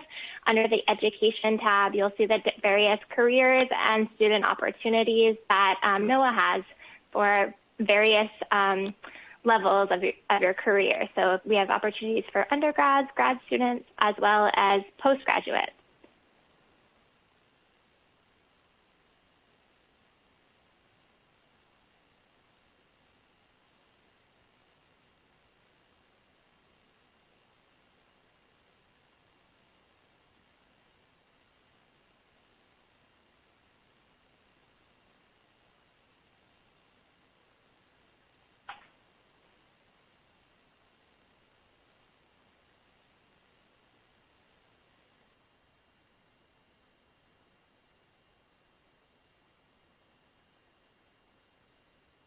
So it looks like our vehicle is at right now about 700 meters, so we're almost back to the 630 meter target depth. Maybe while we wait for that, it might be fun to hear from some of the folks on the line what your favorite deep sea critter is for today, whether it's one we saw or if you have one in particular that you really enjoy. I'm going to pick on Heather first, if that's okay.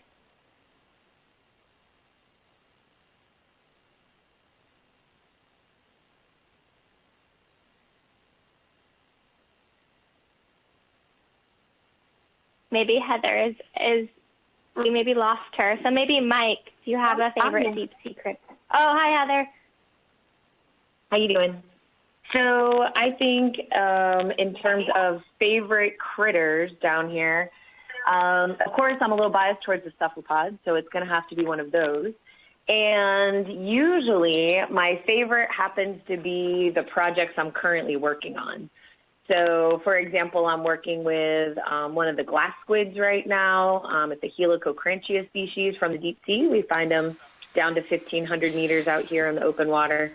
So that currently could be my favorite one because I'm working on a paper with it right now. Earlier, and we had a little, the tether wasn't behaving.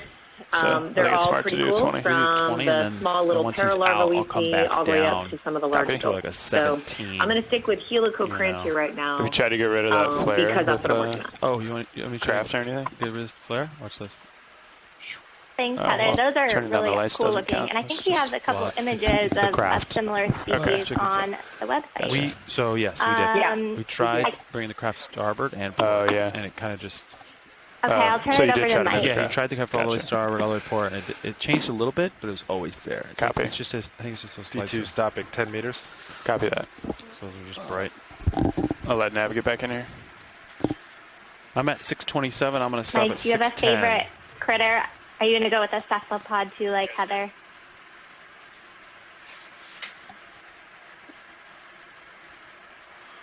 All right, Copilot, please auto heading in for me. I've auto depth in. My favorite moment of the dive auto heading is didn't engaged. involve a cephalopod, of course. I'm going to slowly start backing really as you keep coming up. Understood. But sure we have some of the top experts on deepwater jellyfish participating in this dive.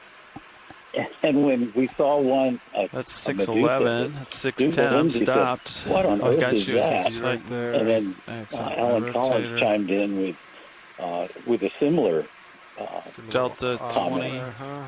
That's my favorite thing about I'm not sure if my exploring the camera deep is sea, perfectly finding things fore to aft, but we really don't know what they are.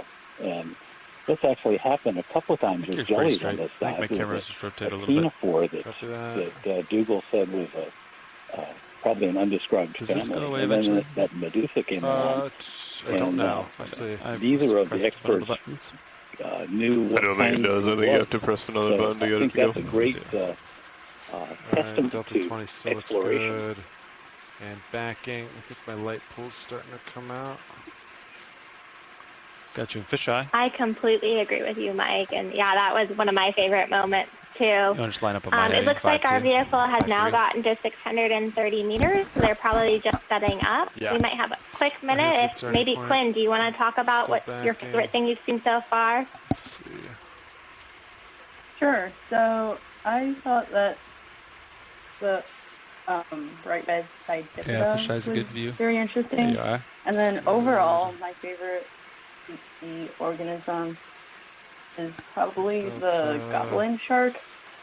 And then my friend in the chat room wanted me to give a shout out to the Dumbo octopus. Tether's kind of going that way. That sounds good.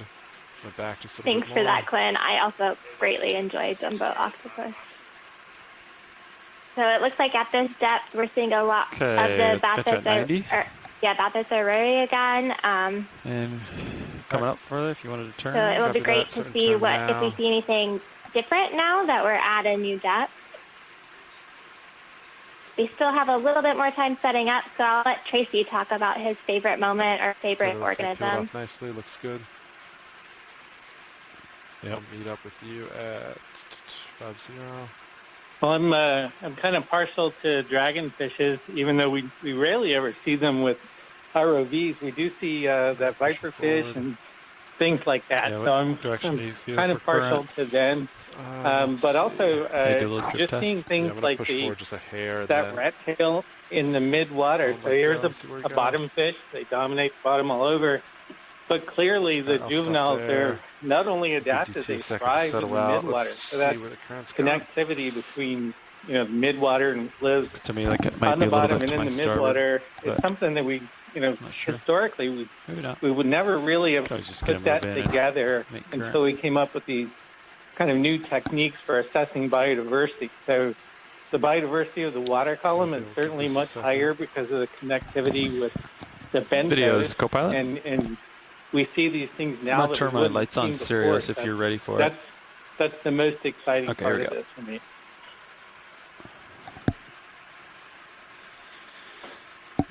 Just don't want to. Thank you for that, Tracy. Ship, do we have an ETA for when this transect's going to start? Nav, we're asking for ETA of start of transect. The pilots are just setting up now. We're down at depth, and so they'll just need a few minutes to get things sorted between the two vehicles. Come on. Got us. Looks good. Great, thank you. I'm going to come down just a little bit, Sean. Yeah, it's just going to be more of a 16 delta than a 20 delta. And I welcome anyone in the chat if you have a specific critter that you would like to call out to. I'm going to center up a little more. Okay. Try again. I rotated a little bit starboard. I'll center up with you. I would say my probably favorite deep sea creature is actually, I'll go with the anglerfish this time. I love telling people, because people think of the anglerfish from Finding Nemo, which is really fun to see, and they have the bright lure at the end that they use to attract the prey.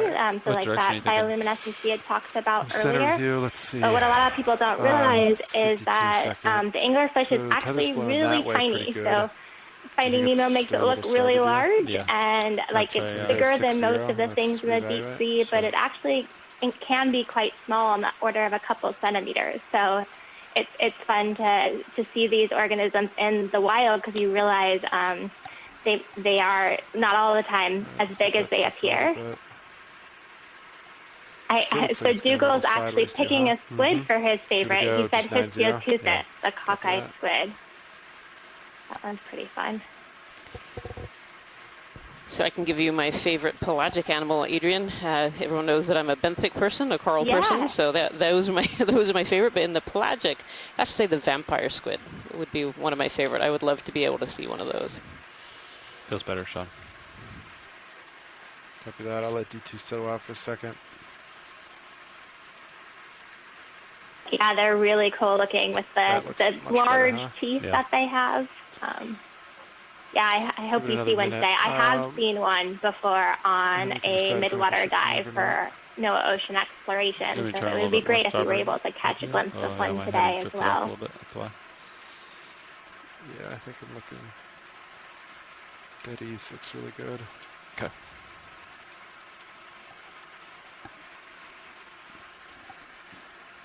That might be okay just like that. What do you guys think? Start with this? Yeah, and if we have to do 0.1, we can do it. Looks reasonable. You ready? I think so. Yeah. All right. I will just add that Alan Folks Collins on shore, this is ROV Navigator. I want to inform you that the 630-meter transect has now officially begun at 17:55 UTC. Can you zoom on the fish? Yep. Thank you for that, Chip. Swimming down. 630 meters depth. He's swimming down fast. Video. Night eel. Yep, that's all the tilt. He's down. All right, come back up. Thank you, pilot. Yep.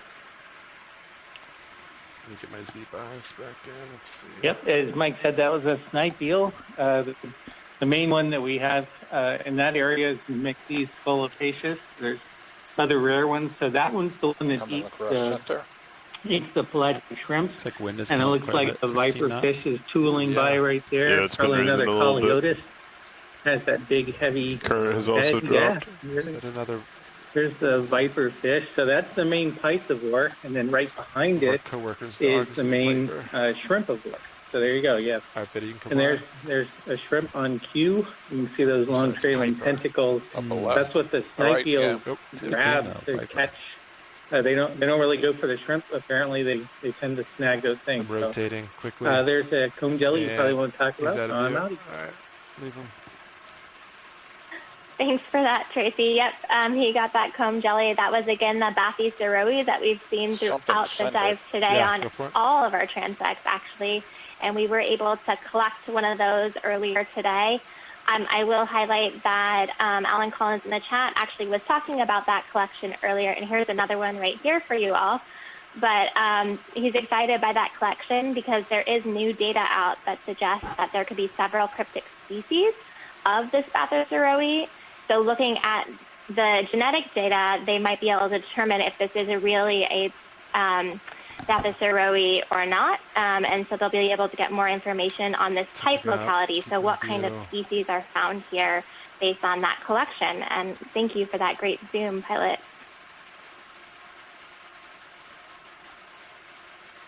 He's moving. All right, let him go. I'll just point out that it's really obvious from just all right, watching D2 needs to reset, push forward, stand by.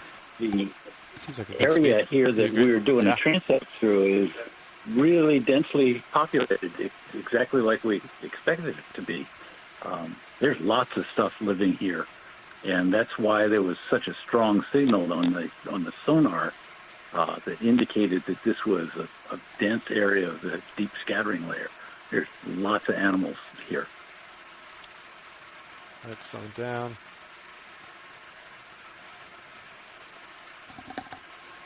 Yeah, and right on cue as we pushed forward, we saw, and we still are seeing quite a bit of those Bathyceroes. Thank you. It's gone. What about that coming center? Is that of interest? Shrimp. Another shrimp. Copy. It's going down fast. Yep, let it go. Yep, it's about right center. there, is that? I think that black bit that we just saw was a different kind of dragonfish. I think that was one of the scaleless black dragonfish. It'd be hard to get a good view because you shine light at it and they just don't reflect anything. Just and kind of a black is hole. Max rotate video. He's out of view. Come back up.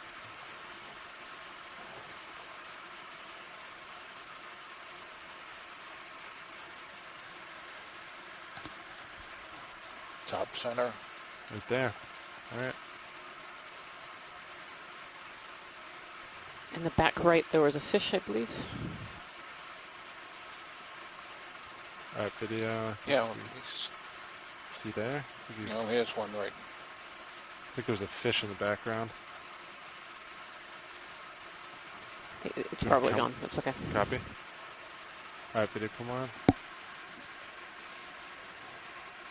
Yep, and I will say we saw a burrowie. So first that was a Bathyceroe again, and then there was a burrowie with the shrimp coming into view and kind of taking away the camera from that burrowie.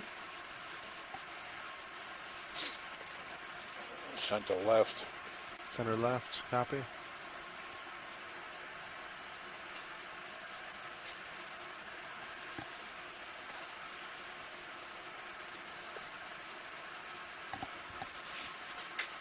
Rotating up.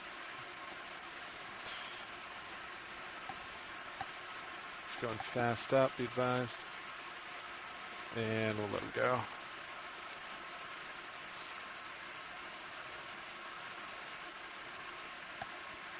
That was again a Bathyceroe phosphori, and now we're zooming in here on a shrimp.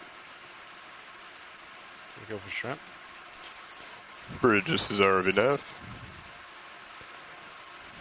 Just wondering if I could have a squall update. Alright, let him go. Good copy, thank you. Camera coming back horizontal.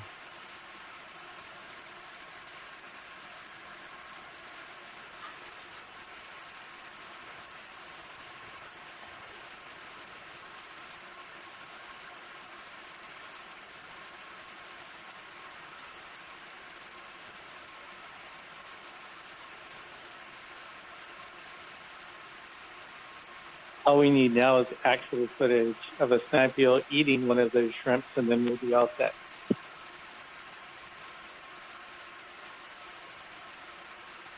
That would be awesome. I will say I do know we have an image somewhere out there that has that of the snipe eel eating. It was really cool to see live. Copy. So I'm all for predator-prey interactions, so here's to hoping.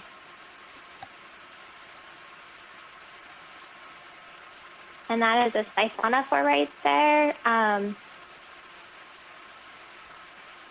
we zoom in, we'll try to get an identification for you.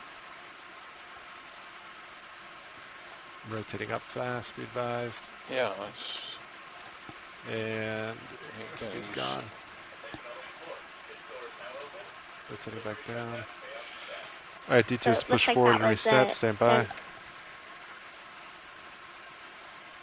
So that looks like, based on Dougal Lindsay in the chat, that siphonophore was the Nanomia again. So it was a Thysonex siphonophore.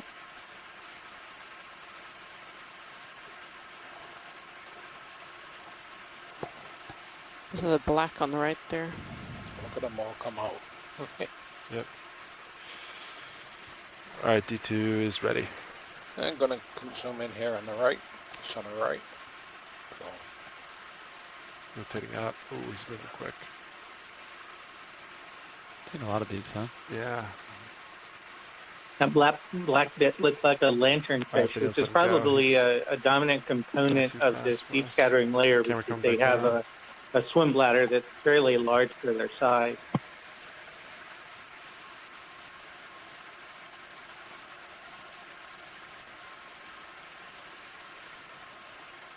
And I'll just add to that the swim bladder in many of these fishes are what we actually get the acoustic return on. So the air-filled swim bladder gives us a nice density difference with the surrounding water.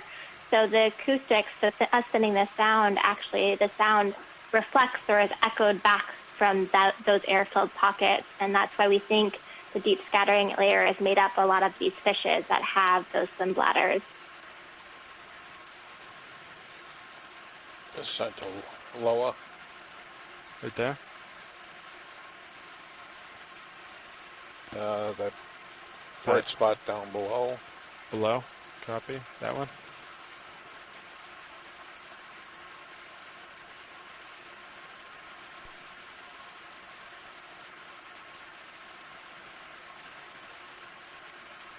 Okay. All right, video, come wide. Here's another great close-up shot of those Bathyceroe. Yep. They've definitely been kind of the star of the whole dive today. We've seen them all the way from 300 meters down to 1,200 meters, and we're even able to sample a sample of it at 900 meters today. Very common here.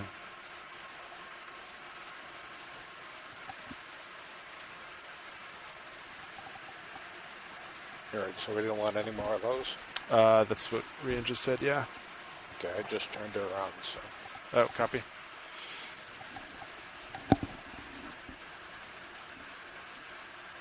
Fortunately, those seem to be the most abundant. Yeah.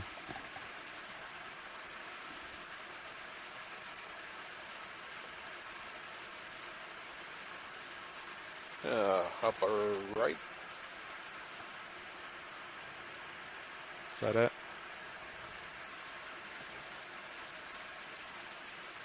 So I just wanted to highlight Peter Oster put in the chat an observation at this I will wait first while we zoom in on this siphonophore here, the great shot pilot. So I will just add that Peter Oster said that there's many more, so little dots, so many more that marine snow that's moving around at this depth. So we see a lot more copepods and other small zooplankton at this depth than we saw at the 1,200 meter transect. Let's get out of view. And that's really interesting for us because they are a critical component of the food web. And all right, our D2 is food to reset, for many push of it the forward, organisms stand we're by. seeing, including the ctenophores and the siphonophore that we just saw.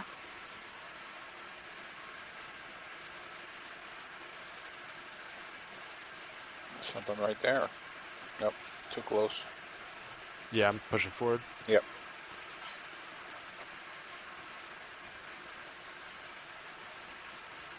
All right, we'll let this settle for a second.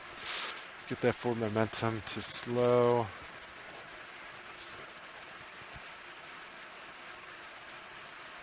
All right. All right, D2's ready.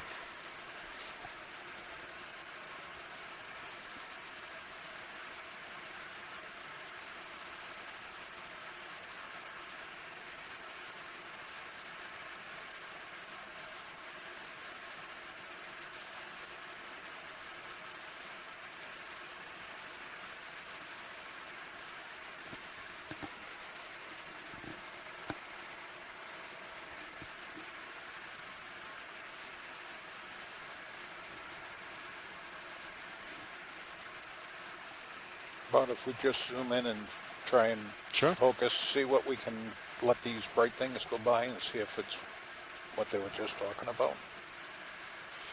Whatever you think, yeah. It's just up close without chasing anything.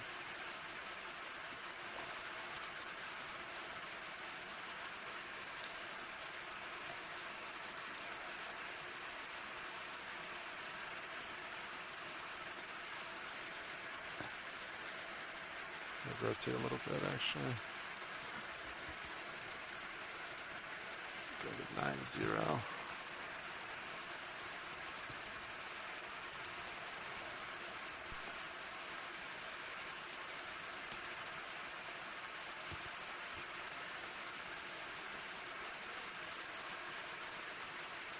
Oh, we can zoom out. Video, when you're ready, zoom out.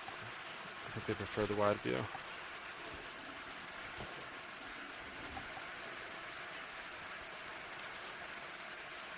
Didn't show us a heck of a lot.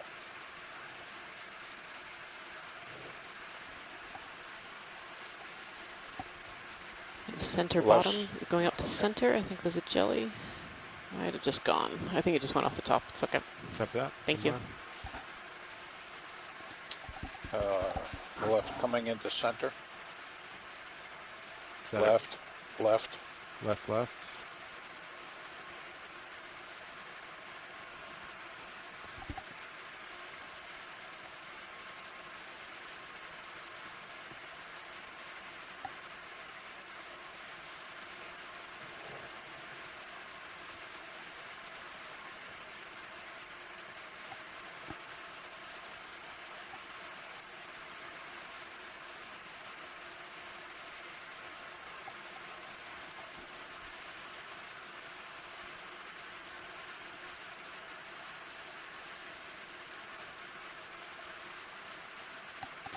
Approaching the bottom of my screen.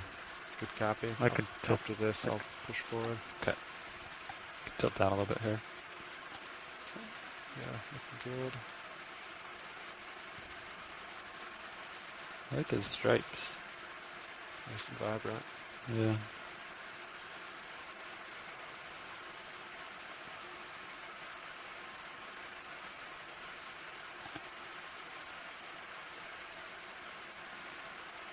He's really trying to go somewhere. Putting a lot of effort in. Yeah. Let's go back up. Alright, video, let's let him go. Alright, D2 is to reset, push forward, stand by. Pushing ahead. Got you at 55 degrees at the moment. Copy that, pushing forward.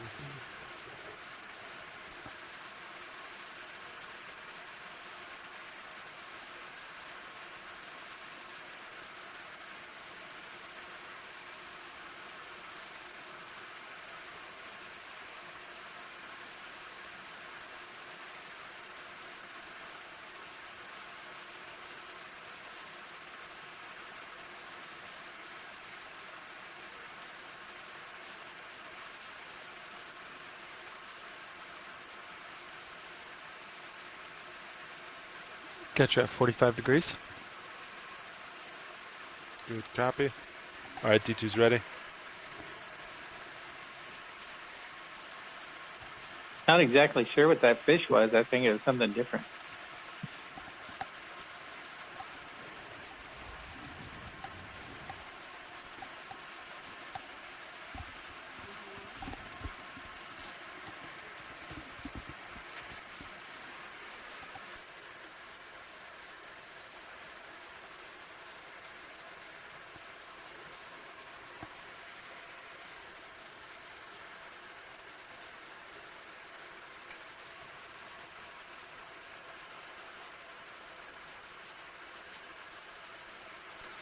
What's the duration of this transect now?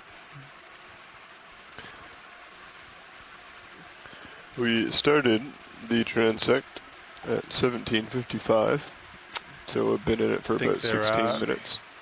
Yeah, I think we're done on using that item for the. And we need to start heading to the surface at 19:05. Total of around 70 minutes. Awesome. 70.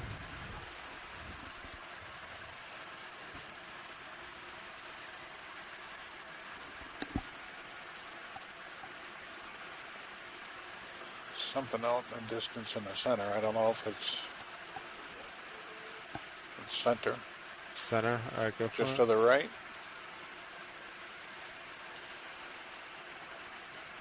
Oh, same item. Thing. I'm Yep. trying to avoid. Yep. Copy that.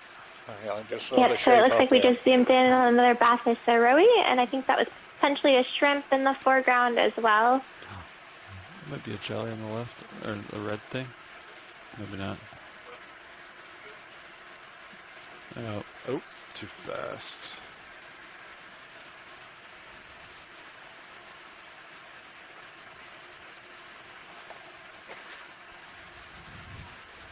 Looks like the same thing on Yeah. all around. I got 3 of them. Yeah, those are very abundant here. Yeah.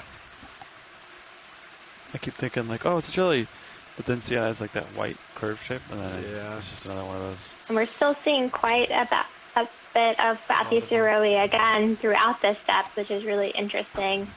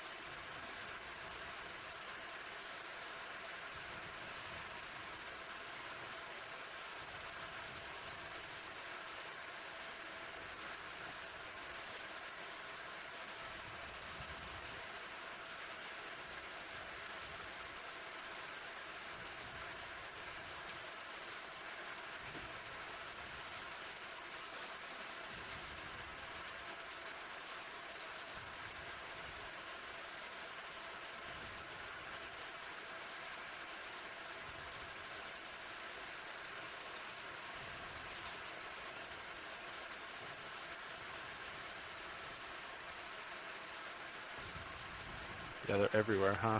Yeah, I got 6 in view right now. Can't even avoid them.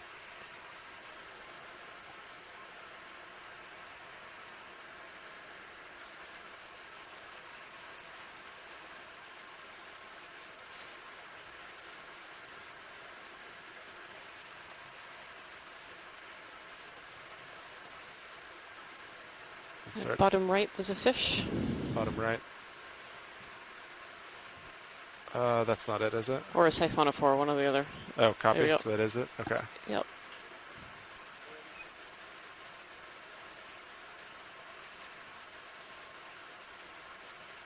Yep, that was a siphonophore. It also looked like a squid, or sorry, not a squid, a shrimp wanted to make an appearance and came into view as well. And that is a Thysonex siphonophore. You can see the swimming bells at the top there. And again, these are colonial organisms, so each of those little parts are a different individual that making up the body.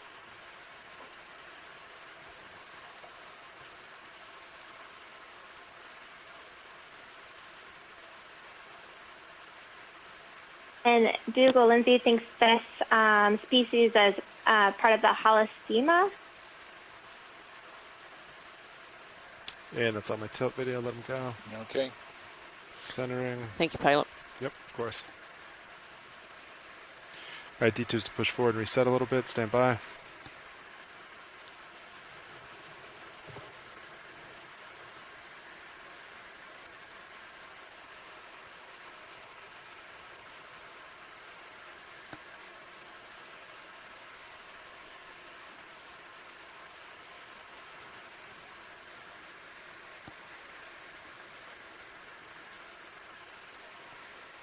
All right, D2's ready.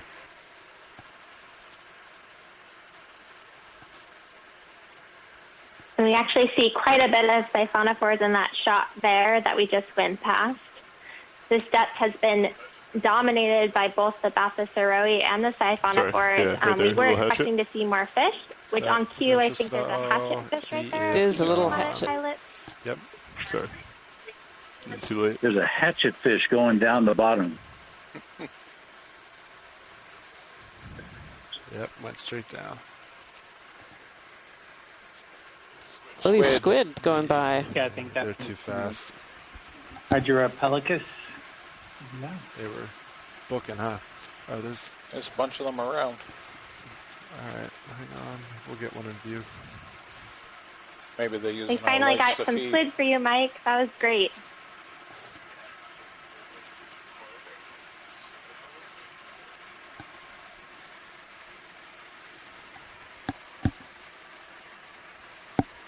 I think, Tracy, since that was our first hatchet fish and we only kind of got a glimpse of it, do you want to tell the people at home what a hatchet fish is?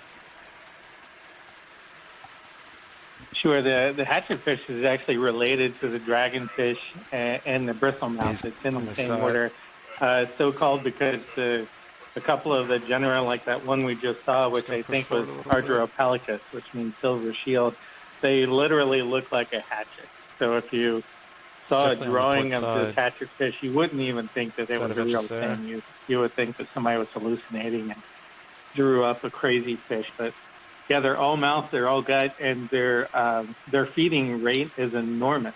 So they're really quite important. And they've got a gigantic gas bladder, so it doesn't take many of those to make a nice sound scatter. Rotating down fast.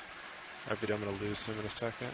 Thanks for that, Tracy. And we're zooming in right now on a gelatinous organism. This is a pantachogon, and we saw one of these earlier.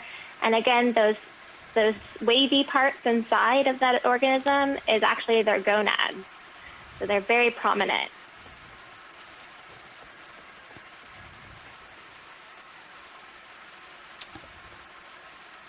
Did centers anything video? No. Oh, way out. Way out, is that?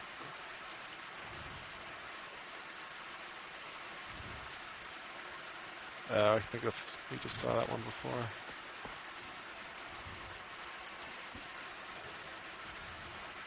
All right, you can come wide. And here's a great shot of another siphonophore.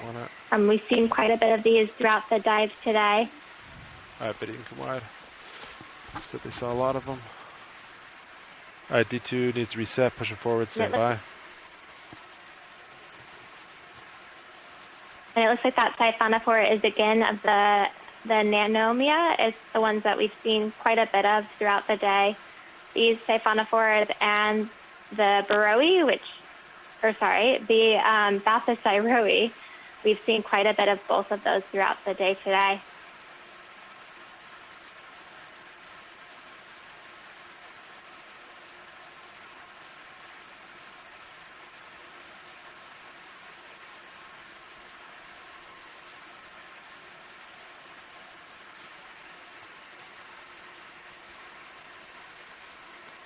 All right, D2's ready. Is that of interest at all? He's coming in close. Yeah, I think he's too close now. Let him go. He's high, video be advised. Let's see, max rotate. He is going overhead, and he's gone. Rotating back down.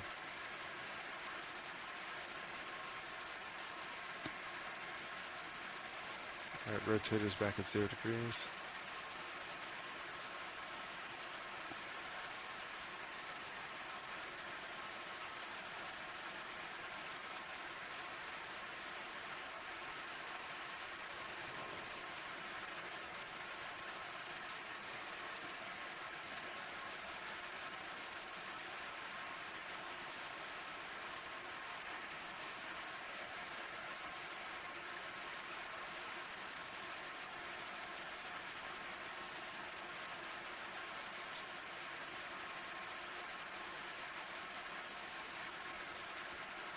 Oh, you got a little jelly lower left. Looks like down the lower left corner. Has a white top, 2 legs underneath it, looks like. So that's again another bathysphyroe. All the way down. We've seen quite a bit of these right there. today, and we're able to sample one at the 900-meter transect depth. That's max rotate video. Let him go. Sorry about that, a little low. That's all right. I didn't realize that. That's a great shot, pilot. That was, according to Google, the Esselmundella.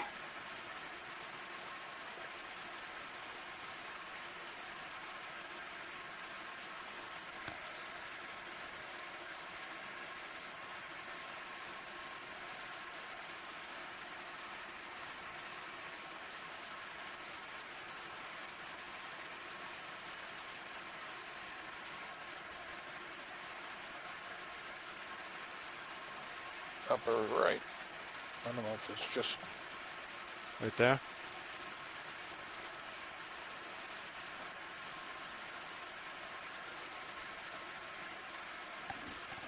highly reflective. It's probably nothing. It's just a mucus ball. Copy that. But it was highly reflective. Yep. All right. Come wide. Is that a discarded larvation house team? Get a squid to your port that swam away from you. Good copy.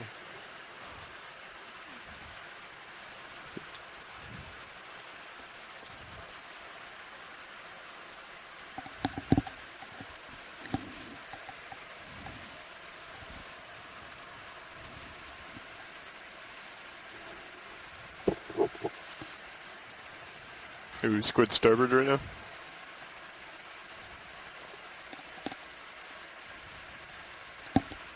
Just inked, so you should see rotate down a little bit forward, rotating down, holding. I don't see anything. It's all the way on, sorry, starboard rail cam is what I meant. Understood. All right, D2's to push forward, reset, stand by. I think there's a fish or something in its Something, mouth. yeah. Like a fish ate like another fish or something. Alright, rotating back up. That's 45 degrees.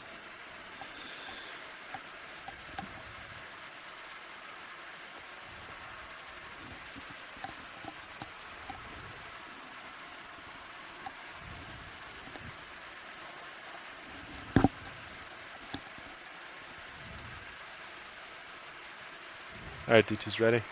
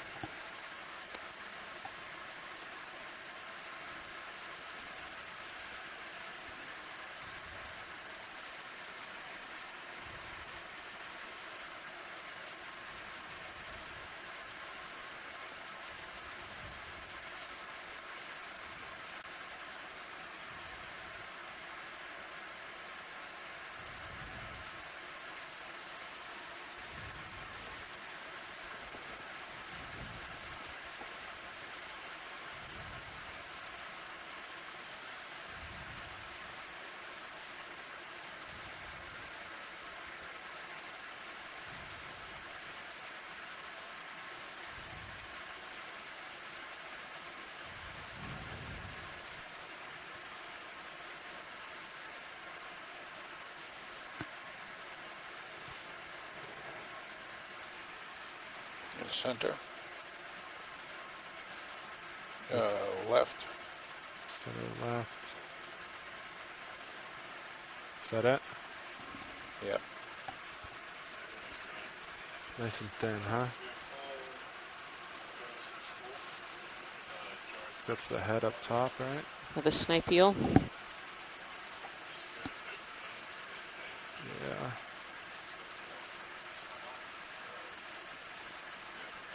Is it possible to zoom in on the head? Video, try to get head center. Nice.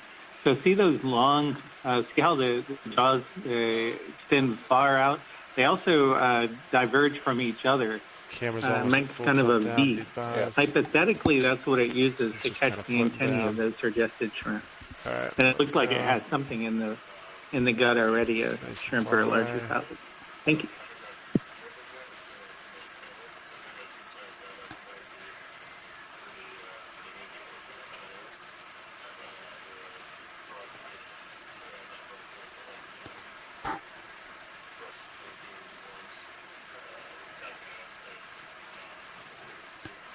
I would just add until we see something cool, and then I'll stop talking. All right, D2's to We push normally, forward, in reset, food stand webs, by. we normally think of zooplankton going to lanternfish, going to wherever.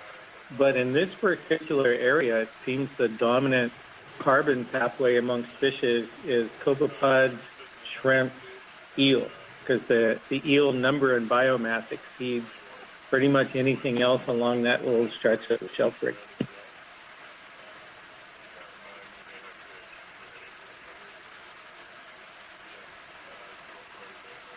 And because they poop out a lot of chitin, this is probably a large form of carbon flux to the bentos.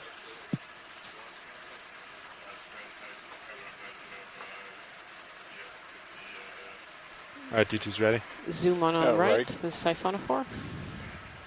Thank you.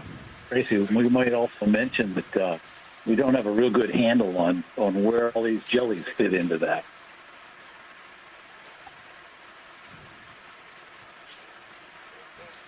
A lot of the zooplankton is going into them as well. Rotating there. I'm gonna. All right. I think a lot of the go. gelatinous diversity and Rotate a biomass, little too far there. biomass out there is kind of a Center up. myth. I don't think it's really out there. I think it doesn't really exist. Rotating back, 9-0, stand by.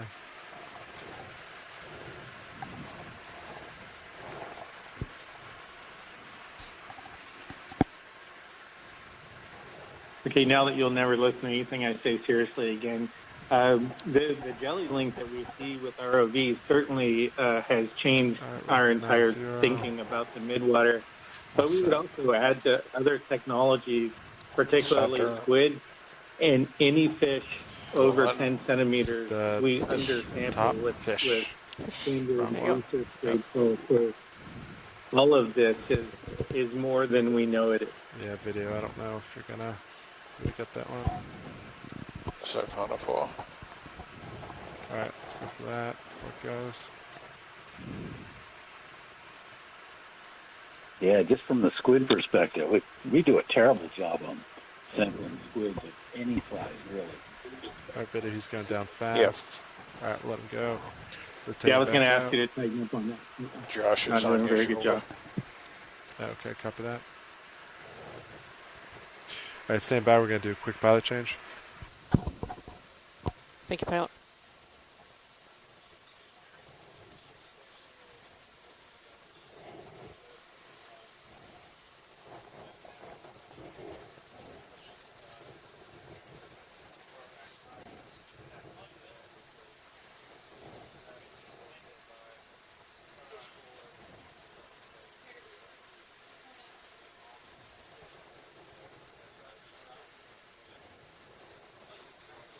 Can we? Oh, never mind.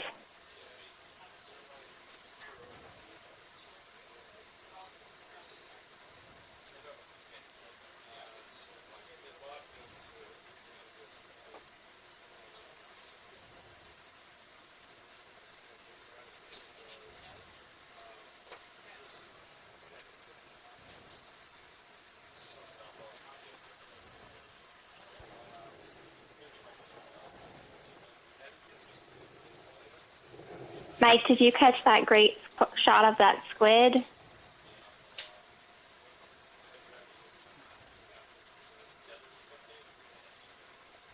You mean the one that briefly zoomed through the center of the thing?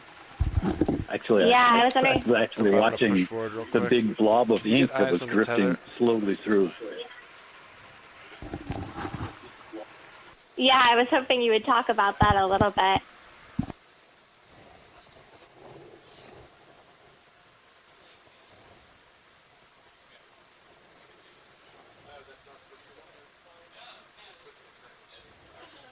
Well, there goes another squid. And another one. At last. Of course, I can't tell what they are. You wanted me to talk about the ink. People think of cephalopod ink as being a smoke screen. Thank you. Which sometimes it's used that way, but often it's used in other ways. They make a blob of ink that looks like a squid, and then they jet away, and whatever's chasing them will try and catch the ink instead of catching the squid. And so that's what we refer to as a pseudomorph. Ink also contains chemicals that the animals will respond to and detect that there's another upset squid in the area. So it's basically an alarm signal between members of the same species. So there are a lot of uses for ink. Some of the deep sea bobtails have bioluminescent microbes that are associated with their ink sac, and they can make luminescent ink and squirt it out as well. So ink is a really interesting subject all to itself.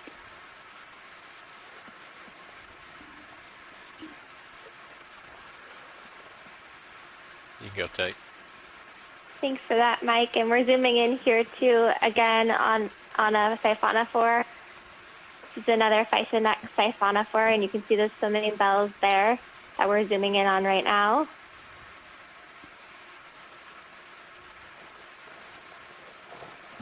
Looking at you, 50. Hey, he's gone.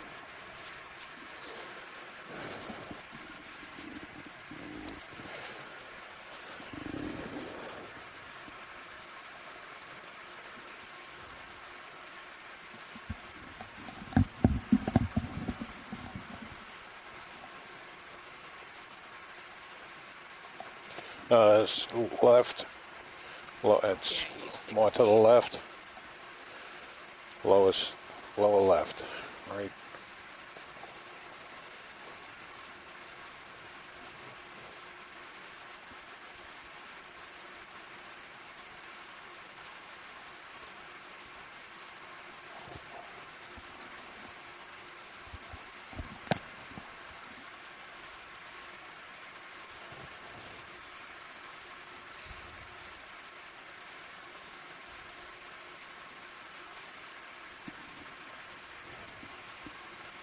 Looking at you, 70. Boy. Hey, come on out.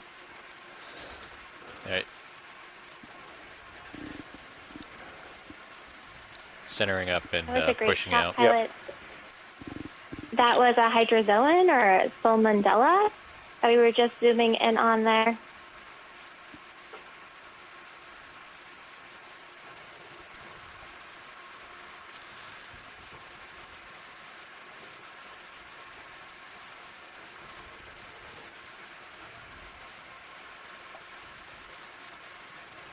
So many ctenophores.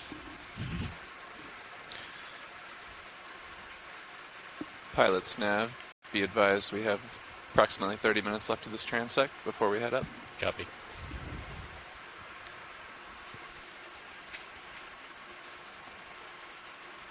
So as we're moving forward here, we're still seeing a lot of those Bathysauroids, so those lobate ctenophores that have the really interesting swimming behavior where they look like they're frog kicking across the water. So you can see quite a bit of them in this shot here. They've definitely been a prominent organism throughout the dive today.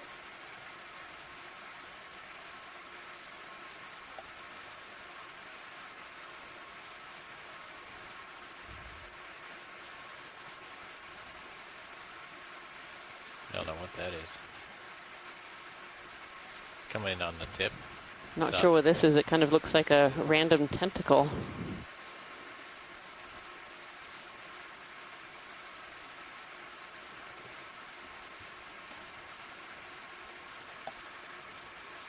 Tilting down a little bit.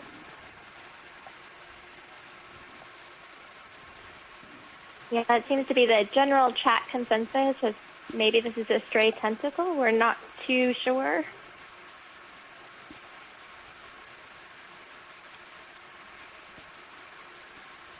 Looks like there was another siphonophore on the top and another lobate ctenophore or Bathyceroe. You push focus out a little bit.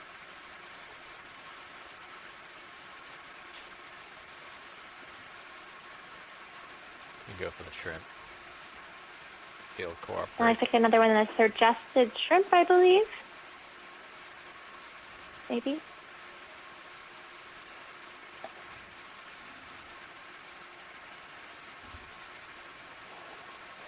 I like it when they stop and pose. Yep. Yes, that's Thanks for that. suggested. You can see the characteristic elbow in the antennae. And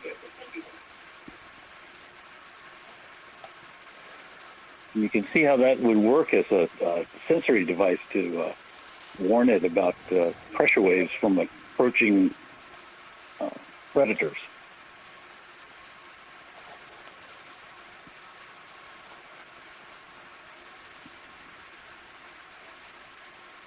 I would add that I mentioned before that the snipe eels seem to focus on shrimps. They're about the only thing that does. It's very, very unusual for midwater fishes to eat midwater shrimps. You would think a lot of things would eat it. It's actually a very specialized fauna and fishes that can eat midwater shrimps.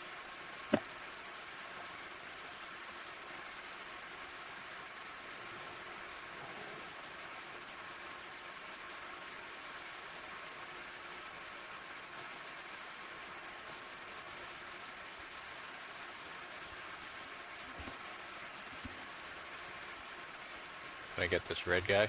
See what he is.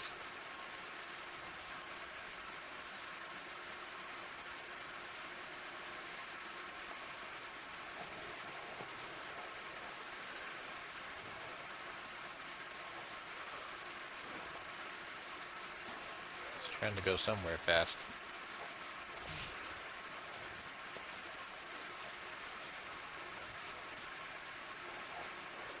Looking at you, 60. That looks to be an amphipod that we are zoomed in on right now.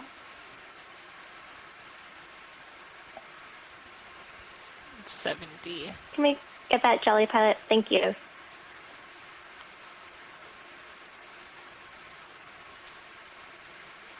It's right in on me. Alright, let's come out. That was another one of those salmonella that we saw earlier, and they're a hydrozoan.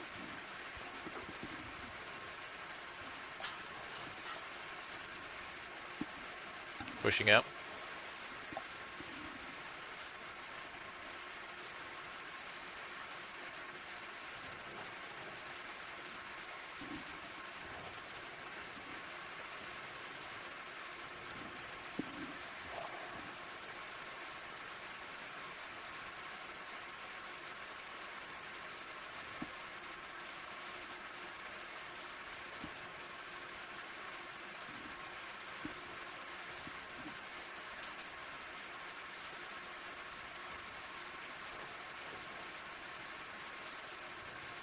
Get this jelly here.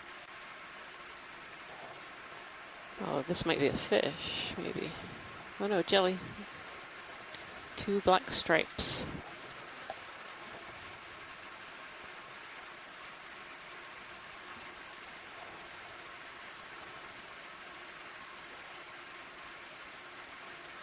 Come out a little bit.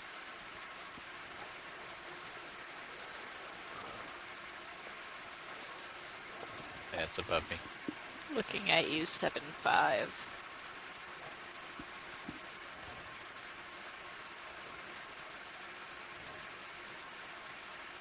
So Cindy Vandover just added in the chat that the salmonella that we've seen a couple of times, so those hydrozoan that we've seen. They've been known since the 1800s. It actually migrates to the surface during that migration we had talked about earlier.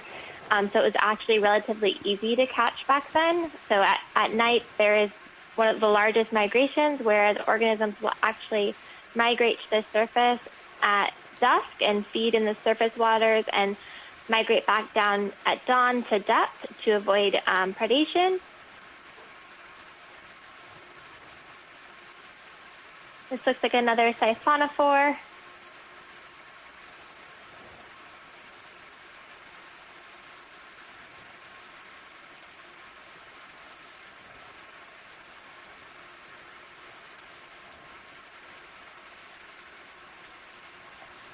That's 8-5.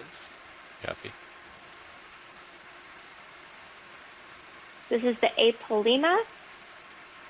So again, you see those swimming bells at the bottom. Let them go. And those the clear structures.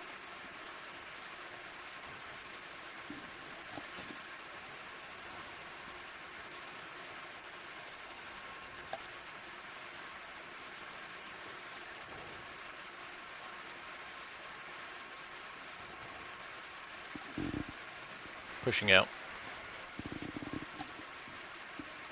And Duke Lindsay added with that last seen siphonophore that we know it's the Apollema lanosa, and that's because there was tentacles between those swimming bells, and that's definitive to that species. So we were able to ID that by zooming in on those swimming bells.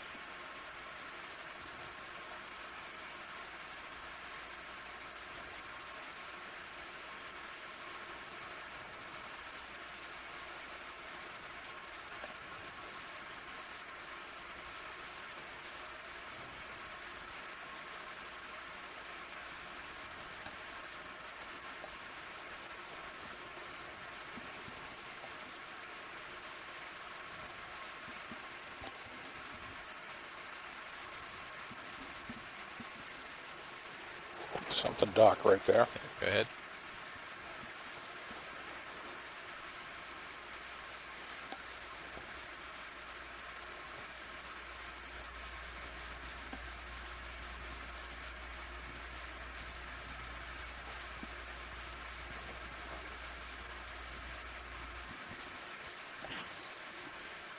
That's a swimming snail, a pteropod. It's in the group that's called picosome pteropods because it has a coiled, hard shell. Okay, let's find out. And this particular one, whose name escapes me, is Limacina helicina, and it's commonly found in cold water. It grows larger than many of the other Limacinas, so that was a really nice find.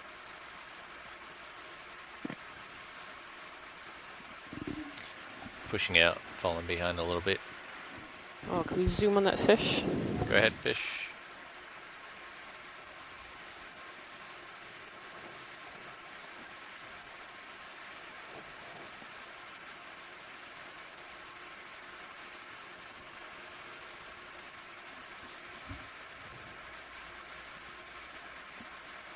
He's underneath me. That's full down.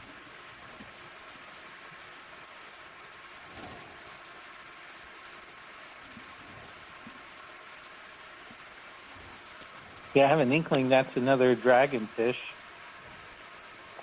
We couldn't quite. It looked just from a not very satisfying perspective like a melanostomius. So it had its dorsal and anal fins way back near the tail. It was fairly rigid and black. So it's too bad we didn't. You can't get a close up of the head. That thing would put T-Rex to shame.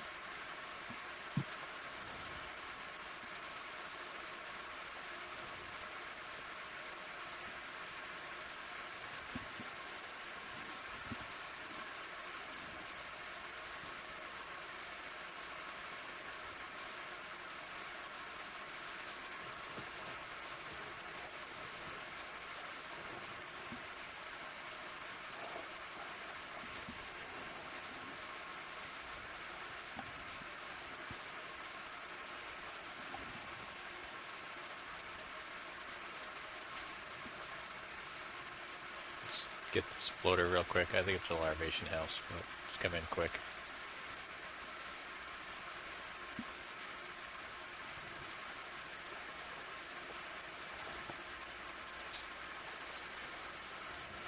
That's another larvation house. We've seen a couple of these larvation houses throughout the dive today, and you can see the animal actually inside this one. It's like the white body within the house. The house is a mucus coating that the animal adds to the outside, and that actually traps food like this marine snow that you saw.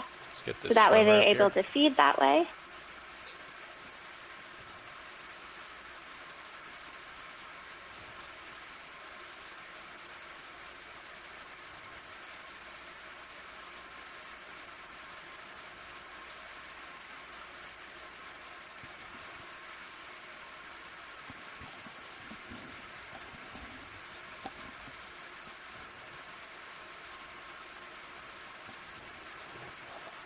So that we were just zooming on a ctenophore.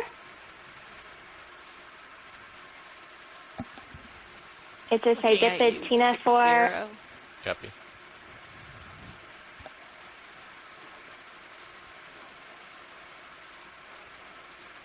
Yeah, that one on the left.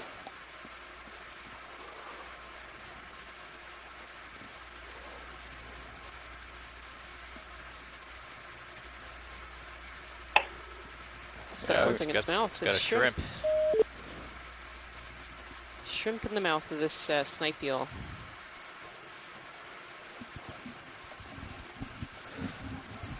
Well, boom, there we go. And that shrimp. Tracy just got his wish. Yeah. Yeah, so we've been talking about them eating suggested shrimps, but that's the Caridian, and it looks like he's trying to handle it to be able to swallow it. That's a pretty good-sized mouthful. And unlike Surgestids, which have a very benign front end, those Caridians have just an awful forward-pointing spine that bears a number of forward-pointing spines. So that's going to be a trick to get that one down.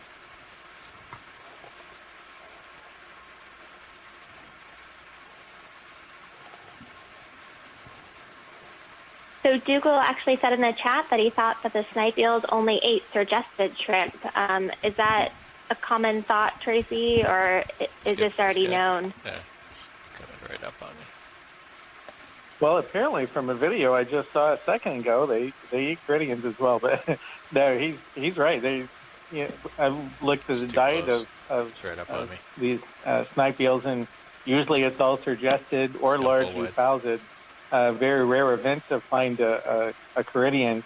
If you were to look at one of these Caridian shrimps under a microscope, they're just horrific looking. You would understand why something would not want to eat it.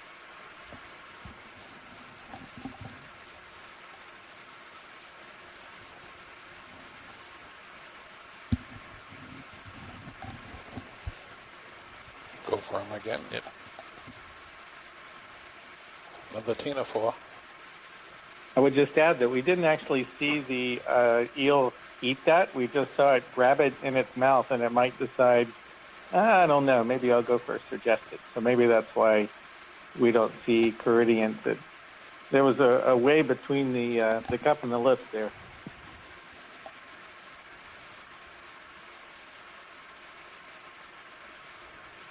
Thanks for that, Tracy. And we just zoomed in on another siphonophore. That was another Physonex siphonophore, which we've seen quite a bit of those throughout the dive today.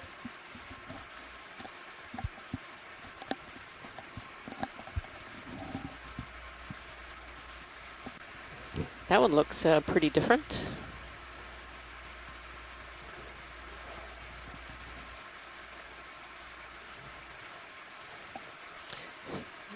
Looks very much like a salp.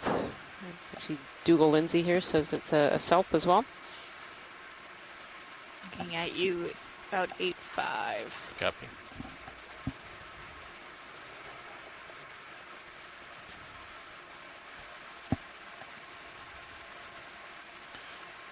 Watch lead nav. Okay, come on out. 9-0.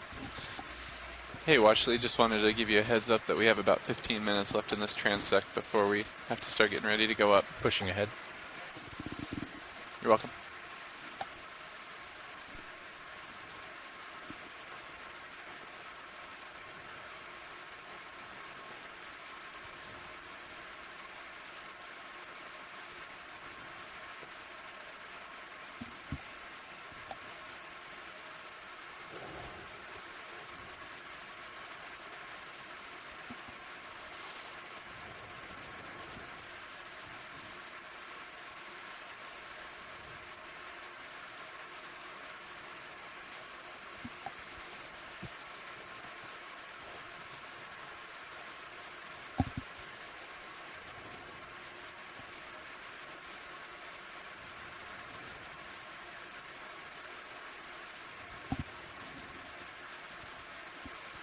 hit this guy real quick.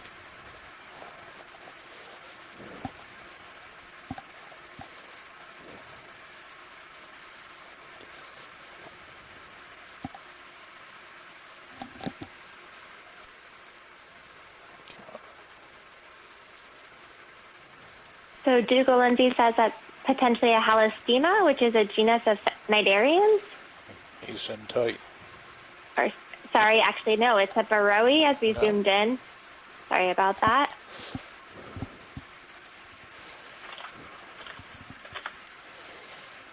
It's going to go. Yep. I get up there and I don't have focus.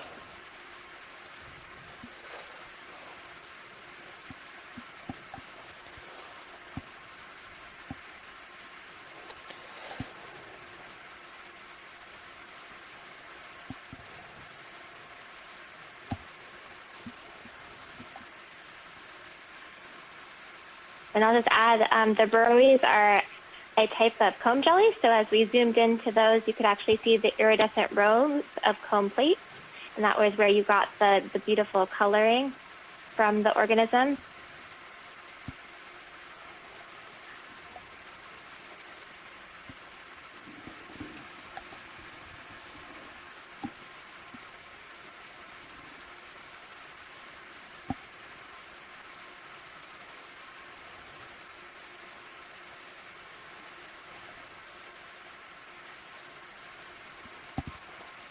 Get the chain.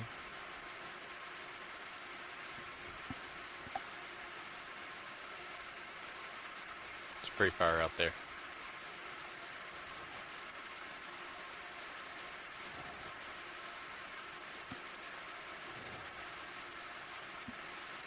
Is that line? Or is that something alive? Come in tight real quick. I think that might be fishing line. Go up to the other end, please.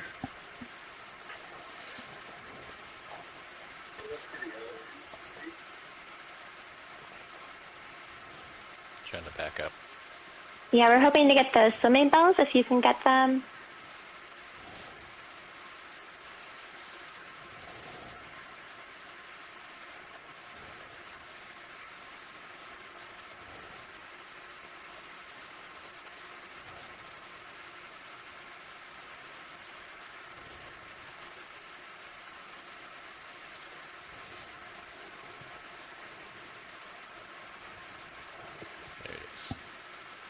There we go. Finally. Yeah, you Thanks. 80. Oh, maybe they're there. Thank you, pilot.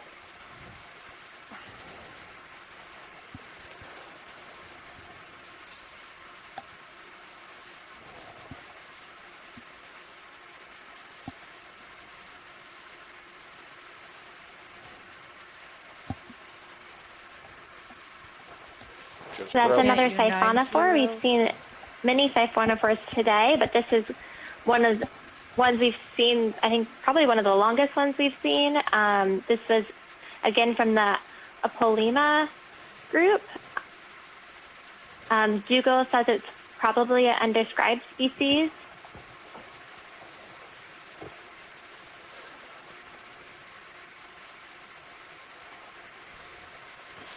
About 10 minutes left, pilots. Okay. Have you passed 90? Copy.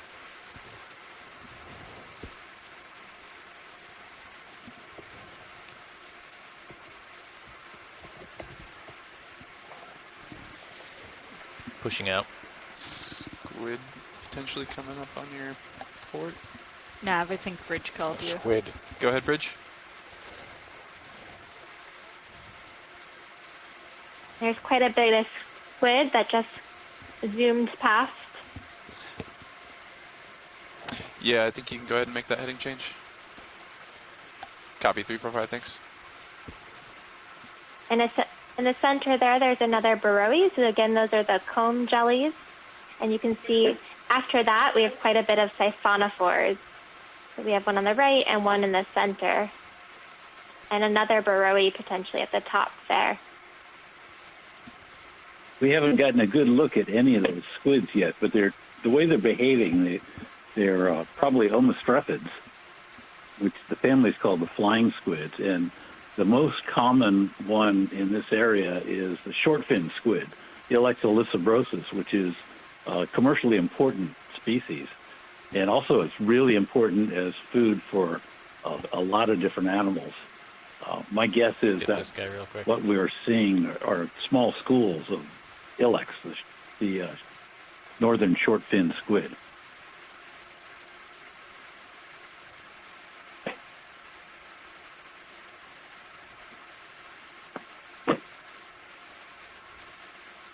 Let him go. Still looking at you, 9-0. This is a great shot again of that Atolla. We've seen a couple of those throughout the dive today.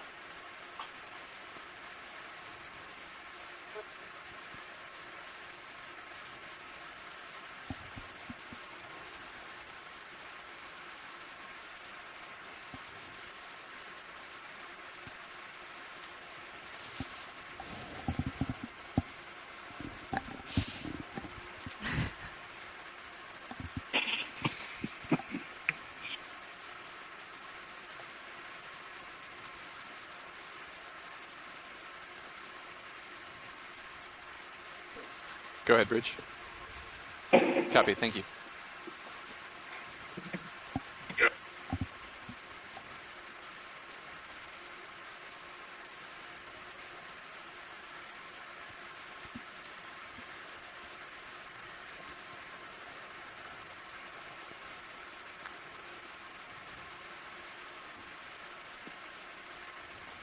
You push focus out a little bit, video. All right, I have you at 4-5. Copy. Let's get this jelly.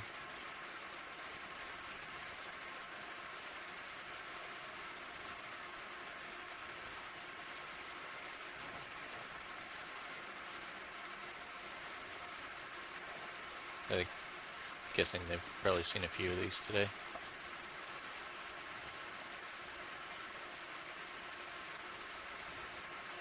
It's coming up. This is a great shot here of the helmet jellyfish. We've seen a couple of these helmet jellyfishes on the dive today.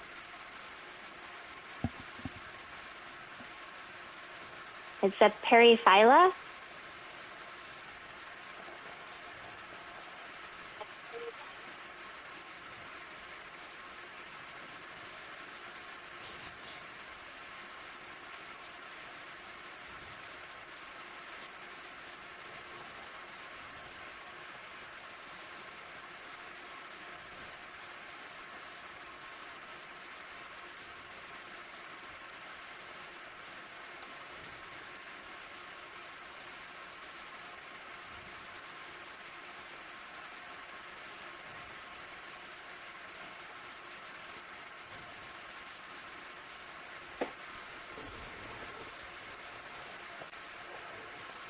We full wide?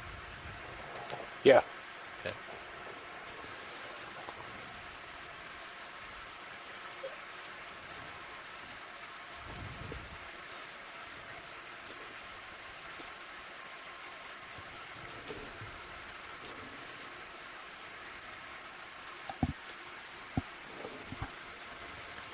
Pilot's nav, approximately 5 minutes remaining of transect.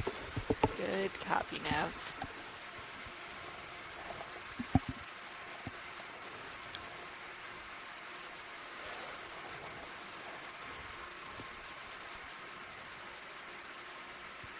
Squid.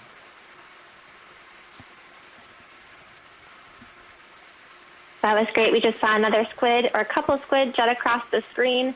We also still are seeing those Bathysauroi, or those low-bait ctenophores in the background. Push out a Like little I've bit. mentioned a couple times, Video. those low-bait ctenophores have been all throughout our dives today, from 300 meters back down to 12 and back up to 630. And we're currently almost completing our final transect at 630 meters. And you can see in the background there, I think that's another siphonophore.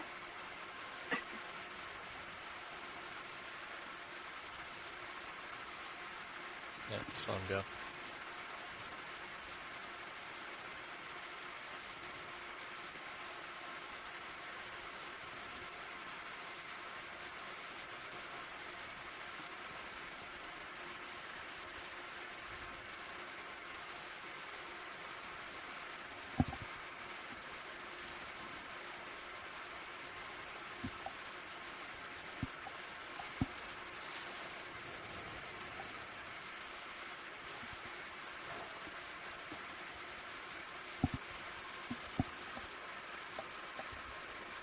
quick zoom on this guy.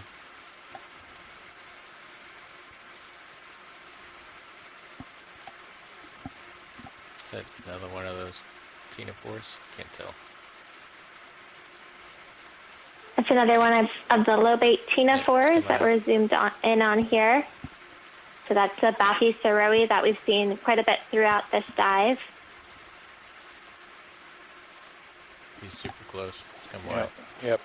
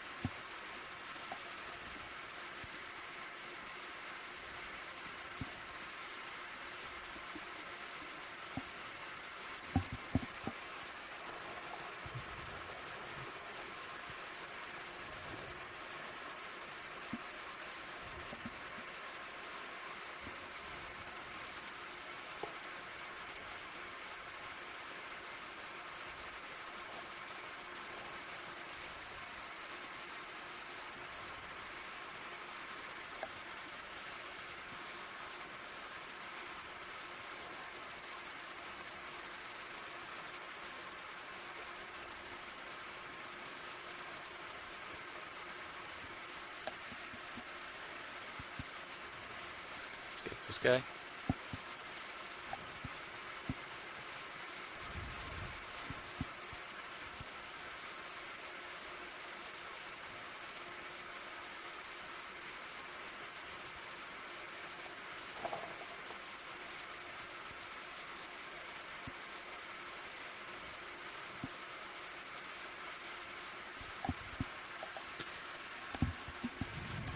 Looking at you, 5-5. Get, let him go. That's a great shot there, pilots. That was another helmet jelly, or the Paraphylla.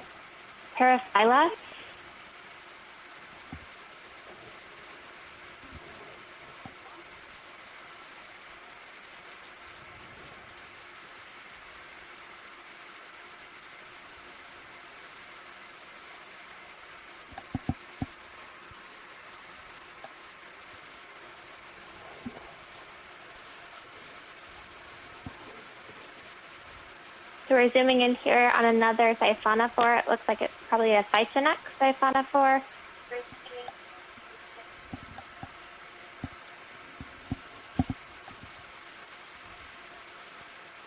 Nav, are we doing another transect Probably another after this? Halocena, No, this will be according the to final Google. one. You And can also it's see the pretty much complete at this Bathyceroe point. or the lobate ctenophore in the background there. So whenever you guys find a good stopping point.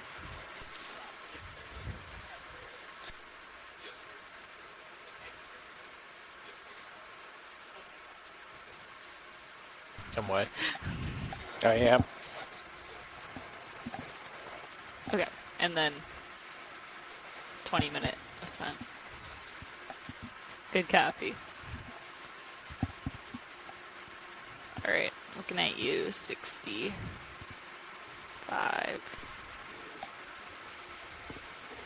We'll want to start setting up whenever you're ready, pilot.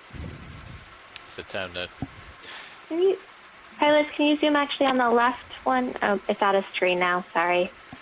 It is time. You have about 5 minutes of setup time. Yeah, it's not going to take 5 minutes, but when do we And we have quite a bit of squid that just passed through the screen no there later as than well. 1911. We need to We've be seen on a our way couple up. of those throughout the dive at the 630 meters.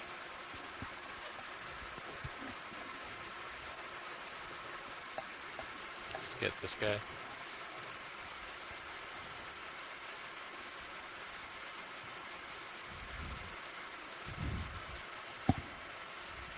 Squid in the rail can.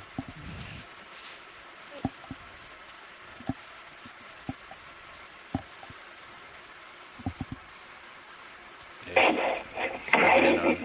in on.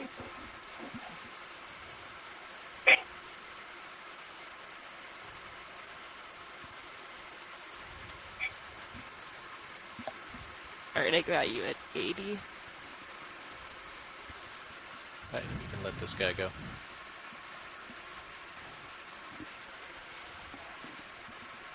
Come wide.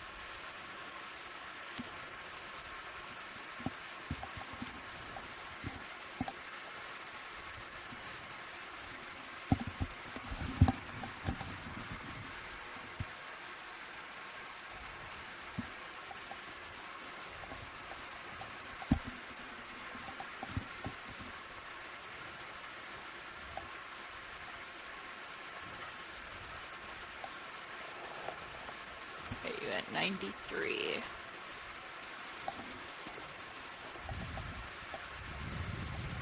Maybe look You're around going for after some him? final zooms here, and might need to start setting up. Alright, last one. Oh, you got big jellyfish on my camera. Alright, let's come wide. Alright, That's I'm lined my- up I with believe the that's ship. another helmet I'm jelly at that we max had seen tilt. earlier. If you want to, I think you just need to turn to your Yeah, Hugo port. confirms it's the Periphyla. Watch lead nav. Do you want to put in Hey, auto watch. heading? Just wanted to let you know this officially ends the final transect, and we're gonna let the pilot set up for ascent. Yes, I can. No problem. Okay, EX, this is the navigator speaking. This officially ends the final transect. We're gonna let the pilot set up for ascent. Thank you, everyone.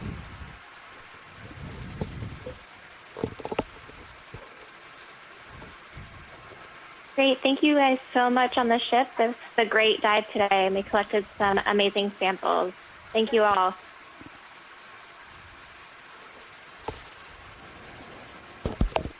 You are a bit to my port. Yeah, what a wonderful day in Midwater. It was a really good dive, and I appreciate it. Everybody on the Yeah, you Okeanos wanna and turn a everybody little on bit shore that to starboard. participated. It was great.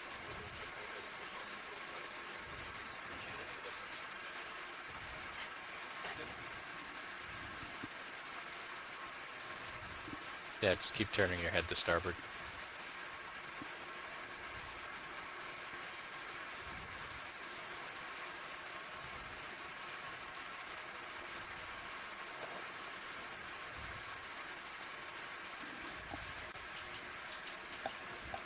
Alright. When you're ready, we can start coming up. All right.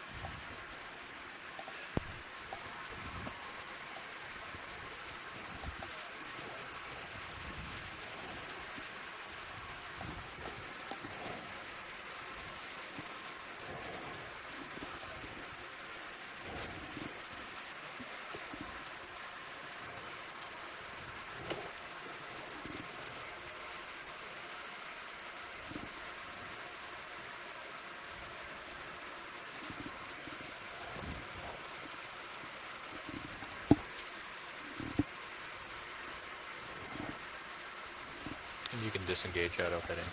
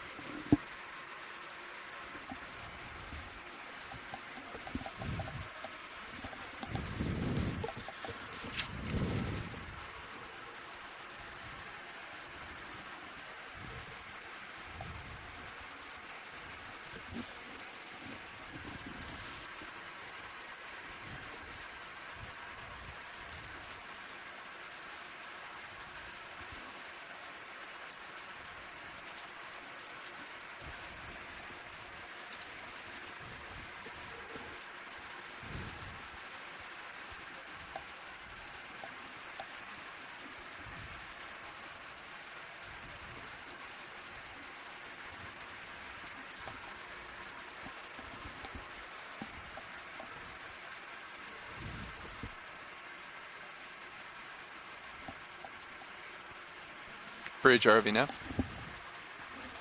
Yeah, I just wanted to let you know that we are finished with the transects for today. The vehicles are on their way up. I'll be calling back in just a few minutes for the 15-minute request. Copy, thanks.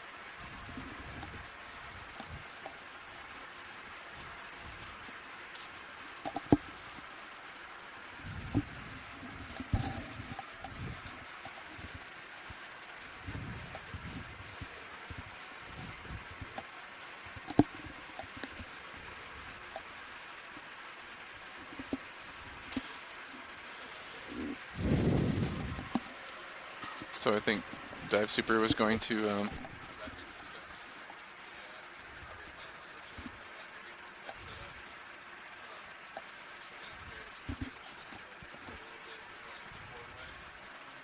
Sure. Yeah. You can do that. What are they seeing on the surface?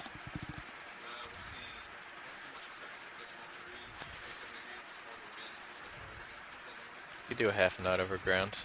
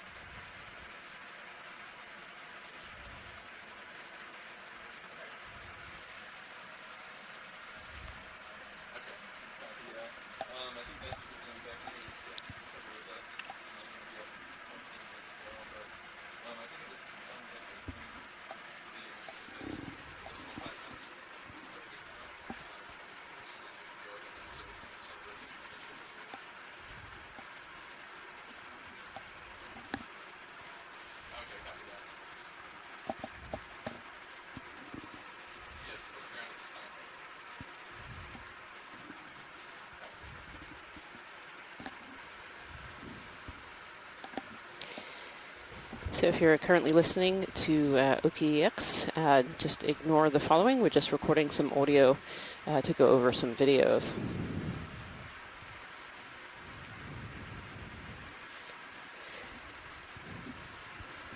So this is pretty amazing. This bamboo coral here, if we take age growths from other species in the Pacific, this colony here could be about 1,600 years old. Nice work, pilot.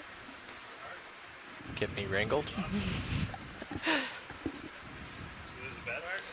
So this is pretty cool. If we take growth rates from other bamboo corals, this colony here could be about 1,600 years old.